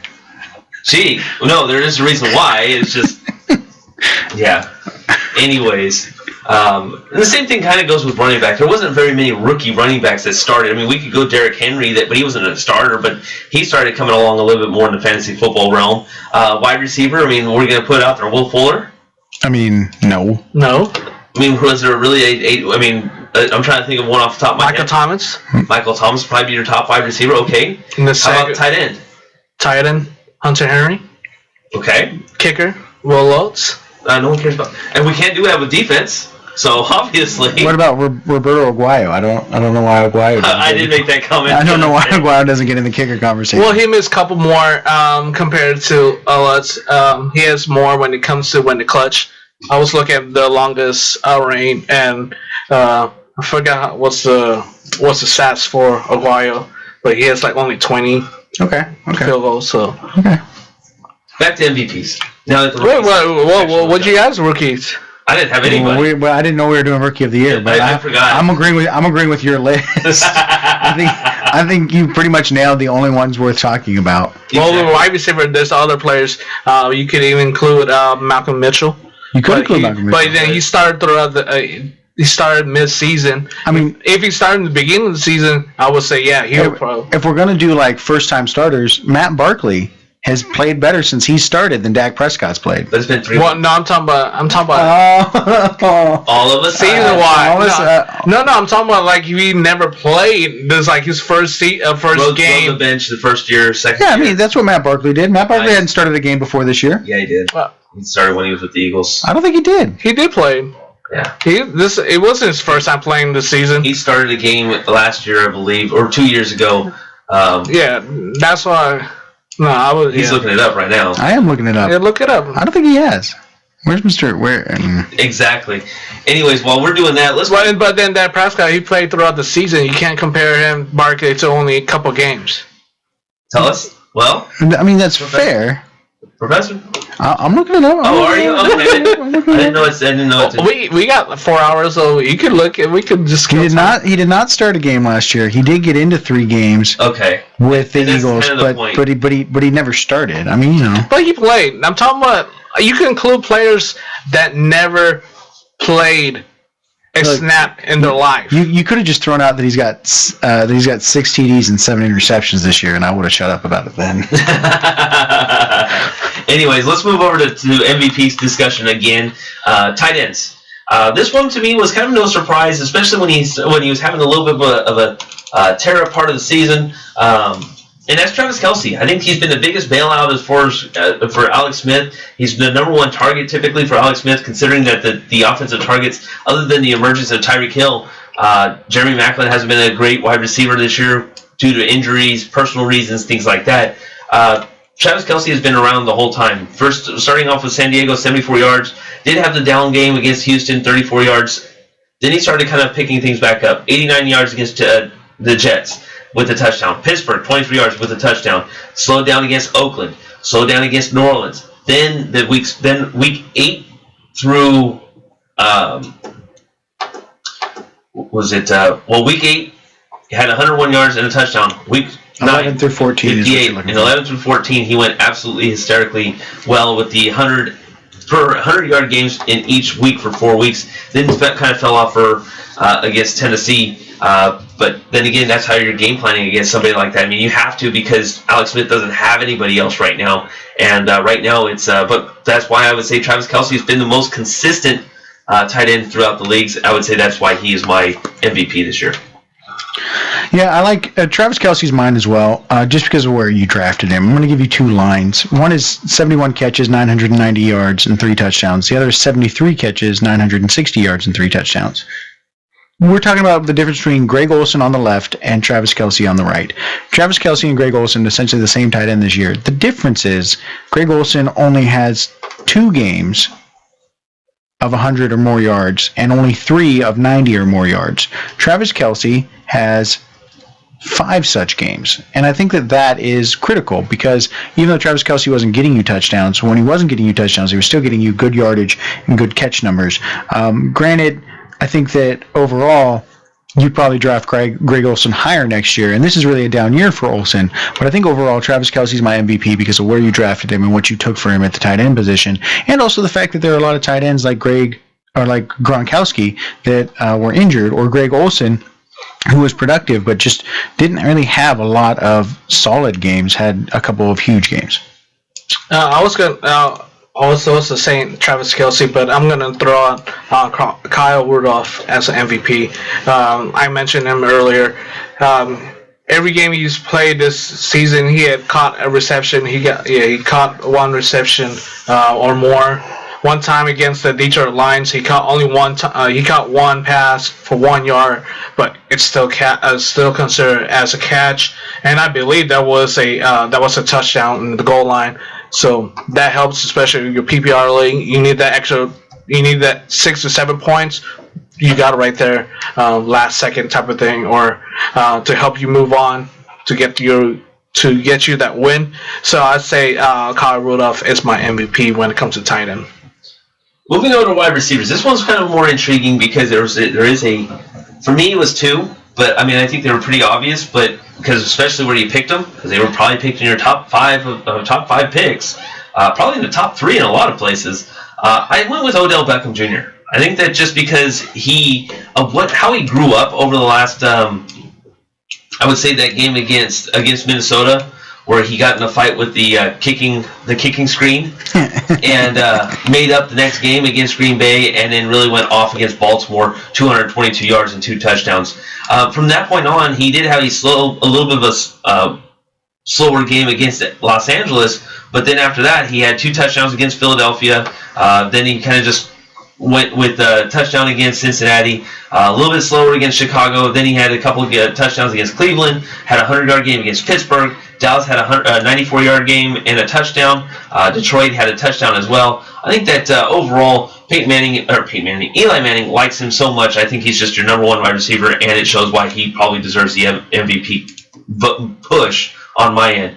The other guy I had Antonio Brown, but I mean I think that Odell Beckham Jr. In comparison of where you picked each one of them, they typically went 1 or 2. I liked Odell Beckham Jr. He deserved the top pick. I don't mind Odell. I thought about Odell and Antonio, and they're kind of obvious, but then when I looked at the stats deeper, and this is not a drop the mic moment. I just think that it's. I think that if you look at the stats deeper, you've got some other wide receivers that might have been on the list. So I'm going to read you Odell's final line. He had 85 catches. Through week 15. Through week 15. So all these receivers are through week 15. 85 catches, 1,173 yards, and 10 touchdowns. I'm going to read you 2 more wide receivers. 84 catches, 1,160 yards, and 10 touchdowns. And then my MVP had 82 catches, 1,037, but 12 touchdowns. All of them similar. Right. All of them similar. The 2 touchdowns would account for the lack of 120 yards, 130 yards that Odell and this other receiver have. I've named 3 receivers. The first one was Odell. The second one that also had 1,160 yards and 10 touchdowns, Mike Evans. And I think Mike Evans, some people might say, is the MVP, but I'm going to go to who was your comeback player, Jordy Nelson. The reason I picked Jordy Nelson over Odell Beckham and over Mike Evans is because while I like both of those receivers, Jordy Nelson's consistency is what mattered. He has the same number of fantasy points, if we look at it, as Odell or Mike Evans, in my opinion. But Odell, if you remove the 222-yard game, doesn't have the consistency that Jordy Nelson had. And for Mike Evans has multiple games with 2 touchdowns. Great, he's got 3 of them.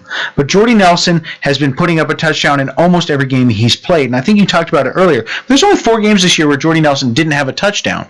And so for me, where you picked Jordy Nelson or where Jordy Nelson got picked, because he wasn't getting picked until the 2nd or 3rd round. Jordy Nelson got picked in the 2nd or 3rd round, put up the same amount of production as Odell or as a Mike Evans, and maybe even propelled you into the championship. Jordy Nelson's my MVP at wide receiver this year. For myself, I didn't say any of the players you mentioned. Was Julio Jones. He played less games he played last year due to injury, and that's something you really can't avoid. He has 72 receptions this year, 1,253 yards, receiving yards, and 5 touchdowns, lower than last year. But just due to injury. But the one stat that brought to me when I heard this was the Falcons are 6-0 when it comes to Julio Jones when he either is not playing or catching 35 yards of receiving. So he gives you that threat where he could play a decoy. Like he doesn't need to be the one catching the ball or getting touchdowns, as long they know that he's there or he's out, but they're still being able to play to score and to win games. So that's why Julio Jones is my number one. Is my MVP, especially he's a high draft pick beside Antonio Brown and Mike Evans and Odell Beckham Jr. Moving on to running back, this one was for me. I kind of have a thinking where you guys may be going with the running back situation. For me, this was kind of a no-brainer, and the reason why I say that is because I also think he's probably one of the most underrated running backs where a lot of people have picked him. You want to talk about where Mike Evans got picked or Jordy Nelson may have gotten picked. This guy was definitely underrated, and what more can you say about somebody that just absolutely has... And he had 2 injuries, and what has he meant to a team? If you got this guy, chances are you're probably highly likely I would say probably in the upper 60 percentile, the 75 percentile, that you're in the playoffs right now, and that's LaShawn McCoy. I mean, LaShawn McCoy started off against Baltimore, 13 points. New York Jets, 9 points. Then he went off against Arizona, 23 points. 16, I saw 70 yards. 16 points, 15 points, 32 points. Then he gets hurt against Miami. Then he got hurt, had 1 point. He gets hurt for 1 more week against New England. Obviously, that it hurts. Then he goes off against Seattle, a tough defense, has 12 points. Against Cincinnati, 10.5. This is per NFL.com. Against Jacksonville, 27.4. 19.1 against Oakland, a good defense, a defense that has been coming on the rise. The Pittsburgh Steelers, 16.8. And of course, lastly against Cleveland, 28.9 points. This guy is absolutely a machine, and albeit that he got hurt for 2 weeks, he's doing numbers that not a lot of people would expect for him. You probably picked him up, and he's probably in the 3rd and 4th round, but at the same time, definitely underrated. A lot of people put him as a running back too, expecting him to regress like he did last season, and he's just been absolutely, he got hurt last year too, but he's been absolutely on fire. And I think LaShawn McCoy is definitely deserving of an MVP candidate. And not only that, he should be an MVP candidate in all leagues. Yeah, I mean, okay, I hadn't thought about Shady. When I'm thinking about Shady, it's probably because I don't really like Shady McCoy, just because of his injury history. And so you touched on that. But Stop being shady. Yeah, but he did have a great year. I think for me, it's just hard to overlook for me who the obvious candidate is, and that's the only running back that is a running back 1, wide receiver 2 at the same every week, and that's David Johnson. I think that you could talk about Le'Veon Bell, and I hope somebody does, or if we get a chance, we can talk about him, because Le'Veon Bell has been averaging as many points as David Johnson since he came back. But the 4-game suspension, 3-game suspension, whatever it was, means a lot in this instance, because David Johnson, 15 weeks in a row, 14 weeks in a row, 100 yards from scrimmage at least every week. David Johnson has 17 touchdowns. David Johnson has 73 catches for 800 yards. Let's just remove the running game. He has the same rushing numbers as Shady McCoy. He's got one more touchdown and I think about like 40 more yards. Okay? So he's got 1140 and 13 touchdowns rushing. We'll remove that from the equation. He's got 73 catches and 800 yards for 4 touchdowns. That you could put in your wide receiver 2 and count on. And week to week, it was 4 for 43, 3 for 98, 3 for 28, 4 for 41. He was consistently getting 3 catches at least. And then in some weeks, 8 for 103 and a touchdown. For me, David Johnson, MVP, number 1 pick next year. He is the bell cow running back that we like, that we've been looking for. And the reason that he's number 1 for me over Le'Veon Bell is just because of some of the injury and marijuana concerns with Le'Veon Bell. Not that there's anything necessarily wrong with smoking marijuana, except in the eyes of the NFL, when it gets you suspended potentially for 10 games. Okay, so I'll go with Le'Veon Bell. I'll talk about him. He had a 4-game suspension, but he came out blasting right away. He had 18 attempts, 144 yards, 5 receptions for 34 yards, no touchdown in that game. And that was against the Kansas City Chiefs. They won 43-14. Pretty much 6 games where Le'Veon Bell had over 100 yards of rushing, and that game. And you know how we pretty much talk about this throughout the season with Big Ben when it comes to road games where he won't have he doesn't have a good game, and we saw it against the Buffalo Bills. That's where Le'Veon Bell just pretty much had a monster game. He had 3 touchdowns, 4 reception of 62 yards and 38 attempts with 236 rushing. So that's why I believe he's my MVP when it comes to it, and especially when how high he got picked.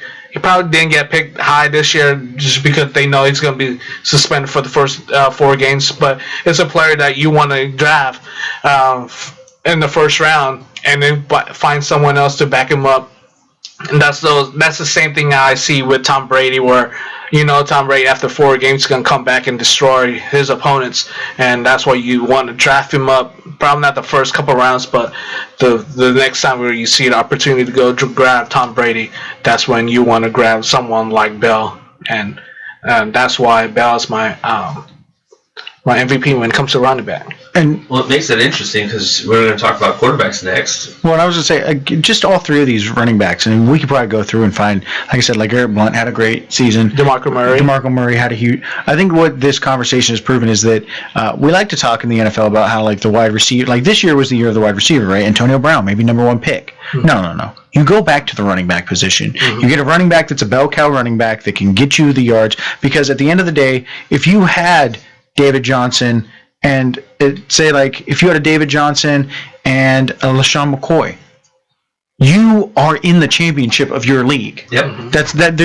Unless something atrocious happened to you at the quarterback position where you thought Blake Bortles was going to have a great season, and then you're like, and you know what, I'm going to back him up with Alex Smith. Well, that was your bad because you didn't pick up Dak Prescott. But David Johnson and Shady McCoy, or David Johnson and DeMarco Murray, like all of the, like that, those 2 or LaShawn McCoy and DeMarco Murray could have gotten you into the championship game. And we didn't even talk about Zeke. Mm-hmm. Zeke could easily have been an MVP. So I just come back to, you know what, let's not get cute in the first few rounds. Mm-hmm. Let's go with what wins you championships in fantasy football, and it's the running back position. And if you've got a running back at that position that can carry the ball week in, week out, catch the ball, that's all you need. And don't forget, you could even throw out Devontae Freeman, where he had a better we know he's going to get some help this year. So that's why I think he's somewhere you want to look into drafting next year.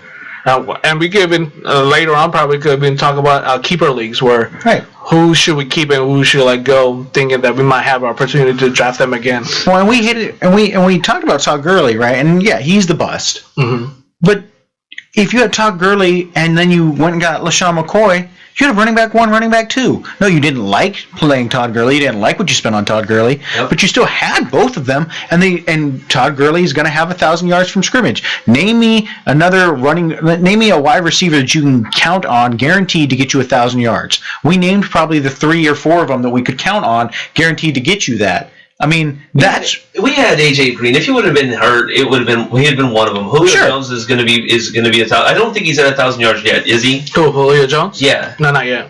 But he's going to. Oh, no, yeah. So never mind. Is he? Okay, you got Jordy Nelson, you got Odell Beckham, you got Antonio Brown, you got your big wide receivers. I mean, of course, Brandon Cooks has the potential for that, but he's not guaranteed. You asked for guaranteed. He's not one of them. Right. But, we got those ones, but you're right. A running back, and that's why I was really running back proficient on this year. I looked for Doug Martin. I thought Doug Martin was going to have a better year than what he did. Of course, injuries, couldn't predict him. Mark Ingram was another guy that I wanted to have have a really good season. And he had spurts, but he didn't have a great season. And of course, now this little feud he decided to have over on the sidelines in this last game kind of makes things interesting. Mm-hmm. So now it's like, okay, well, now I don't even know what his true potential may be, because he could either go off like Brandon Cooks did this game, or he could absolutely be completely benched, because it seems to me that they may be higher on Tim Hightower. So, or Travers Cadet, who got a touchdown catch last week. Yeah, so, running backs are as much as it's funny, because the league is pushing away from running backs, we love them. We need them. So I think that next year is going to be very interesting, especially if you're listening to us at home or wherever you may be at right now.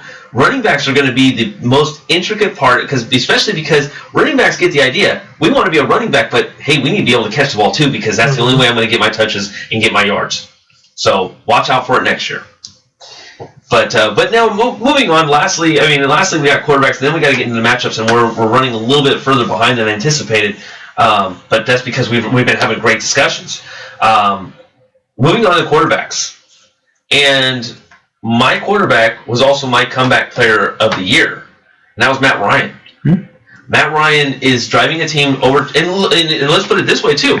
Look how it was great. He had a 500-yard game against Carolina. Well, that's great. He's been very consistent all the way through every week.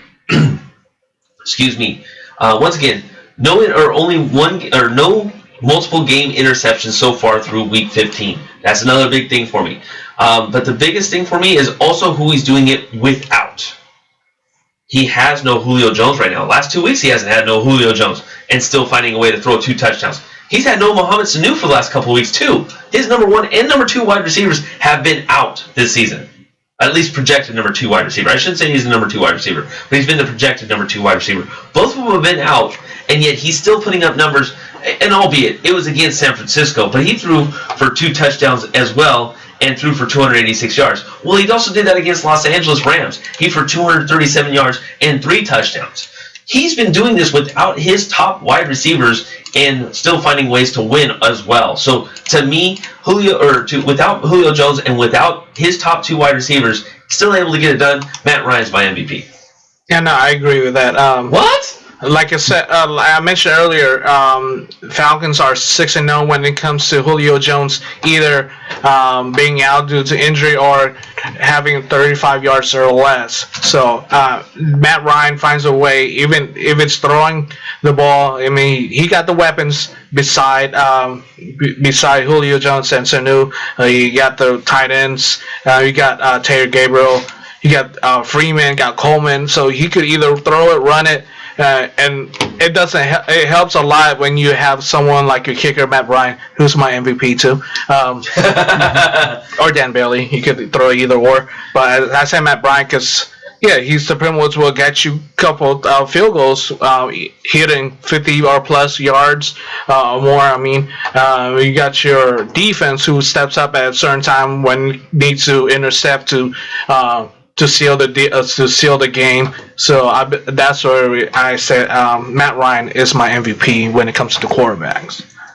Okay, so again, trying not to Tom Brady's your MVP. Drop the mic. No, I mean, here's the thing. Tom Brady. I got to throw out some stats. Tom Brady, I love Tom Brady. I think that if you had Tom Brady, you're in the playoffs. You look at it, 3,000 yards, 2 touchdowns, only 2 interceptions. If we're talking about limiting interceptions, Tom Brady has had a stellar year with 4 games off. I like the Matt Ryan pick, but I'm just looking at it, and for me, it's Drew Brees. And the reason for me it's Drew Brees is, he has the 14 interceptions. I'm just going to eliminate those two games. He has 34 touchdowns, 8 interceptions, and 2 rushing touchdowns. So he has more touchdown passes because he didn't throw a touchdown pass in those games. So if we just took out those 2 games, and I know you're like, well, if you just took out those 2 games, look, if you look at the 2 games when they happened, they were poorly timed. But if you had Drew Brees up until that point, you were probably in a first-round bye. He has more games with 4 touchdown passes than any other quarterback in the league. He has as many games of 3 or more touchdown passes, fewer games of 1 touchdown pass. I mean, the man did throw interceptions, granted, but he also threw you touchdown after touchdown after touchdown and got you 2 rushing touchdowns. For me, when I look at it, I just look at the yardage, I look at the consistency, and I think to myself that aside from those 2 games, and granted, those 2 games are awful, but when I looked at it, I just said, if I just eliminated those 2 games and thought about where I would have been with Drew Brees, had I started Drew Brees, say, instead of Russell Wilson, I'd have been in a first-round bye. And that 3 interception game wouldn't have mattered to me. The 4 touchdown game he just had would have mattered a lot to me, and that would have gotten me into the finals. And so I'm thinking about it in that respect. Matt Ryan is an excellent pick, and again, this is not me saying I think Matt Ryan's an excellent pick, but if we look at the last week, who would you have rather had in the semifinals? Drew Brees, because he would have had more touchdowns. The week before, Matt Ryan would have been better, but if you had Drew Brees, you would have been in a bye. And so that's where I go playoffs-wise. I like Drew Brees, but I think that it's hard to go wrong with the way Matt Ryan has played this year. Absolutely, and now we're talking about playoffs, and that means we got to talk about our matchups. We'll go ahead and start with the because once again I would take a break right about now, but because of our time schedule, let's take a break. What? Let's take a break. You want to take a break? Why? Yes, because I need a break. The man needs breaks. You can't just work him tirelessly. All right, we'll take a break. Let's go ahead and take a break. This is Fantasy Football Classroom. We'll be doing the shotgun round because we got a lot to cover in a 2-week span.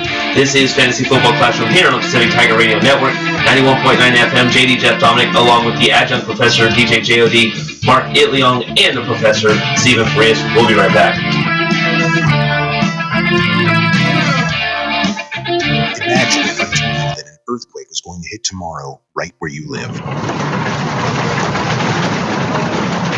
That it would be 6.5 in magnitude with aftershocks occurring twice 25 minutes apart.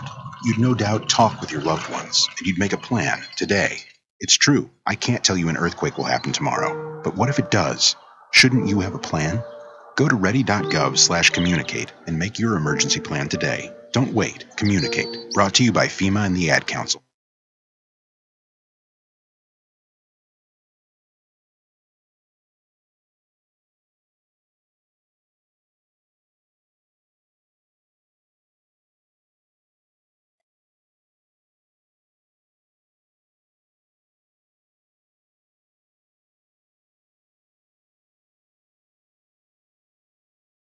If you own a gun, you have a full-time responsibility. When you aren't using it, be sure it can't get into the hands of curious children, troubled teenagers, a thief, or anyone else who might misuse it. Your family, friends, and neighbors are all counting on you. Remember, always, lock it up. For more information on firearm storage safety, visit ncpc.org. This message brought to you by the National Crime Prevention Council, the Bureau of Justice Assistance, and the Ad Council. Interested on the upcoming events on the University of Pacific campus? Join Tuesdays with Mari. On Tuesday from 5 to 6 p.m., she will recap on everything that went on around the campus, also news around the world. Mari, the 6'2" senior from our women's basketball team, will break it down for you. Tuesdays with Mari, from 5 to 6 p.m. only on the Pacific Tigers Radio Network. Did you just look down at your phone? You did it again, didn't you? You know, you're flying down the road in a 3-ton hunk of steel, and a text takes your eyes off the road for an average of 5 seconds. At 55 miles per hour, that's long enough to travel the length of a football field and cause some serious damage. Turn it off. Trust me, whatever it is, you'll live.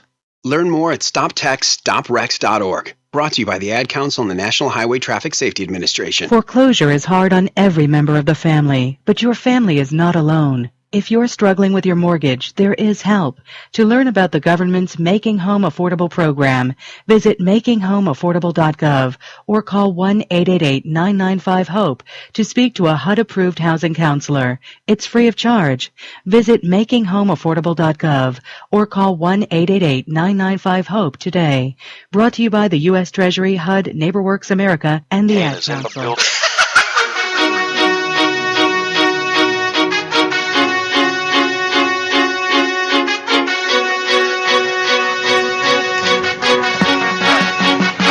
Back to the Fantasy Football Classroom here on the Pacific Tiger Radio Network, 91.9 FM, and on the 209 Sports YouTube channel. I am JD Jeff Dominic, along with the Professor Stephen Farias and the adjunct professor, that is Mr. DJ JOD, Mark Itleong. Thank you all for chiming in with us. There's been a lot of conversation between Chris Cannon, loyal listener Kyle, and all of us as we've been kind of going throughout today. But thank you all very much. That is tuning in on the Pacific Tiger Radio Network app. We are live in the Pacific Tiger Radio Network studios, and we are in our final. Well, this is our final prediction show, considering that we've been kind of talking a little bit off air of what we already want to do next year. Assuming there is a next year, and we'll figure it out when we get closer to it. But I'm pretty sure there will be. But we were just kind of discussing it and who would probably be interested in it. Hopefully everybody around this time will be available and ready to be in it as well. That means, Chris, I am talking to you because we were just talking about you here just a moment ago, and of course, loyal listener Kyle and everybody else that can. What's going on? Oh, okay. I'm sorry. I was reading something. It was not what I expected. Anyways, week 16 in the NFL. So hopefully everyone's in the championship matchup.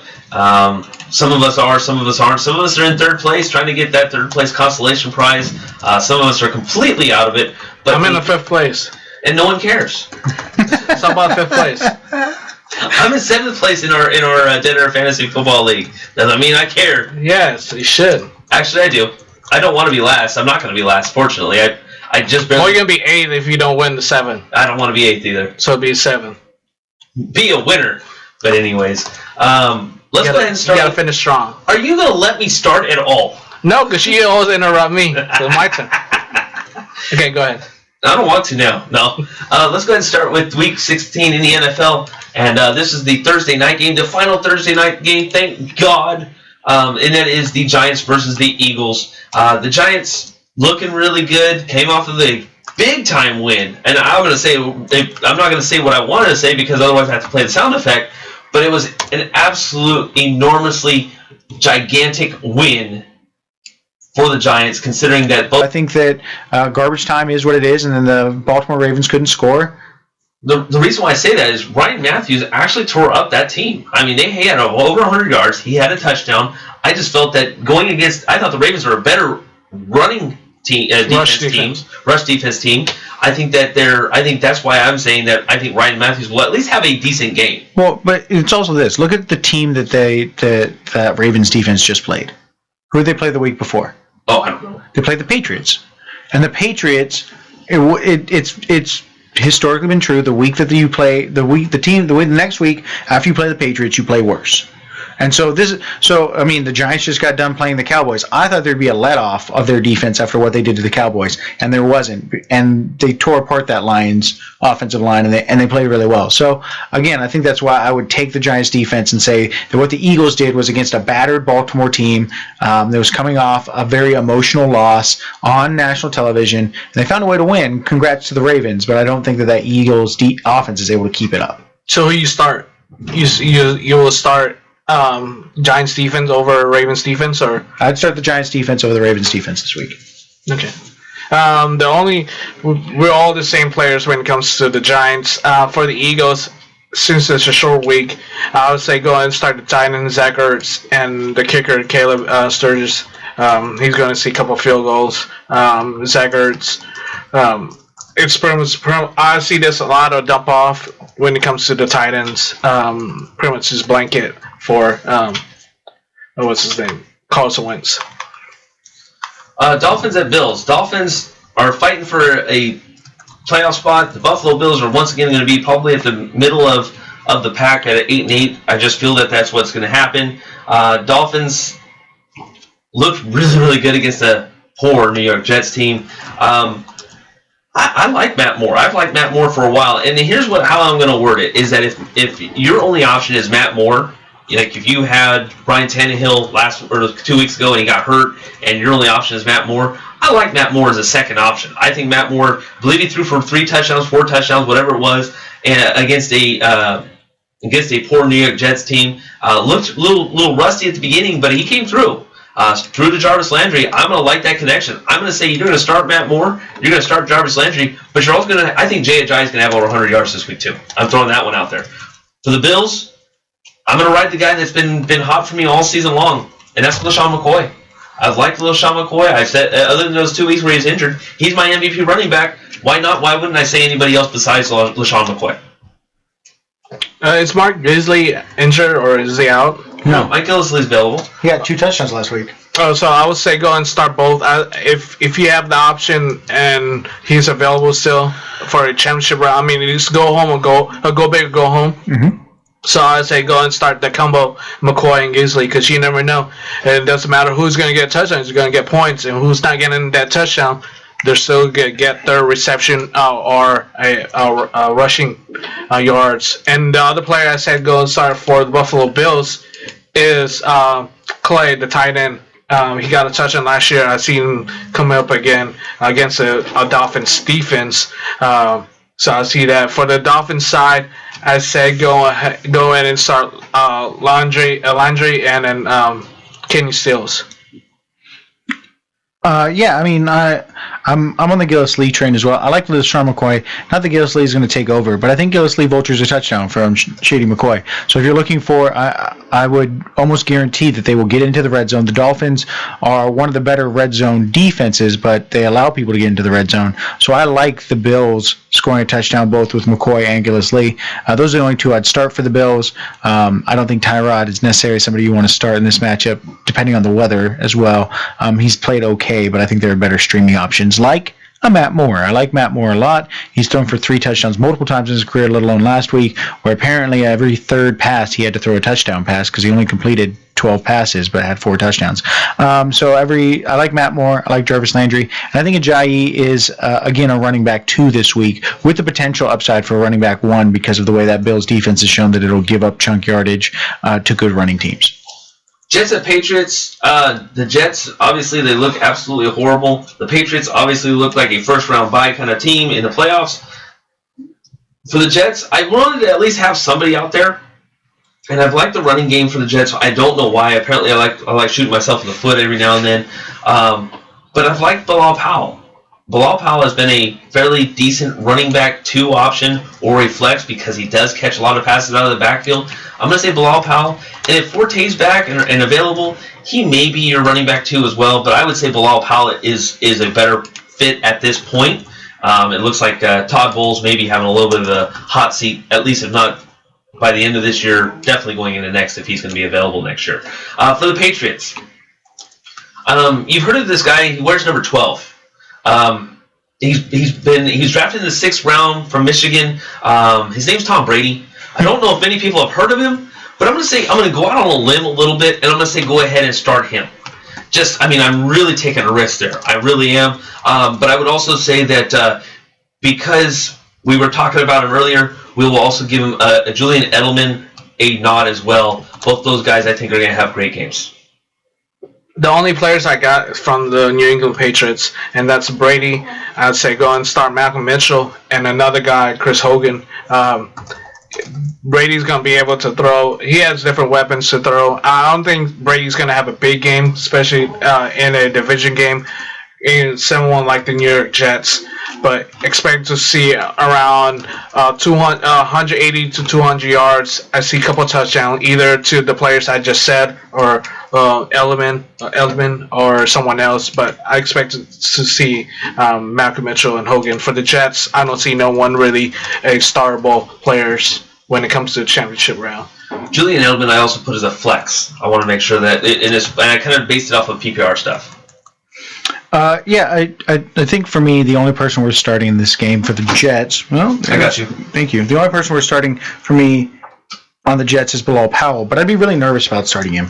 I think that this is a game where the Patriots find a way to put it on the Jets, especially because of how close it was last time.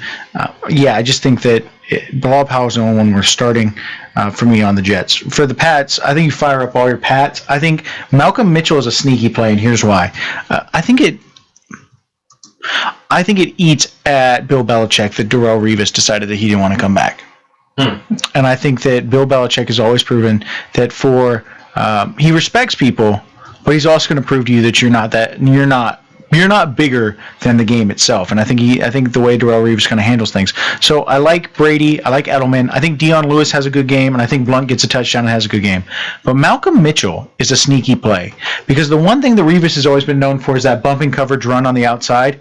And I wouldn't put it past Bill Belichick to go, you can't do that anymore, and to just send Malcolm Mitchell on the edge against Darrelle Revis over and over and over again just to prove a point. And I know that sounds like I think Bill Belichick's salty, but have you ever looked at the man's face? He looks like an English bulldog. So I think that it could be a really good play for Malcolm Mitchell. It's a risk play. It's a high-risk, high-reward play. But I think that if I'm right about the way that they like to attack people, good luck, Darrelle Revis. Moving on to the Titans at Jaguars. Titans, man, are they looking good. Two big wins, one of them against the Denver Broncos 2 weeks ago. This last one against the Kansas City Chiefs. This time it's against the Jacksonville Jaguars. So that means, guess who I'm bringing back? Marcus Mariota. Bring him back. Time for him to play. That means Henry's going to get an option. That means DeMarco Murray. That means also start Rashard Matthews. I also am going to put in there Delaney Walker as well. I think there's just, I don't know if there's going to be enough footballs to go around to everybody. So I would say that, but I think this is also said start the defense. I think Titans are going to look like the absolute next of kin to the New Orleans Saints, just completely running it up and down on this Jacksonville Jaguars team. I just think that the Jaguars are completely given up. Jaguars, I'm not starting anybody. Yeah, I'm not starting anyone for the Jaguars too. I mean, their season's done. The only two players I'm saying from the Titans, and that's the number 1, number 2 combo running back again. Same thing with Buffalo Bills. I say go ahead and get a start, DeMarco Murray and Derrick Henry. If Derrick Henry is still available, you don't know who's going to get the touchdown, but you're going to be able to see both are able to run the ball and to catch the ball, so they're going to get you points no matter what, and that's pretty much 30 points between those two teams, between those two players. I like DeMarco Murray and I like Mariota as well. I think Rashard Matthews also. So, I mean, I think we're all in agreement. I think that, and I know how much we bagged on the Jags, and so I can't believe I'm saying this.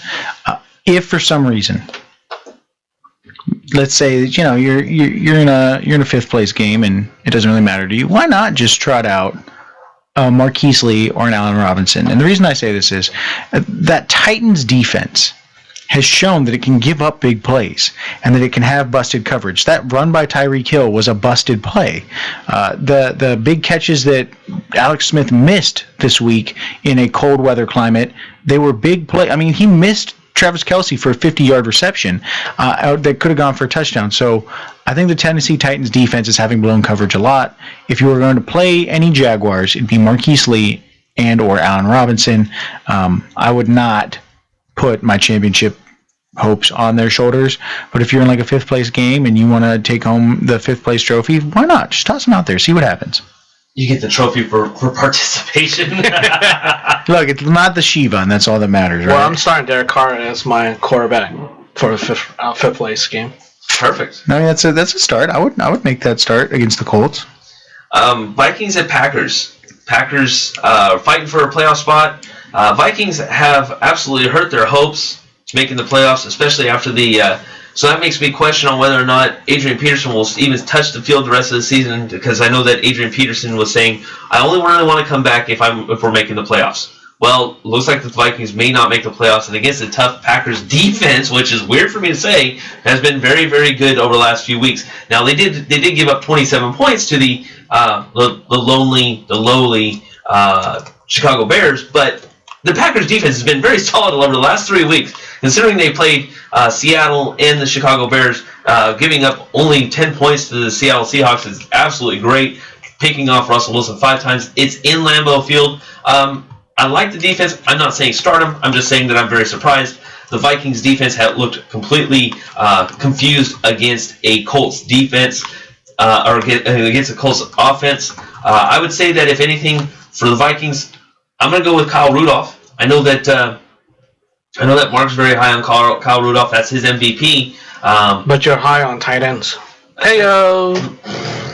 And I'm also going to probably put it out Thielen. I want Thielen to have obviously he can't have a worse game than he had the last week, so Thielen's going to probably have a better game. I put him as a flex for the Packers. Rodgers, Adams, Nelson. That's all I got to say. You have one spot to fill in, a wide receiver or flex. Who would you go? Who would you start? Who would you sit? Nelson or Adams? Who would you start? Nelson. Jordy Nelson, yeah. Okay. Just wondering. So in my starts, I say Vikings. I say go and start Adrian Peterson. We know how he plays when it comes to the Packers. He's going to be playing more better than last week. I mean, he haven't played since week 2, I believe. If not that, but he was pretty much messed up. He had a problem with letting the ball go, and that's what happened when he last week he had a fumble. I'd say go and Kyle Rudolph. He's still going to be up there. I'd say go and start the kicker Kai Forbat. He's going to have his opportunity to score some field goals. For the Packers, I say go and start the defense, the offense beside those two players. They really don't have the offense. And playing against Sam Bradford, you're going to have the opportunity to intercept the ball, get a couple quarterback sacks. Because the past 2 games, the defense for the Packers are able to pick off their quarterback against the top quarterback. So I expect to see them to pick off Sam Bradford. I say go ahead and start Jordy Nelson and Devontae Adams. Okay. I didn't think about the defense, but I like that call. I think Kyle Rudolph, again, the tight end to go with here. I actually like AP in this matchup. Here's the thing, they're not completely out of it because the Redskins lost last night. It gives the Vikings an opportunity backing into the playoffs as long as they win out. And I think it matters to AP to try and do that. So if AP plays, I would play AP knowing that the Packers can sometimes be susceptible to the run, especially when their defense isn't playing well. But it's one of those plays, like I said, with Malcolm Mitchell. It's a high risk, high reward kind of play in a fantasy championship week. If it's this week or next week, you want to try and be careful about that player. For the Packers, Rodgers, Jordy, Ty Montgomery, I think, needs to be started. He needs to be started in all leagues, PPR or not. He had the most points for any running back last week. I think that you just put him in there and feel good about it. And then Devontae Adams. Wearing number 88. Change the number, man. Change the number. But also for the Vikings, when you talk about AP, Adrian Peterson, you also got to think, how did he get hurt this season? Playing a game against the Green Bay Packers. Mm-hmm. Who does he like to stick it to more now that he's coming back from an injury?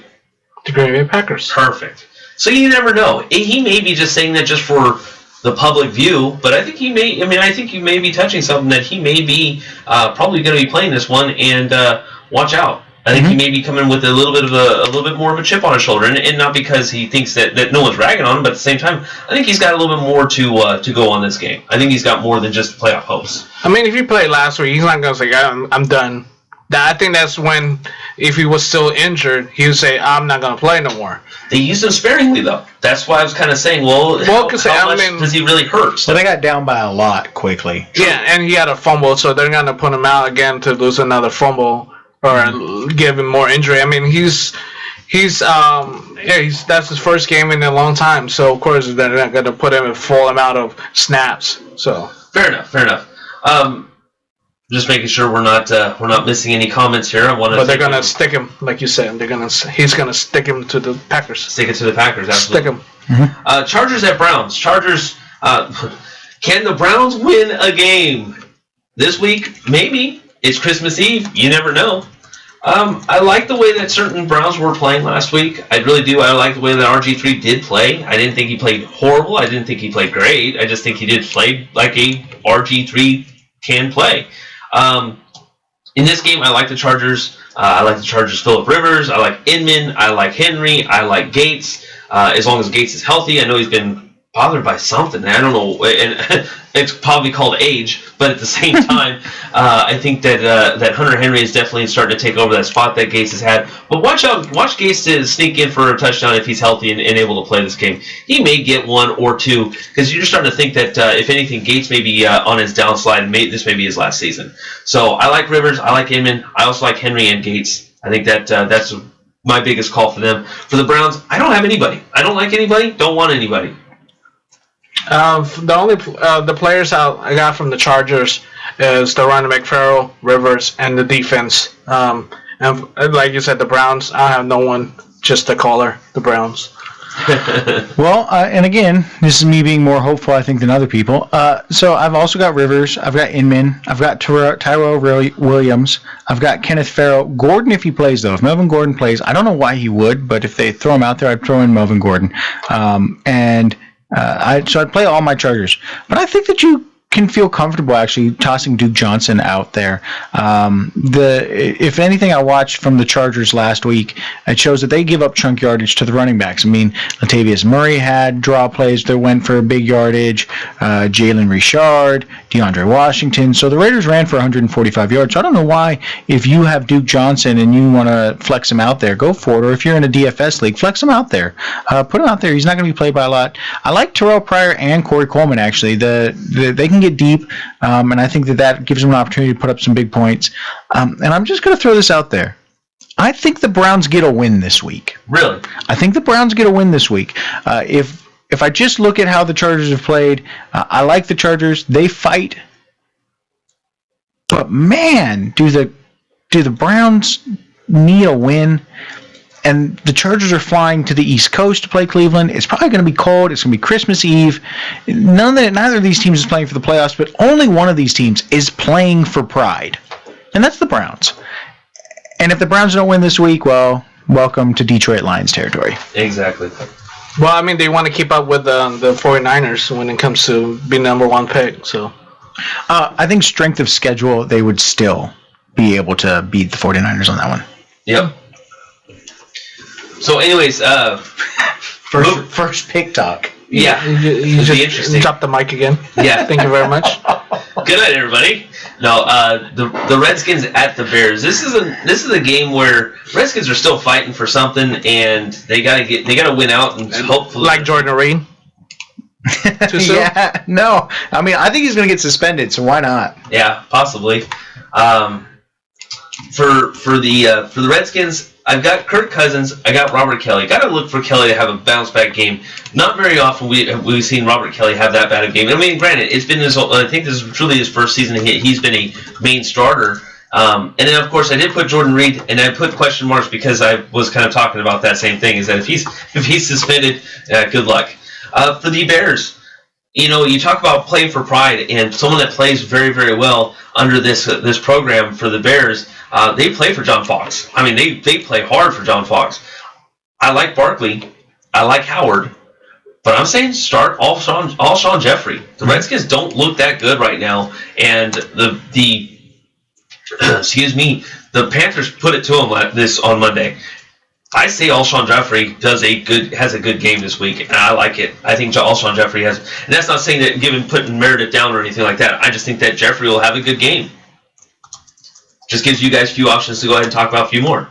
Redskins, I say, go and start Cousins, Pierre Garçon, and then Deshaun Jackson. So you got your combo nation when it comes to wide receiver. Bears defense when it comes to passing, I don't think it's really that dangerous. So look for Kirk Cousins to pick on the corners and their safeties. So I say those are the three we want to start. I say stay away from the running back Rob Kelly because there's a better option when it comes to running back. If you have better options for the Bears, I say go ahead and start Cameron Meredith and Jordan Howard for you two players from the Bears. And I say go ahead and start the kicker for the Redskins. You're going to see a couple opportunities. Hopkins. Well, the kicker call, I'm not sure I'm on board with, only because he missed. Didn't he miss an extra point the other night or something? That anytime kicker misses an extra point, I'm always hesitant. But you're our kicking expert, so I might go pick up Hopkins then. Dustin Hopkins, is that his name? Yes. It's Dustin Hopkins. All right. I try to avoid using the first name.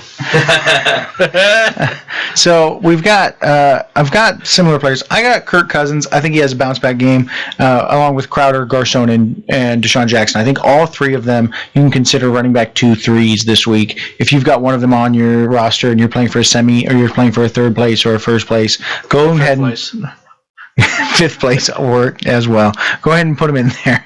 Gotta get love to the fifth place. And the Rob Kelly non-love is just a little bit perplexing to me. He got a touchdown. He got 50 yards. I mean, no, he didn't have an absolutely over the top game, but he still had 47 yards receiving on 4 catches. He had a big catch and he had a touchdown. Rob Kelly had 9 carries and 8 yards. Yeah, and he had a touchdown, and he had four catches for 47 yards. I'm sorry. Okay, I was like, when you said over 50 yards, I thought you were talking about... He had over 50 yards. I thought you were talking about rushing. I apologize. I just wanted to make sure all yards from scrimmage count. All yards from scrimmage count. Like fifth place games counts.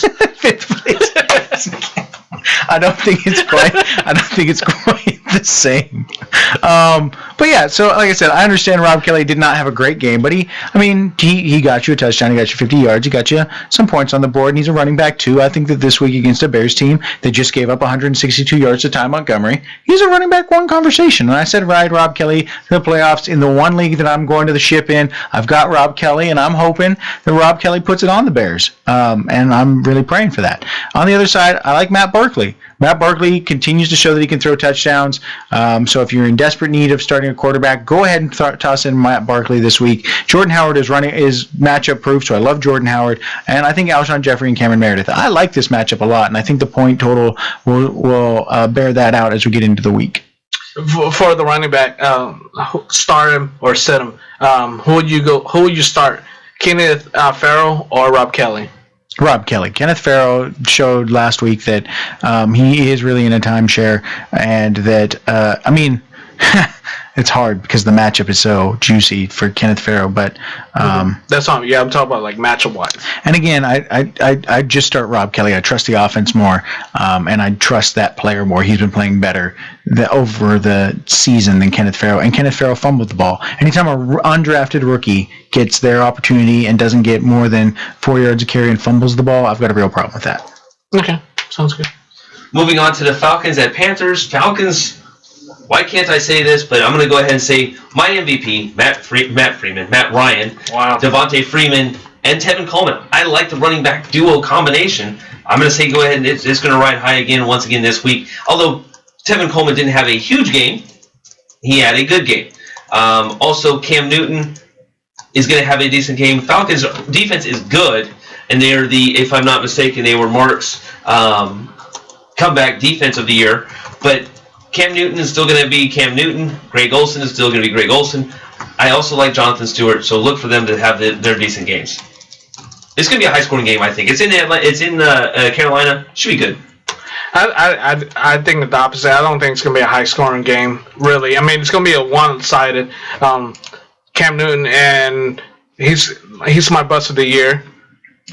So he's going to have another bust game for this. I mean, this is going to be a division game, so they pretty much know each other's defense, really. So we're going to see more lopsided. But Falcons, I say go and start Matt Ryan, Devontae Freeman. I say even go start Coleman, have the combination 1 and 2 again. Taylor Gabriel, go ahead and start him. For the Panthers, I say go ahead and start Cam Newton if you need him, especially if this is a championship round or a fifth place game. That's some people's championship. I don't know why we're demeaning it. Yes, it is. He's looking for that participation trophy, and damn it, he wants it. I want to finish strong. I could just give up the whole time, but I want to finish that. Who else? Yeah, I think that's all I'm going for to start. But my opponent's playing. He has Matt Ryan, so I hope it's the opposite. I hope I'm wrong with that. I don't think that Julio Jones plays this week. Yeah. And I like Matt Ryan, but I don't like him to have a huge game. So I think that you're going to start him. And I think you just need to be wary. I think that if you want to and you have a player, go out and get Taylor Gabriel or go out and get Mohamed Sanu and stack him. Because I think one of those players will have a touchdown. And I'm more confident in Gabriel because he's a burner, but I like Sanu as well. So I like Tevin Coleman and Devontae Freeman as a running back 1 and Tevin Coleman as a flex play this week. And let's not forget, okay, I know that the Panthers have seemed down and out. They're 6-8. They could go 8-8. And if they go 8-8 and a whole confluence of things happens, including the Redskins tying again. So if the Redskins end in a second tie, and the Redskins go 7-7, and the Panthers win out and go 8-8, they could make the playoffs. It's like I think it's like 0.25. It's like 25 out of a million percentage point. Like that's look. I'm not saying they're going to make the playoffs. I'm just saying they're playing for pride, and they could still try and go 8-8. So I like Jonathan Stewart. I like Greg Olsen. I like Ted Ginn Jr. Aside from that, I think you avoid Kelvin Benjamin and you avoid Devin Funchess just because of the way that it's hit or miss with them. I think Cam could have a good week, but I think he could also have just a mediocre week and their team still win. So I only like Stewart, Olsen, and Ginn on the Panthers. Don't forget to start Matt Bryan for the Falcons kicker. He gets you 15 points. Boy, oh boy. Always sneaking them in. All right. You know what? I'm actually going to... I got you, Mark. I got you. All right? Just so you know. I've got one for you. Anyways, we'll go to the Colts at Raiders. Colts came off of a good win against the Minnesota Vikings. The Raiders came off of a tough win against the San Diego Chargers. That was a division matchup, so you would expect it to be tough every time you play division. Colts, I'm going to say that just because I need him, I say Andrew Luck. I need you to give me some points. I get it. It's against the Raiders, but give me some points. I said T.Y. Hilton, and you know what? Give it to the old guy. Frank Gore had over 100 yards last week. Give it to him. Let's get this going. For the Raiders, I've got a lot more involved in this. Latavius Murray, Michael Crabtree, Derek Carr. Crabtree had the lone touchdown for the Raiders last week. Derek Carr, or as far as receiving touchdown, Derek Carr. I said Clive Walford. Give Clive Walford the ball. He's been okay lately. And then, of course, my kicker, Sebastian Janikowski, for the week. Sebastian Janikowski, watch this Raiders game be a fairly high-scoring game. I think rain is in the forecast, but I think it'll still be a decent running game. This could be a good scoring game as well. This is tied for the second highest scoring total. So it's tied for the highest scoring total this week. 53 points to the over/under. So I'm with JD on a lot of these. Luck, T.Y. Hilton, and Frank Gore, all must plays. And then I've got a few sneaky plays. Go ahead and play Philip Dorsett. Again, if you're in a fifth place game and you just want to toss somebody out there, why not play Philip Dorsett? He had a touchdown last week, and the Raiders really struggle with small, quick receivers on the outside. Dorsett's proven that he can get that. T-Way plays in the slot, which means he's going to get you the catches, but Dorsett could easily get you a 90-yard touchdown like Brandon Cooks. And so I also like the Jack Doyle for the Colts as well. The Raiders struggle with tight ends. Hunter Henry had a touchdown last week, and they struggle in coverage sometimes against tight ends. On the other side, I like Derek Carr. He's going to get you 2 touchdowns against this defense that plays like a sieve. So I like Crabtree and Cooper, although Cooper is really showing a decline in the second half, and I can understand if you sit him for, say, a better option. Like if you have a Ty Montgomery, I'd play Ty Montgomery over Amari Cooper this week. Do you play Ty Lockett over Cooper? Yeah. No, because the Cardinals is a division matchup, and the Colts have shown that what's the guy's name on the outside? I can't ever remember his name. Their best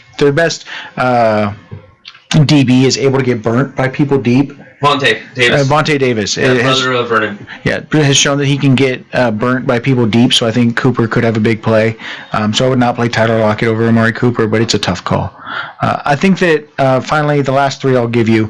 Latavius Murray and Jalen Richard. I think Murray is a definite running back one this week. The Colts running defense is not good, despite what they did last week. And Jalen Richard will get you some yards, and he's a returner, so I think that they could also return a touchdown, which is also why I think Richard and Oakland's defense, I said it, make for a very good stack this week, because although Oakland's defense is probably going to give up 24, 27 points, they're going to get sacks on Andrew Luck, they're going to get some turnovers, and they might get a touchdown. So I like Oakland's defense this week.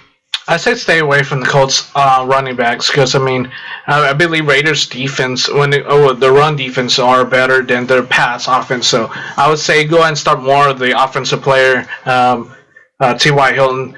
Even start the swoop guy. Never heard of him, but swoop him up. No pun intended. But for the Raiders, go ahead and start Derek Carr. Like you say, he's going to have a 2-touchdown, hopefully more, because I need him in my 5th place game. Michael Crabtree, I say go and start that. Yeah, I say stay away from Amari Cooper. Another player that you might want to look into when it comes to the Raiders is the other wide receiver, Rod Streeter. He might have a... Rod Streeter plays for the Niners. Not Seth Streeter. Roberts? Yeah, Seth Roberts. Got that right. Thank you very much. Mm-hmm. That's it. That's it. Perfect. Well, another possible high-scoring game. This is the Buccaneers at Saints. This is probably the other one that was tied for the most points in the league, or this week's matchups. Buccaneers, I think the obvious: Mike Evans, Jameis Winston, Cameron Brate. Those are usually my big three. But I'm still going to throw out Humphreys. Humphreys is probably going to start. He had 2 catches, 49 yards last week. Humphreys may have another good game. You put him in a PPR league, he might get you a touchdown. He might sneak one in on you. I like Humphreys in this matchup against the Saints. For the Saints, I think you got to have Drew Brees. You got to stay. You got to have a Willie Snead in there. I say stay away from Brandon Cooks. And I also kind of was, because I'm leaning towards Michael Thomas. I like him a little bit more than the Cooks matchup this week, so I'm going to say Michael Cooks. I just put them together. Really? Michael Thomas has a better option this week against the Buccaneers. He's a bigger wide receiver, that's why.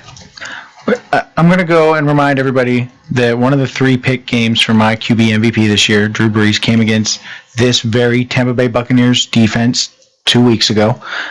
So just remember that there is a lot of risk in playing Drew Brees this week against the defense that's just picked him 3 times. But he is at home, and he could be ruining Tampa Bay's opportunity.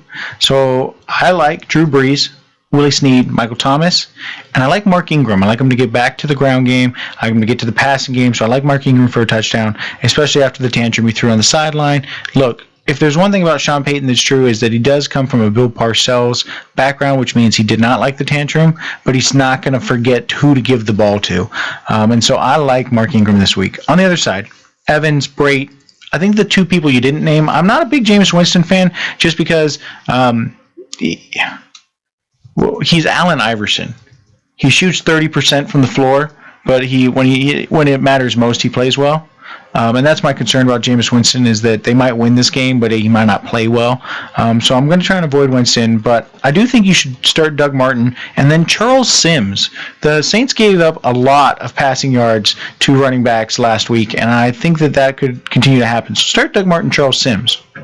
The corners for the Buccaneers are solid when it comes to it. You've seen it against the Cowboys defense.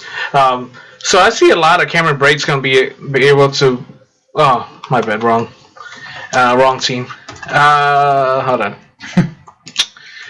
Yeah, no, I was saying for the Bucs, go ahead and start Cameron Brate, Doug Martin, and Jameis Winston. And I'd say for the defense, I think stay away from the defense, even though they have a good, solid defense when it comes to the offense to the Saints.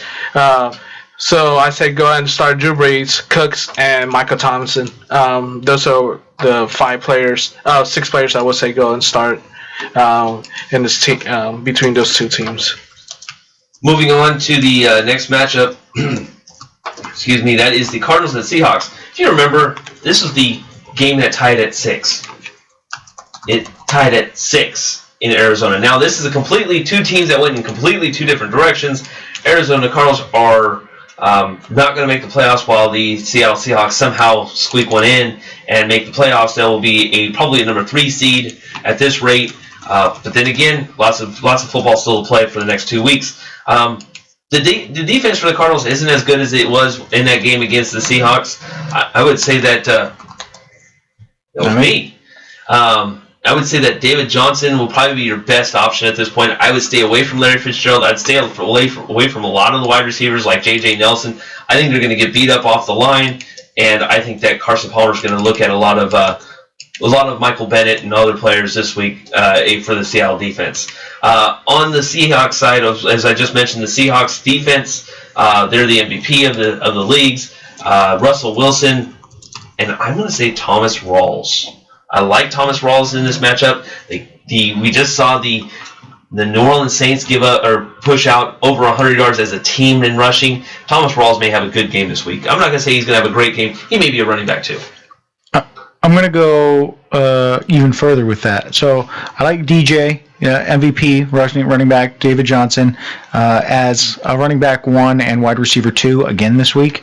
So I think David Johnson continues to get 100 yards from scrimmage. I really think he wants that, so he'll get that. Fitz will have a typical Fitz game. He'll play in the slot, which means he won't see a lot of Richard Sherman. But I don't like anybody else, especially because, and I'd say if you've been like playing J.J. Nelson, sit him. Richard Sherman will stop him over the top. That's what Richard Sherman does, is stop deep passes. So I don't think J.J. Nelson has a big game, and I think Carson Palmer throws a couple picks. So I like the Seahawks D. I love the Seahawks offense at home. This is the difference between, I think, the two games. One is the Seahawks offense at home has proven that their home road splits are much different. So I love Russell Wilson, Thomas Rawls, Doug Baldwin, and Jimmy Graham just because they're at home. But also remember, they were the Thursday night game. So they've had 9 days to prepare for this matchup. I think that they go up big early, and I think one of them is a Rawls touchdown, and then 2 of them come from Russell Wilson, one of them potentially to Baldwin or Graham. I only have 3 players for these 2 teams. I said the Cardinals, go ahead and start DJ, David Johnson. Seahawks, I said go and start the quarterback, Russell Wilson, and Tyler Lockett. Go ahead and start him up. There's other options when it comes to wide receiver, but I think Lockett's going to sneak in and get a couple of touchdowns, a couple of points too when it comes to reception and yards. Also start Stephen Hauschka. Kicker for the Seahawks, Stephen Hauschka. The MVP this Hey, I mean, they were 6-6, so I expected more field goals. To the game when it was 6-6, to the game that may play to 6-6, the 49ers at the Los Angeles Rams. Look, I'm going to stay with one player for the 49ers, and that's Carlos Hyde. I think we're just kind of there at this point. For the Rams, because he's there, and you may be playing for 5th place. Yes. And that's Todd Gurley. I mean, I put Kenny Britt on here, but I mean, I don't even know who the quarterback's going to be. So I put Kenny Britt as a flex. I think Todd Gurley's just because you picked him so high, you're pretty much stuck with him for the rest of the season. Carlos Hyde is obviously your other option. So that's pretty much it on those teams. Yeah, I don't have no one starting on the Rams. I'd say go ahead and start Colin Kaepernick, but I'm thinking that Ponder might be playing in a series or 2 for this game. Carlos Hyde's gonna be Carlos Hyde's gonna be the main guy in that offense, and I say go ahead and start the kicker, Phil Dawson. I think that Carlos Hyde's the only player that I would start, although Dawson's a fine pick at the kicker position. They'll get some field goals. Maybe. They only got 13 points last week, so who knows? But again, I think this is a division matchup. It's a team looking for an identity and a team that runs the ball well. So I like Carlos Hyde a lot. I like Gurley. I think that he'll play well. He is the bust of the year, but this San Francisco defense has just been obliterated by teams running the ball. And if I even knew who the backup running back was for the Rams, I'd say start them too. But Benny Cunningham's been hurt, so I like Todd Gurley to get a lot of carries and a lot of play. I like Kenny Britt, and here's the sneaky play, I think. Tavon Austin. Now, I'm playing against him in a championship game, so I hope that this doesn't happen. But I think that for your purposes, you should know I'd start Tavon Austin. Him coming out of the backfield as a gadget player for the Rams. I think that they'll start to use him. And remember, they're now being coached. Their head coach is their special teams coordinator. And what do special teams coordinators love to do? They love gadget plays. If you look at the Ravens, they like gadget plays, and they're coached by a special teams coach in John Harbaugh. So I think that, again, I think it's John Fossil. Why is it Jim and John's always in these families? John.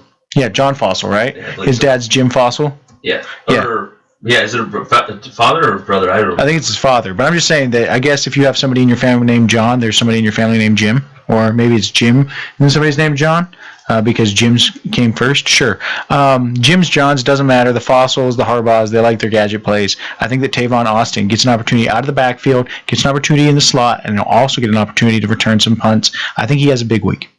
Yeah, last week, not last week, the first matchup between the Niners and the Rams, the Niners won 28-0, so I see this no-brainer.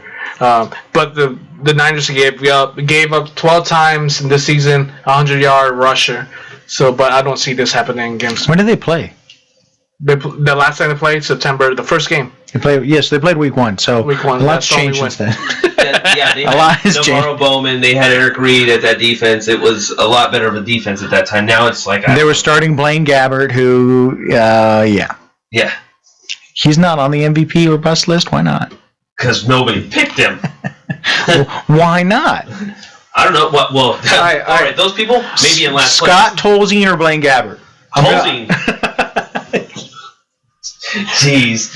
Bengals at Texans. Bengals, I'm not satisfied with any of these players right now other than Tyler Eifert. I think he's been the most consistent Bengal since he's been back from the injured list. Otherwise, you know what? Actually, I lied. I lied to everybody. I'm going to also say one more other player. I like Jeremy Hill. Jeremy Hill's been a fairly consistent running back over the last 3 weeks.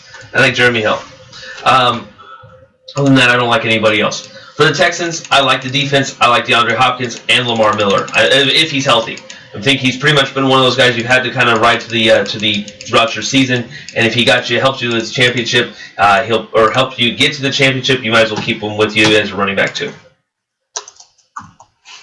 I like Jeremy Hill as well, and I like Tyler Eifert, but I also like AJ Green, who's supposed to be back this week. I think rumor. I mean, I think if AJ Green comes back, look for him to get some touchdowns. I mean, I just think that they'll put him in the red zone against that Texans defense. And look, the Texans are still trying to play for a playoff spot, but I like the fact that this is a Bengals defense that's veteran against a rookie quarterback in Tom Savage. Tom Savage came in and played well. And we don't know what to expect out of him. So we should expect what we expect out of all rookies not named Dak Prescott, and that he's going to fail.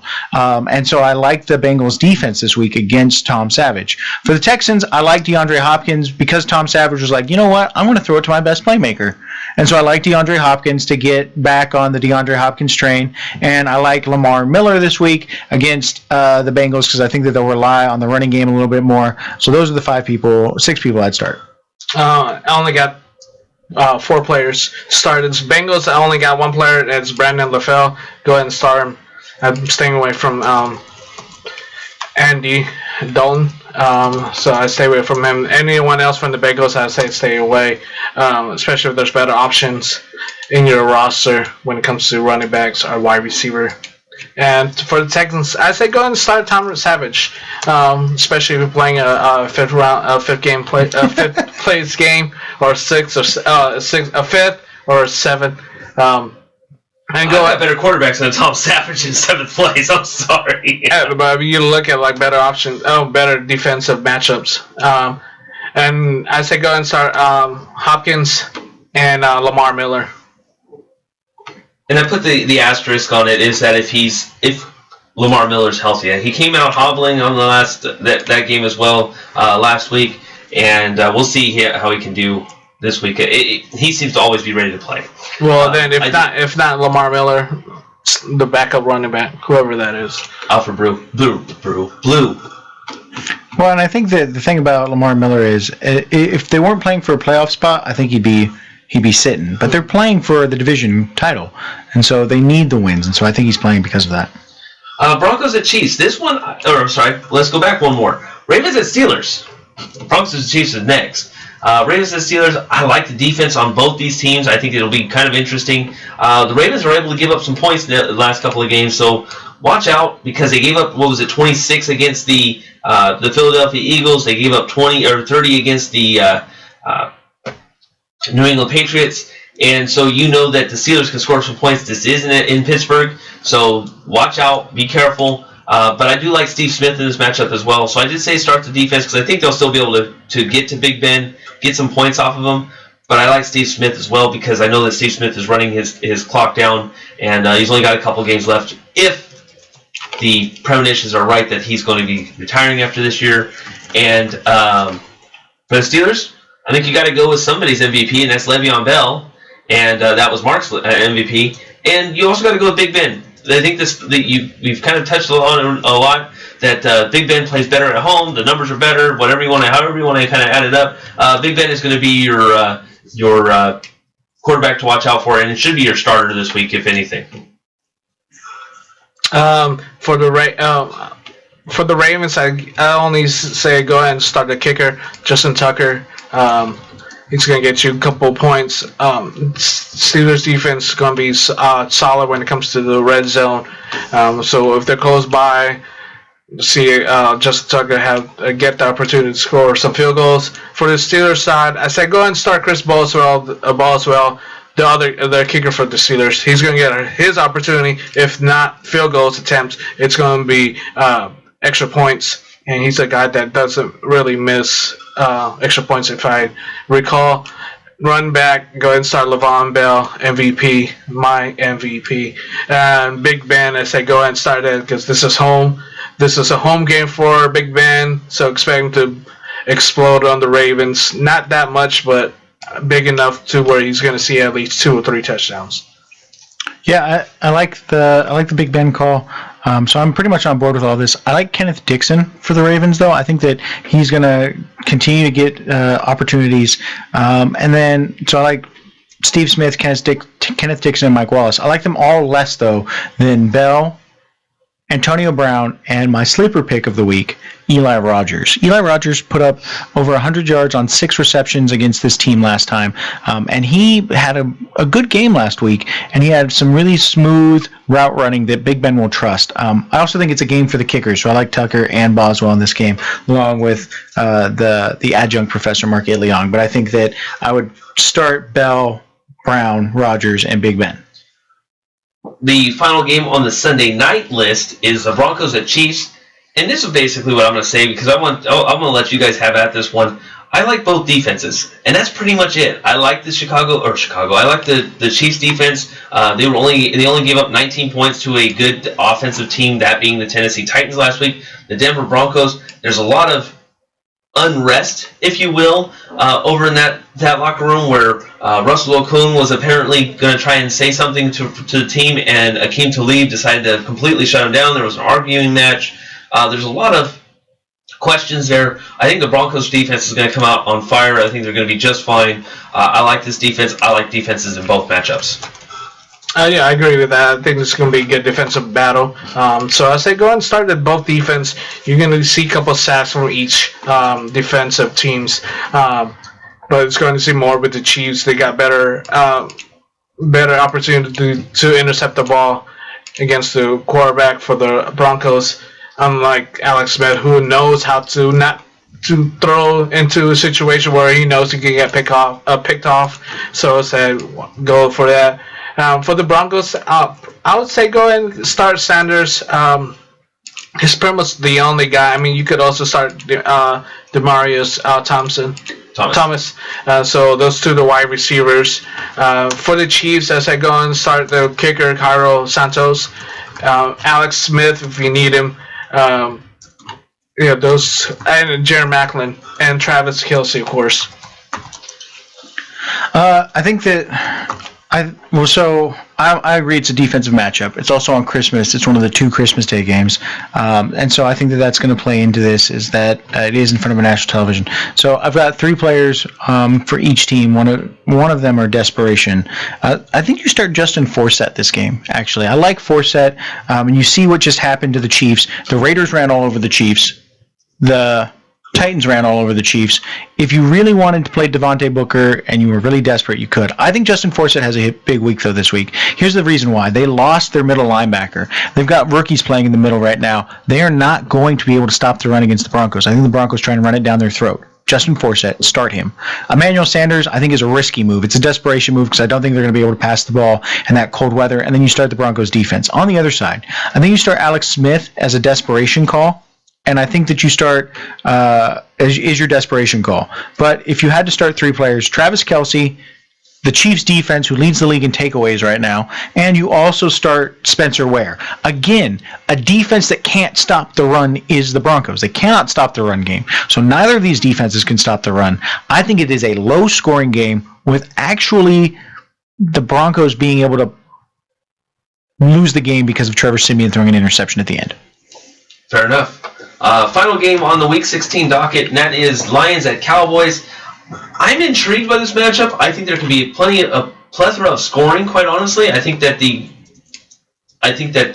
Giants defense is a lot better than the Cowboys defense. I do think the Cowboys defense have made absolute great strides. But this one, I'm going to say Matt Stafford, Golden Tate, Marvin Jones. Those three right there as far as the quarterback to wide receiver combination might be really, really good this week. For the Cowboys, I think you go with your rooks. You go with Dak and Elliott.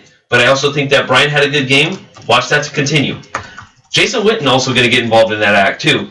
I think those four players for the Cowboys are going to make this game very intriguing, along with the three from the Lions. I like all 7 of those players in this matchup. For the Lions, I say go ahead and start Matthew Stafford, and the other player is their kicker, Prater. So it's going to be a good field goal opportunities for both teams. I don't think Theo Riddick's going to play. I think he's still out. I don't think he's playing for this. For the Cowboys, I say go and start my rookie of the years, Dak Prescott, for the quarterback, and the running back for Ezekiel Elliott. Are they playing for 5th place too? No. Perfect. Well, Dak Prescott's playing for my championship round. Oh, okay. So I need him to explode. I don't know if I want to wait until Monday night to see that happen or not. Still think about it. But is it a Monday night game or is it on? That's a Monday night. Monday night. Yeah. Okay. Yeah. Yeah, that's right. Okay.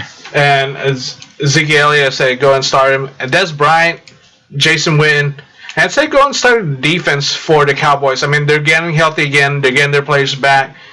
They just got Randy Gregory on the defensive side, so I see a lot of David Irving on one side and Gregory on the other, and hopefully DeMarcus Lawrence comes back, and that's going to be a solid front. That's what was heard. There was no one to help in the front, and they had bad secondary, so watch out for that. And as I go and start, Dan Bailey can give you points, especially I need him. I like the kickers in this game, and I'm going to explain that I think that the reason I like the kickers is because I don't think that there's going to be a lot of time of possession there's going to be 60 minutes, so what the hell am I saying? I don't think that the Lions are going to have a high time of possession, which means I don't like Matt Stafford, but I do like Golden Tate. I like Anquan Bolden in this matchup as well. I think Bolden gets some opportunities and probably get you about 5 catches, 50 yards. I like Zeke and I like Dez, but I'm going to say that I like both kickers for this reason. Here's the Lions defense, underrated defense. Since week 7, has not given up more than 21 points in a game. 17 points, 20 points, 16, 19, 13, 13, 17, 17. Those matchups included games on the road against Minnesota, against New Orleans, against the New York Giants. This defense is playing exceptionally well. In those games, they also managed somewhere around 10 sacks, so almost half their total sacks for the year since week 7, and almost half their total turnovers for the year. This defense is playing well, and I think that this is the thing that I like about Dak is that he knows how to hold on to the ball, but he also can win a low-scoring game. So I think the Cowboys win this game, but I don't think Dak has a huge game, and I know that I'm tossing water on your championship matchup, Mark, and so I hope for your sake that I'm wrong on this, but I like the Lions defense in this matchup. I don't think they give up a ton of points. I think it's a close game, a 17-14 kind of game with the Cowboys pulling it out in the end. he just changed his prediction. He's going to take away Dak. He's going to play whoever other quarterback he's got. No. I was going to ask you this. So, who would you start? Dak Prescott versus Lions defense, or Colin Kaepernick versus Rams defense? Those are my only two options. There's nobody on the waiver wire.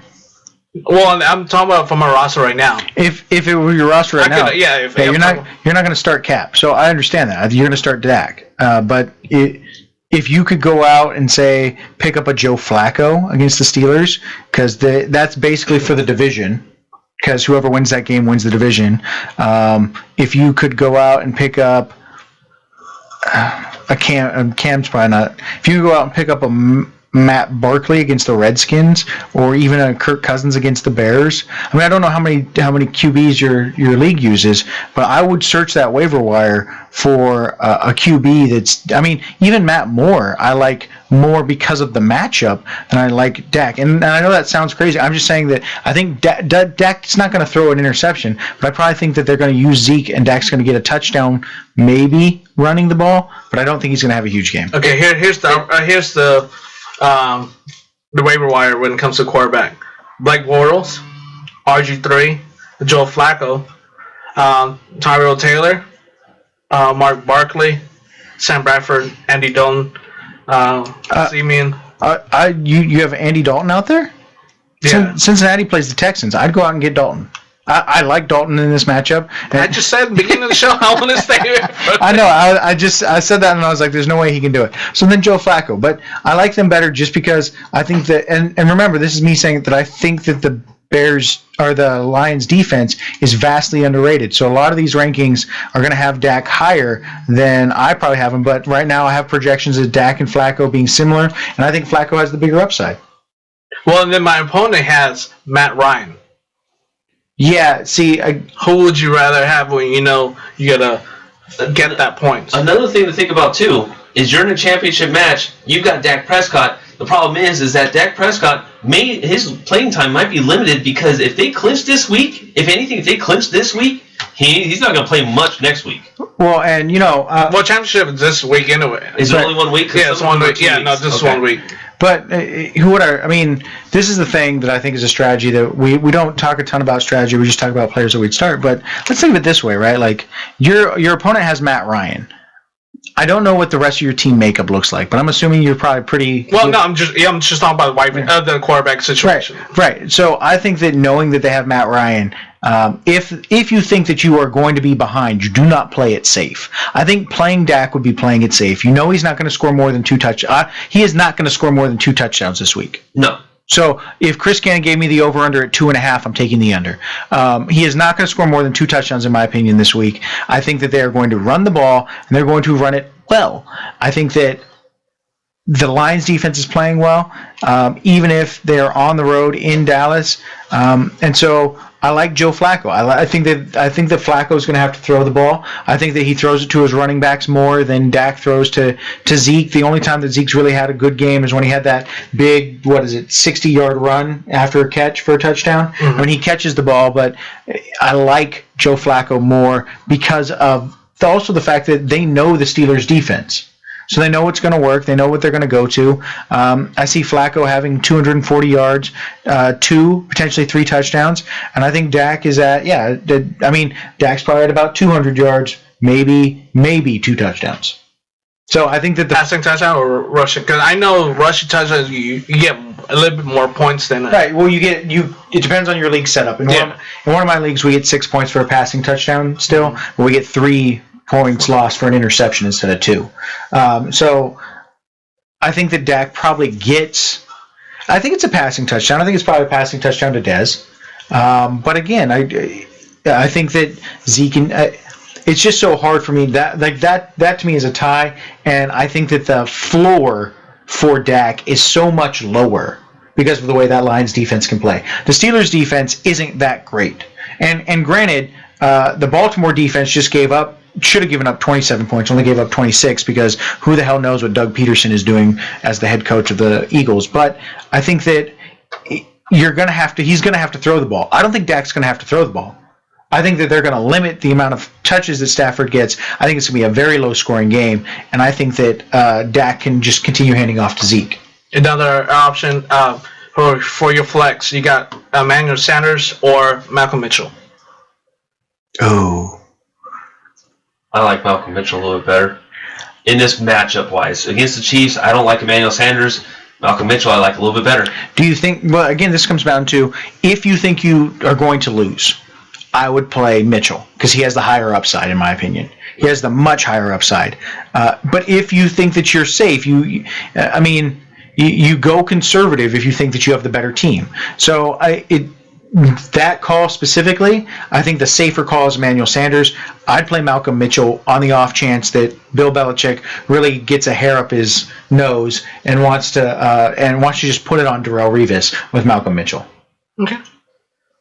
Now, as everyone knows, where we got week 17 as well, and this one's going to be a little bit more intriguing. This could be rapid fire as well.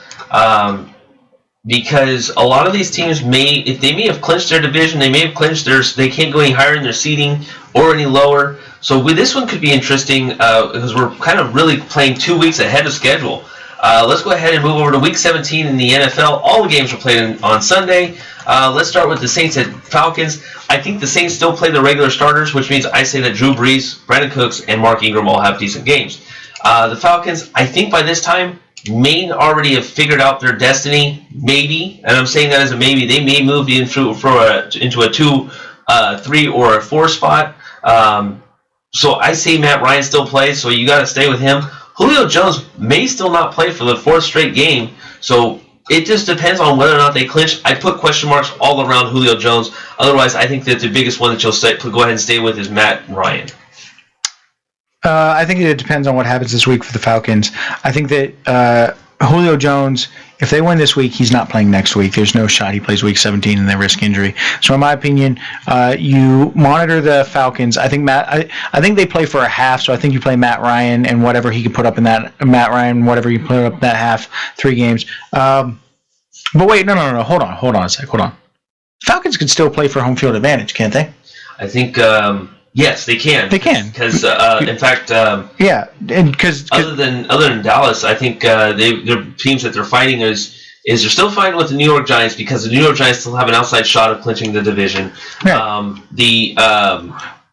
And there's also the Seahawks. The Seahawks have a tie. So if the Seahawks win this week and so they could go into I think you start everybody that you would normally start. I think that it's gonna you run the risk for the Falcons pulling people, and in fact I think you don't start Mark Ingram in my opinion for the Saints. You start like a Tim Hightower or Travaris Cadet because they'll get more play and they don't want to risk injuring Mark Ingram. But I think that you start everybody you would normally play in this matchup in week 17. You just need to monitor the Falcons and be wary of what the Falcons could happen because again both of these defenses are atrocious, so it doesn't really matter. Just put them out there and hope that you do well. Pretty much what you were just saying. More, you just have to watch out for the Falcons. So I said, look out for Taylor Gabriel. He's a guy that you really want to look into. He's going to be playing a lot, and Coleman, he's going to be the guy because Freeman, I believe, he's going to get more of the break. And watch for Coleman's going to take over as the running back for the Saints. Same. I don't see Brandon Cook to be playing the week 17. So watch out for Michael Thomas playing more throughout the season in the last 2 games. The Ravens at Bengals. Ravens still maybe playing for something depending on how the week 16 matchup comes against the Pittsburgh Steelers.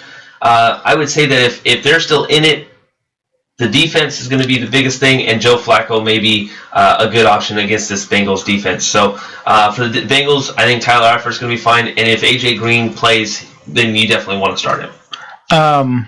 I think that in this matchup, again, if we're thinking about rapid fire, I like Joe Flacco, and I like Joe Flacco, I like Kenneth Dixon, and I like Terrence West against this Bengals defense. I think that they will be playing for a wild card at least because I don't think that the Texans, I don't think that the Dolphins will have pulled away at that point. So I think that they'll be playing for a wild card spot, which means, in my opinion, they've got a shot at it. They'll play well. I think for the Bengals side, this is Marvin Lewis's last year. I think we can. Does anybody think that he gets brought back? No, I don't think so. Marvin Lewis, whatever he's done with the Bengals, he's owed the entire year, but he doesn't get brought back. With that being said, I think the Bengals play hard for their coach on the last game. He he is the reason the Bengals are a good team. This team used to be the Raiders. And so I think that they play hard. I think that you start A.J. Green, you start Tyler Eifert, you start Jeremy Hill, and you start Andy Dalton, and they all come out and play well. Anytime a team is motivated, I like them, especially in Week 17. Oh, yeah, it's pretty much what you say, the plays. Another player for the Ravens, I say go and start the defense, and Justin Tucker, you're going to see them have more opportunities to score some field goals. Bengals, I say go ahead, you can even start their kicker too. There's going to be more matchup with kicker-wise, and that's how the game's going to probably end. It's a field goal in the end. Giants and Redskins, the Giants, they may have less to lose, so watch Eli and Beckham sit. Probably around halftime, kind of like some of the similar situations we talked about, like with the Falcons and stuff like that. For the Redskins, they may still have a shot. So watch out for Cousins, watch out for Jackson, Garcon, and Reed. All four of them maybe some top players that you're going to want that week in Week 17, especially if they have a shot. And I don't think Giants going to sit down. I mean, especially with Redskins trying to get a playoff spot. I think they're both going to play hard in a way, not too hard where they're not going to sit, but they're going to be able to. Eli Manning's going to still play pretty much towards the end. If they see that either they're losing by a lot or winning by a lot, Eli Manning sits. Odell Beckham Jr. he sits throughout the third or fourth. So watch out for that. And so for the Redskins, I'd say go and start Kirk Cousins, Deshaun Jackson, and Pierre Garcon, and start both kickers. Yeah. So I'm with you on kind of being worried about the sitting, but I'd say this. So if the Cowboys lose this week and the Giants win, the Giants could still win the division. Mm-hmm. So it's wholly dependent on what happens this week. But if that happens, Eli Manning, Odell Beckham, and the defense for the Giants, I'm playing them all because they play an early game where the Cowboys, I think, play a late game, if I'm not mistaken. So that means that they could easily get ahead and then have to put the pressure on the Cowboys to win the division. Well, Week 17? In Week 17. No, they played. They're both 10 o'clock games. They're both 10 o'clock games. Well, that was smart of the NFL to do that and they're both division games. Okay. Yeah. Then yeah, I still think you play them. If the Cowboys win this week, though, then they're going to sit Eli. They're going to sit Odell pretty early on. I would not be surprised to just kind of see Ryan Nassib get a lot of play that week. I would not play a Giants player if Ryan Nassib was the quarterback. And I would start Kirk Cousins, and I'd start Rob Kelly, and I'd start Deshaun Jackson and Pierre Garcon in this matchup no matter what. Because, again, I think that you want opportunities. The Redskins are going to try and take them down. The Redskins got an opportunity to make the playoffs as well. So I think that you definitely start your Redskins Week 17. You don't have to worry about that. In fact, if they're out there, you might want to go pick a couple up. But for the Giants, if the Cowboys win this week, I'm not starting a single one. Yeah, Cowboys win this week. They've got the division. Chances are they will. The lowest that they could finish is second, I think. No, actually, if they win, they couldn't finish any worse than first. For the Giants, if they win this week, realize that it's clinched. The worst they can finish is fifth. So there's pretty much your answer there. Texans at Titans. Both teams can decide the winner of this division by this game right here. Texans, I say start their defense. I also say start DeAndre Hopkins. I think that DeAndre Hopkins over the next 2 weeks is going to be very interesting. For the Titans, DeMarco Murray and Rashard Matthews are my two biggest picks. Both of them are going to play their hearts out. Both teams are going to play their hearts out. I think both teams are going to do just fine. It'll be fun to watch. The Raiders are going to do their best to make this a game for the division and get it flexed. Because if the Raiders beat the Colts this week, it means the Colts have no shot at winning the division. And it means that the Tennessee Titans and the Houston Texans, this game will be for the division. So I think it'll get flexed to Sunday night. And I think in that instance, I go with the team that's going to play better under the lights. For me, that's the Titans. So I'd be very good at I'd be very happy about starting Mariota, starting DeMarco Murray, starting Derrick Henry in this matchup. And I think for the Texans, I'd only be starting DeAndre Hopkins. And yeah, that's about it. I'd start DeAndre Hopkins, but I wouldn't feel comfortable about starting anybody else. Kind of where I went with. Mm-hmm. I was for the Texans. I would say go ahead and start Tom Savage. I mean, if you're going to give Hopkins, he's on the Savage train. Well, and the Titans' secondary's been atrocious, so I don't think that's an awful call. I worry about a rookie quarterback on Sunday night. Yeah, well, I mean, he's going to have the upper. I mean, he's not going to have a bad game. He's not going to have a good game. So I say go ahead and start him for the Titans. I think same players that you said. I like the combo from the running back Henry and DeMarco Murray. And Rashid Matthews. Go ahead and start him out. For the Panthers at Buccaneers, this one also I kind of feel be cautious. Watch the message boards as you get ready for your Week 17 matchup, because chances are, I mean, in some leagues you play 2 weeks for your championships. So the Panthers, I said watch out for Cam. Cam may only be used sparingly. I mean, they're not playing for anything at this point unless they do what you were talking about, where they win out and the Redskins can't do what they're supposed to do. And yeah, it could be interesting. But I think that if the Panthers lose any of the next week at all, just watch out for them. I just think that Cam may be set. That means Jonathan Stewart may be set, as well as Kelvin Benjamin. I would say kind of shy away from all of them if possible. For the Buccaneers, they're still playing for something. They still may have a chance at not only the division, but also the playoffs as well. So possibly, I did say possibly. I want to make sure that I throw that out there. The Buccaneers, I would say Jameis Winston against this Panthers team that's been beat up and and just looks like that they can get burnt. Winston may be the option, as well as Mike Evans. Evans is still wanting to show that he's the best wide receiver in the league. So I would say Winston and Evans are your best options in this week. I think that the Panthers are going to sit people. They're definitely not going to play Kuechly. I think Thomas Davis doesn't get a ton of play Week 17. I don't think that. I think because they're a hard-hitting defense. I know they want to play, and there's a lot of pride. I don't think that they sit them. I just think that they rotate in a lot more rookies and get them some play. So that means that I think that the Bucs have a much better opportunity to play well. So I like Mike Evans, Jameis Winston. I like Doug Martin and Charles Sims in that week. I even like Cameron Brate. I think that all those players are worth starting if you're in a Week 17 matchup versus the Panthers. I think the Panthers. Jonathan Stewart, Mike Tolbert, these are players that I'm iffy on. They're running back twos flexes because of the amount of time they won't play.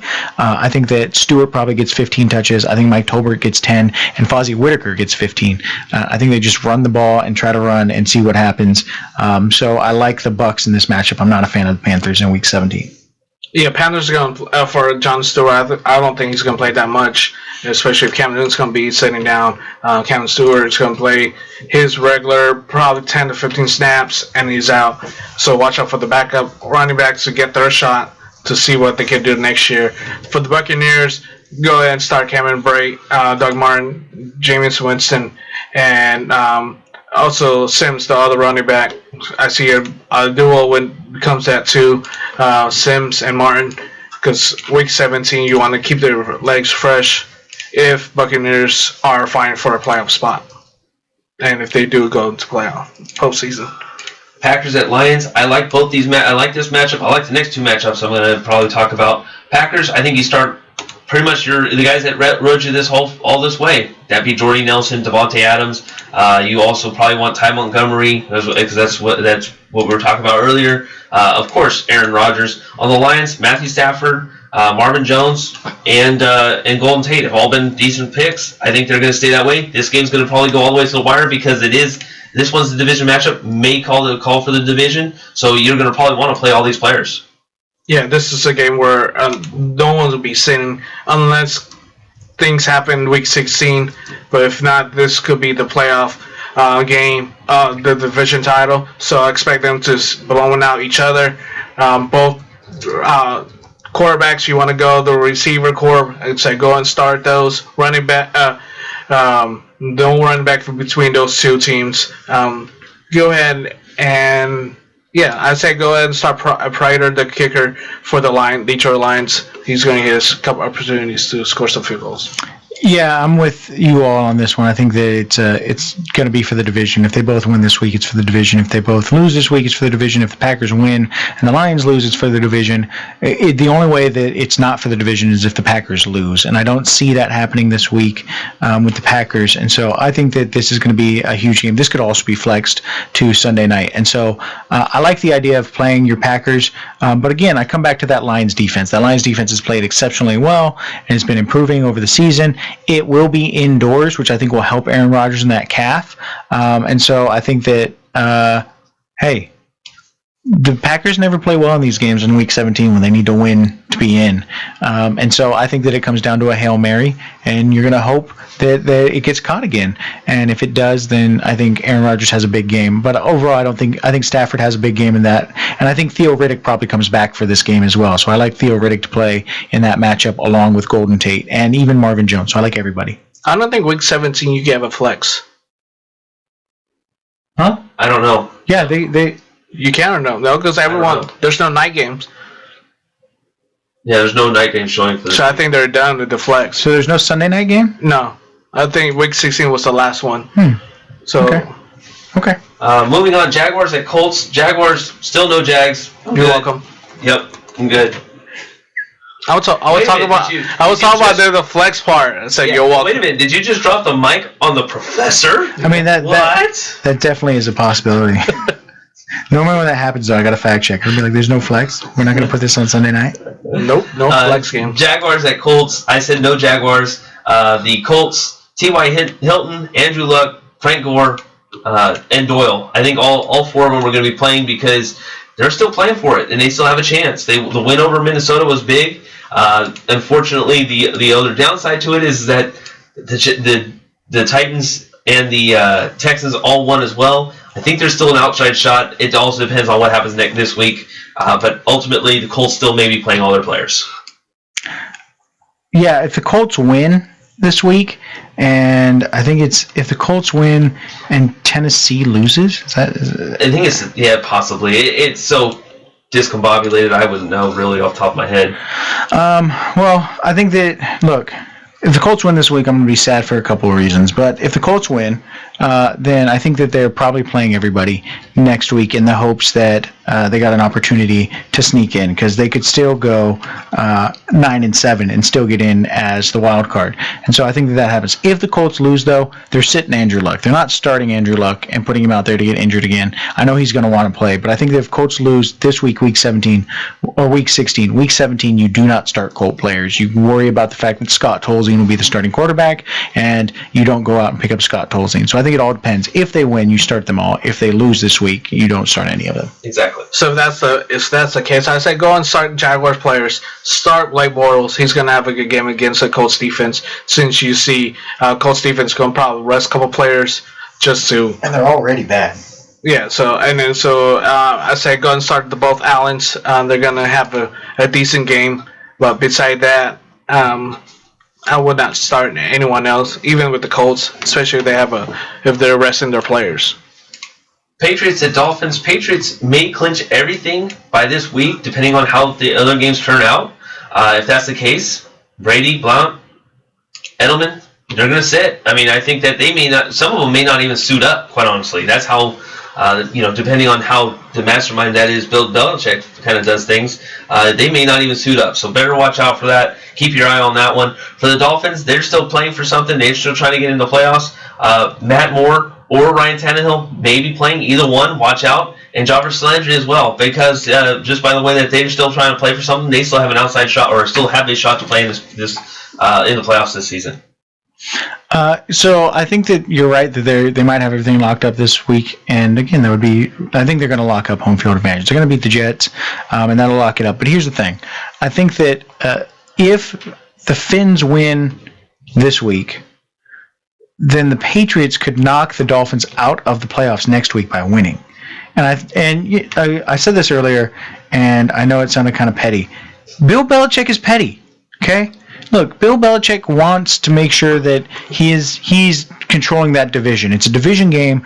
I think that Tom Brady plays at least 3 quarters, and so I think or hell, 2 quarters, and they bring in Jimmy Garoppolo, and he still plays well. So I think that you still start your Pats players. Julian Edelman, I think, is worth playing. Chris Hogan would be worth playing. Malcolm Mitchell would be worth playing. Dion Lewis, James White. I think they're all worth playing, knowing that they're all going to be in the 2 to flex range and not into the 1 range. Yeah, like knowing Bill Belichick, he's going to do that.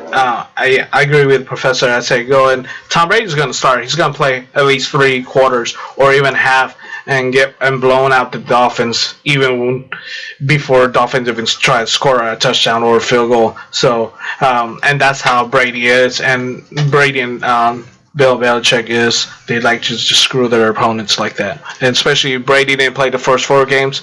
This is going to be one of his games and be one of those debate where is Tom Brady the MVP? Yeah, and he's going to want that. So Exactly. Bears and Vikings. Bears, this team is made up of a lot of auditions.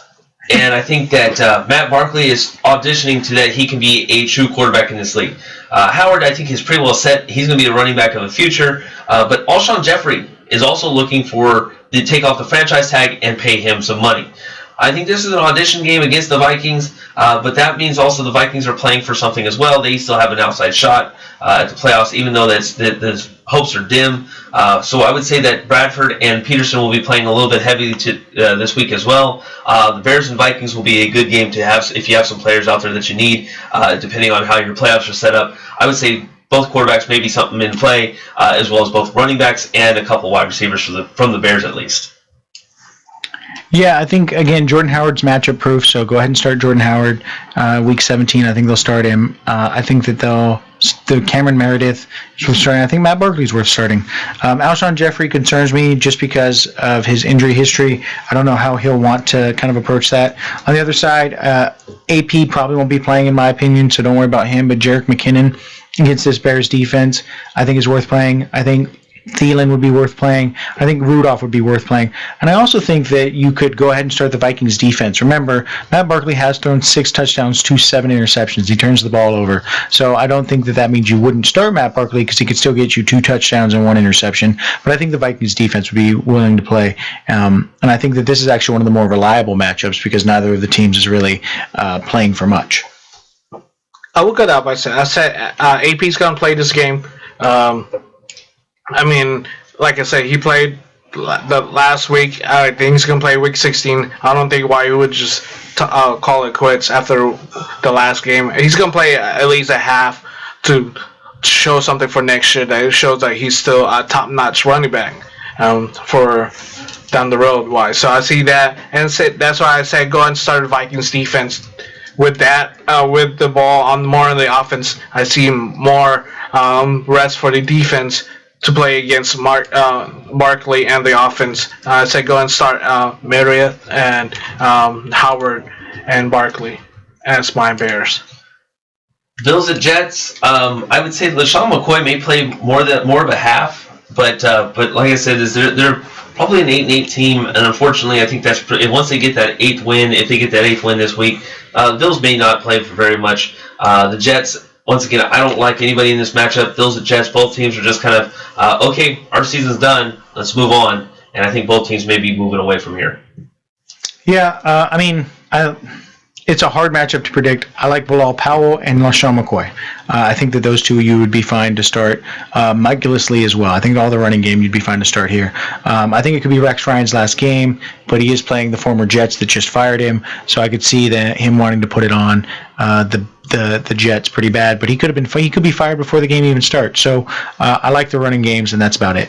Yeah, the running game for both teams is a must start for either or. And I think Bryce Petty's going to have a decent game. I mean, he's auditioned for next season to see if he could stick around as the quarterback or they go back to Ryan Fitzpatrick or something like that. Well, and Tyrod's also auditioning for next year. Mm-hmm. So there's a scenario where, let's say that, I mean, and this is just a random scenario, let's say that Buffalo ends up at 9-7 and the Titans end up at 10-6, Buffalo could still make the playoffs at 9-7. So I know that we've talked about Buffalo as if, Rex Ryan's going to be fired, but they could still be in contention. And Tyrod's trying to prove that he can be a quarterback in this league. And they have the 5th most touchdowns in the league. So there's a lot of hate towards the Bills just because they're not as good as I think people in New York want them to be. But that doesn't mean that they couldn't be playing for a lot in this game.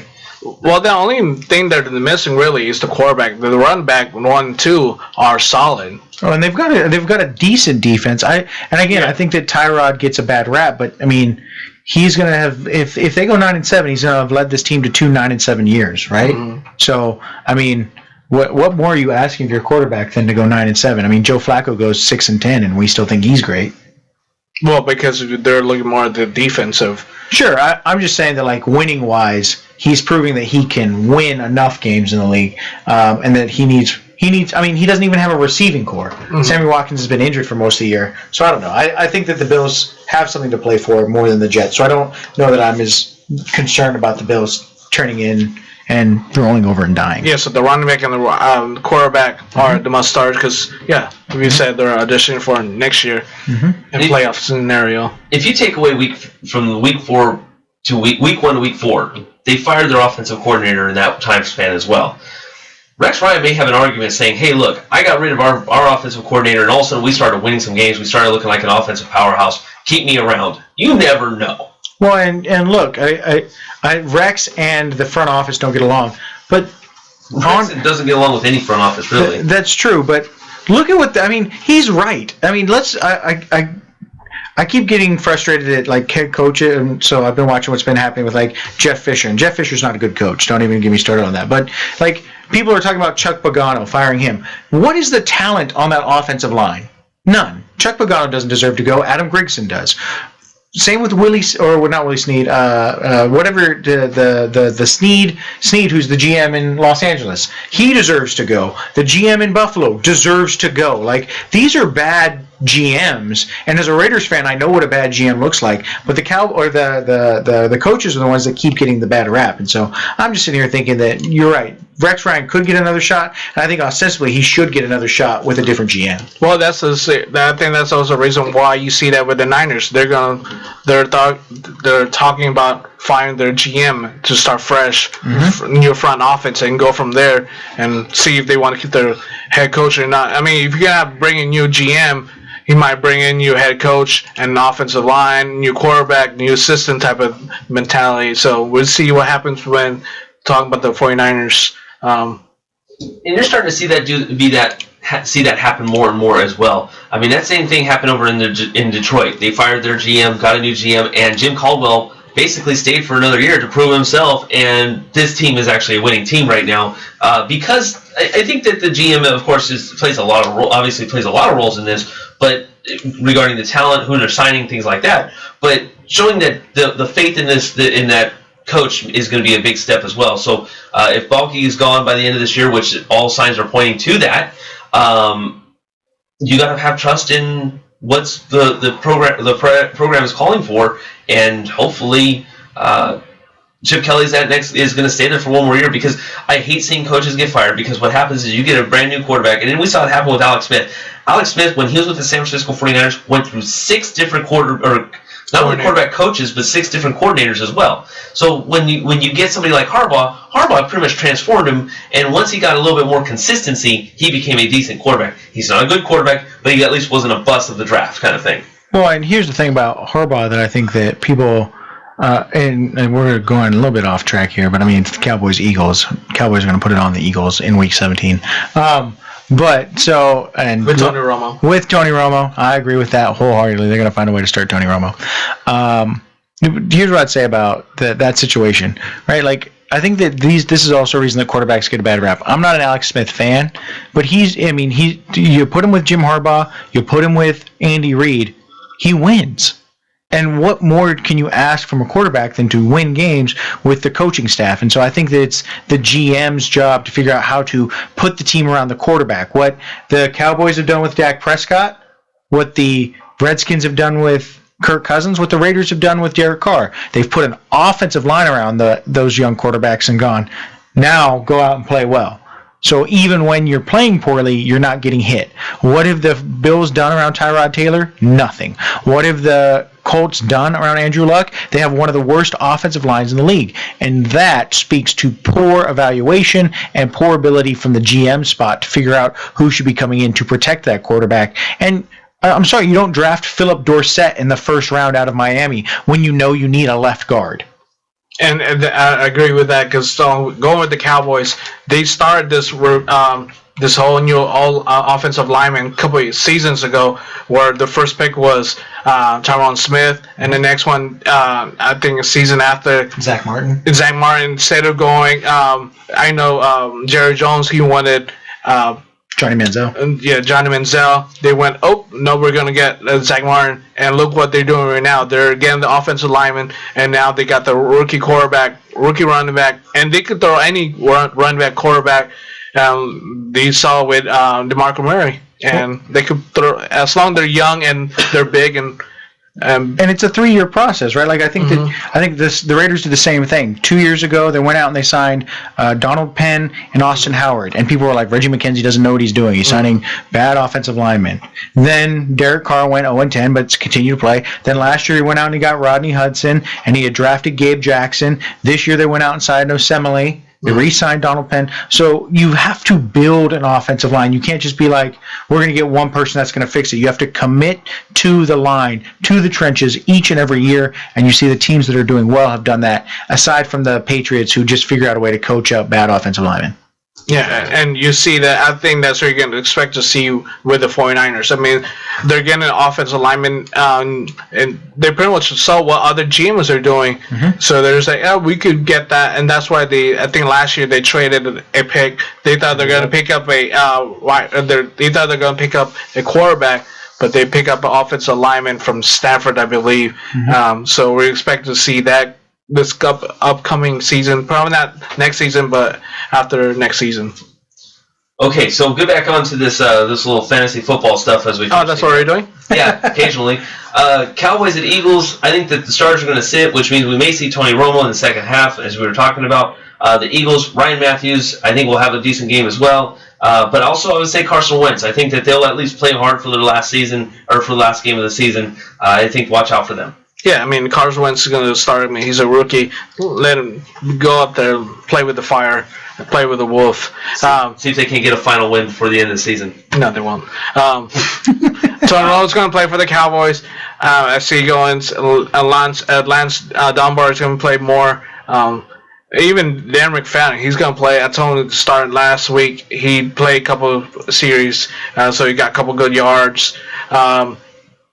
Cole Beasley, he's going to see him more reception. Terrence Williams, and even Lucky Whitehead. Wow, Lucky Whitehead sighting. If he doesn't stay after and doesn't miss a meeting. I think that Dak will start the game, and then they'll put Tony Romo in, and Romo will get to play with Dez for a little while, and Tyrell, I don't know his name, Terrell Williams. And then he'll start playing with the backups. Look for Darren McFadden to get a big passing touchdown. This week they flexed him out to the outside a few times when he was in. They like to put him out there on the outside because he can catch the ball. And so look for that to happen. And you never know, actually. Darren McFadden running the Wildcat Week 17 against the Eagles. You could see him throw for a touchdown as well. I like Darren McFadden as a sneaky sleeper Week 17 for the Cowboys. For the Eagles, I'm not going to be on anybody. I don't. Maybe Darren Sproles. That's about it. Ryan Matthews, no. Caleb Sturgis. Browns at Steelers. Browns may go 0-16.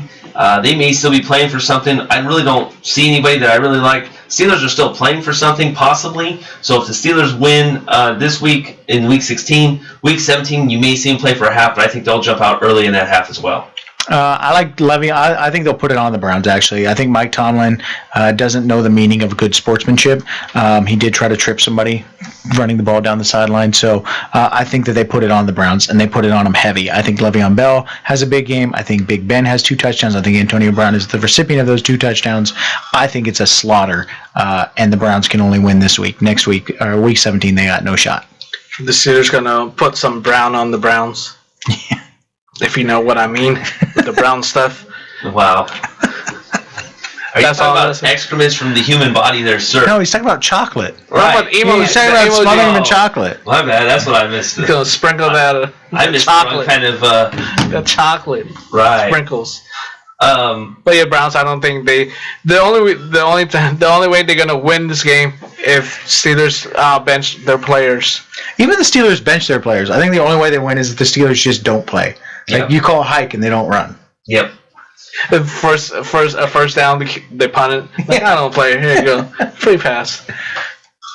Cardinals at Rams. I think this one will still. People are going to still be playing hard. I think Palmer, Fitzgerald, and Johnson are going to be your biggest threats for the Cardinals. This is in Los Angeles. I think Los Angeles is going to be frustrated. I think you'll watch Gurley, and that's probably about it. I like David Johnson and Fitzgerald, and I also like J.J. Nelson in this matchup. I think for the Rams, I would start Todd Gurley as running back 2, Week 17. This is the same defense for the Cardinals that just gave up in the last game. So, For the Cardinals, I say go and start the players you just mentioned. I even say starting the tight end Grisham, if he's still playing. I don't know. He had a minor setback last week when it comes to points wise, but I say go and start him. I don't think DJ is going to play that much. He's going to hear a couple snaps, probably 10 to 15 snaps, and then he's done. Same thing with Larry Fitzgerald. He's not going to play too hard unless this is going to be his final year. And so it's going to see Palmer and Fitzgerald play hard like they always do. For the Rams, nobody really. I will say this. I think there's a key stat that's really important. I think David Johnson wants 100 yards from scrimmage for every game of the season. So if he's still got an opportunity at that, I think he goes for it. He's working his way very close to 2,000 yards from scrimmage. That would be impressive. I mean, he could still do it with just 10 attempts or 10 to 15 attempts. So that's fair. So Raiders at Broncos. I think the Raiders are still going to be playing for something. I think you'll play all your regular Raider starters. Carr, Crabtree. Start the car. What? Start the car. Start the car. Amari Cooper, Latavius Murray. I think just because I think they just can't afford to lose anything right at this point. I think you watch them play against the Broncos. The Broncos, on the other hand, they're still trying to play for something too. You may start most of your Broncos as well, if you depending on who you have. That being Demaryius Thomas, Emmanuel Sanders, guys like that. You're gonna have to play all those guys. I think that this game is actually a really important game in the AFC West, knowing how close the AFC West is and the best division in football. Chris Cannon, get out of here with your Cowboys strength of schedule. It's atrocious. Sorry, Mark. Nothing. You said division. I didn't. I agree that it's not the toughest division. But we have the best team in the division. You do have the best team in the division. That's true. And the Raiders are the best team in their division right now, thank goodness. But I think that let's not forget what the Raiders did to that rushing defense. I think that makes it for an interesting matchup. But I think the Raiders are going to find a way to run the ball and continually run the ball and run the ball some more. So I like the running game a lot. I like Jalen Richard. And look, if the Chiefs lose and the Raiders win this week, then week 16, that means the Raiders have locked up the division. So I could also see them sitting and not going full, because if the Pats win, the Raiders win, and the Chiefs lose, that means the Raiders have locked up the number 2 seed. Right. So why would the Raiders risk Carr's pinky? Why would the Raiders risk an injury to Latavius Murray? And I think they could play for a half and then sit them, and then not worry about, because they get a home game. So I'm not saying that's what's going to happen. I'm just saying be prepared for that situation. Exactly. I'm a Raiders fan. I'm not prepared for that situation because I know how bad my team plays when we could do really well and cement ourselves in like a playoffs. You know, we won this week, but they almost lost to the Chargers. So I think that if it were to happen that way, just be careful that the Raiders will sit players and will start resting them early, because that would essentially give them 2 weeks off. Exactly. That's true. And my assumption was that the Chiefs win, Raiders lose, and that makes it even more interesting. Which is going to be hard because they both play at the same time. So, but I mean, you're talking about week 16. Yeah. So we're going to see it, and this is going to be a division game. And you know, division games, they like to play spoil. So I expect the Broncos to play hard, even though they really have nothing to play for. Mm-hmm. But if Raiders are playing for something, like home field advantage. The Broncos can, if the Broncos go 9-7 and and they're better, they get in over the Texans, they get in over the Dolphins, they get in over the Bills.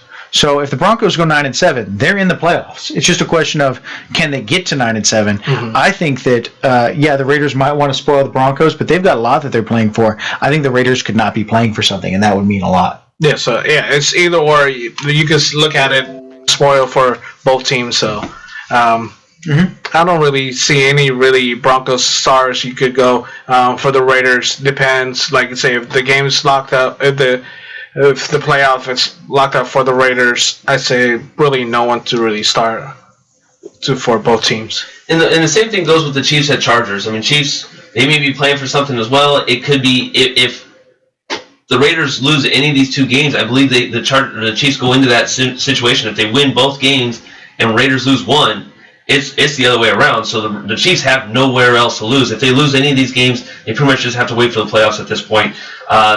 So watch out for that. The Chargers, I think they'll play their normal starters as well, which means Phillip Rivers will probably still play for a full half as well, or for a full game. So this is wishful thinking on my part, but this is my prediction. The Chiefs are going to lose this week to the Broncos. Chiefs are going to lose this week to the Broncos. I think that they played a hard-fought game against the Titans this week at home, and I think that Alex Smith is starting to show cracks as it gets cold. I think that Broncos defense is going to put it on them. I think the Chiefs have to win in order to cement their spot, but I think you're right. If they don't win this week, then that means that I think Andy Reid rests some Chiefs players. So I like Charkandrick West in Week 17. I like Spencer Ware in Week 17, but I like both of them to get some play. For the Chargers, I like their passing attack. I like Tyrell Williams, and I like Dontrell Inman, and I like Phillip Rivers to try and go out winning. I mean, the Chargers could go 8-8, and I think that means a lot to. I think they're 6-8 right now, I believe. They might be 5-9, but I think that means a lot for the Chargers to be like a 7-9, 8-8 team that came in last. And so I think at that level, the Chargers are going to be playing for a lot. I think the Chiefs get pounded, but I think their running game's good.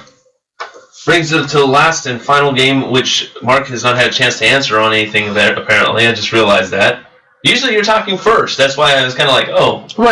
When do I start first? You always start first. He and I have been going back and forth. We've been. Do you have anybody to add with that? Go ahead. I said this is going to be more a running back game. I mean, it's not running back. I mean, it's going to be more a running game, especially when you don't know who's going to be starting as a wide receiver wise or tight ends. So just watch out for a tight end combo between those two. Which brings us to the last game, which is the possible game where who knows what's going to happen at this point. I would say that. This game's intriguing in some ways it's not, only because I'm a Niners fan, but that's the Seattle Seahawks going into San Francisco watching the Niners play. I think the Seattle Seahawks are going to put it on them. I think Russell Wilson has something to prove. I think he'll put it on them, and I like the Seahawks in this matchup, and I think that pretty much start every starter on the Seattle Seahawks because I know how Pete Carroll can be, former Pacific alum. Alum. So I like Thomas Rawls. I like Alex Collins. You like who? Alex Collins. That's right. I think the starter and the backup running back will get play. Maybe even a Marcel Reese touchdown. So look for the backfield for the Seahawks. For the 49ers, Carlos Hyde's the only person I'd start. Other than that, for the Seahawks, I'd start the Seahawks defense Week 17.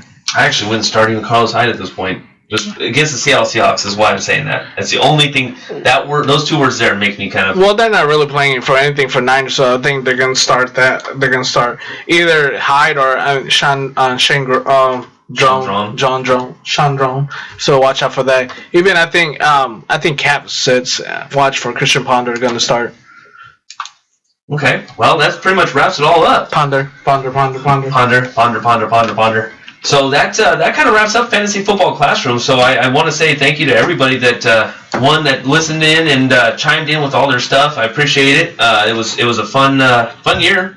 It really was, and I think we're looking forward already to next year. We're having a little bit of a 7th-month break, and what we'll do is when we come back, kind of like what Mark and I did last year or this beginning of the season, we'll kind of break down the quarterbacks, running backs, wide receivers, tight ends. We'll kind of just talk about the top 32 and break them down by teams and all that other good stuff and kind of getting it all ready for draft time. We'll probably start that in August and go from there. Also, don't forget, daily fantasy leagues play during the playoffs as well. So some of the information we've been giving you over this time and even in this week, remember that in the playoffs you can go play DFS leagues. And depending on who's healthy and whatnot, pay attention to that because you could make up for some holiday purchases that way. Exactly. So that pretty much. Mark, you got something to finally chime in on? I mean, have we not talked enough? I mean, we said a 4-hour show, and it's actually turned into a 4.5 or 4 hour and 45 minute show. Podcast. There you go. Longest podcast in the world. But best show in Stockton. Wow. Best sports show in Stockton, California. That was a little shots fired. That was a little petty. Yeah, that was savage. See, I was looking for on the matchup. I was hoping you could see Jets versus the Texans. That would be pretty savage. Petty savage, yeah. Petty Savage won. But yeah, I want to say it was an awesome time, awesome experience. Looking forward already to next year because then we'll start talking about. We'll probably have a ton of people in our fantasy football classroom this coming up. Registration starts early July, so let us know who you got and who you need. But also a couple of programming notes: no more Tuesdays with Morley the rest of this year, as well as no more 209 Sports the rest of this year. Both Tuesdays we will be this Tuesday we'll be watching Kennesaw State come into the Alex G. Spano Center. I will be doing scoreboard duties, and Mark will be doing camera work. Then the following Tuesday we'll be taking off for a little bit of a trip to go and hang out with family. I will be. Mark will be fulfilling staying home obligations, probably doing some working with his respective station. So make sure we kind of do it that way. How we're going to say it that way. And then, Professor, what's on tap for you? Just travel, and then more travel. Winter break doesn't really happen in speech and debate, and so we'll be leaving on January 4th to a tournament in Utah. Right on. Well, from all of us here at Fantasy Football Classroom at 209 Sports, we want to thank the entire communications department. Thank you all very much. The entire Pacific Tigers athletic department as well. Thank you all very much for everything, allowing us to do what we do. Happy holidays. Happy holidays to everyone. For Professor Stephen Farias, the adjunct professor Mark Gitleong, have a safe holiday. Have a great trip. Wherever you're going, be very, very safe. We will be talking to you very, very soon. And as Mark usually says at the end of the show, school is dismissed. Winter break time.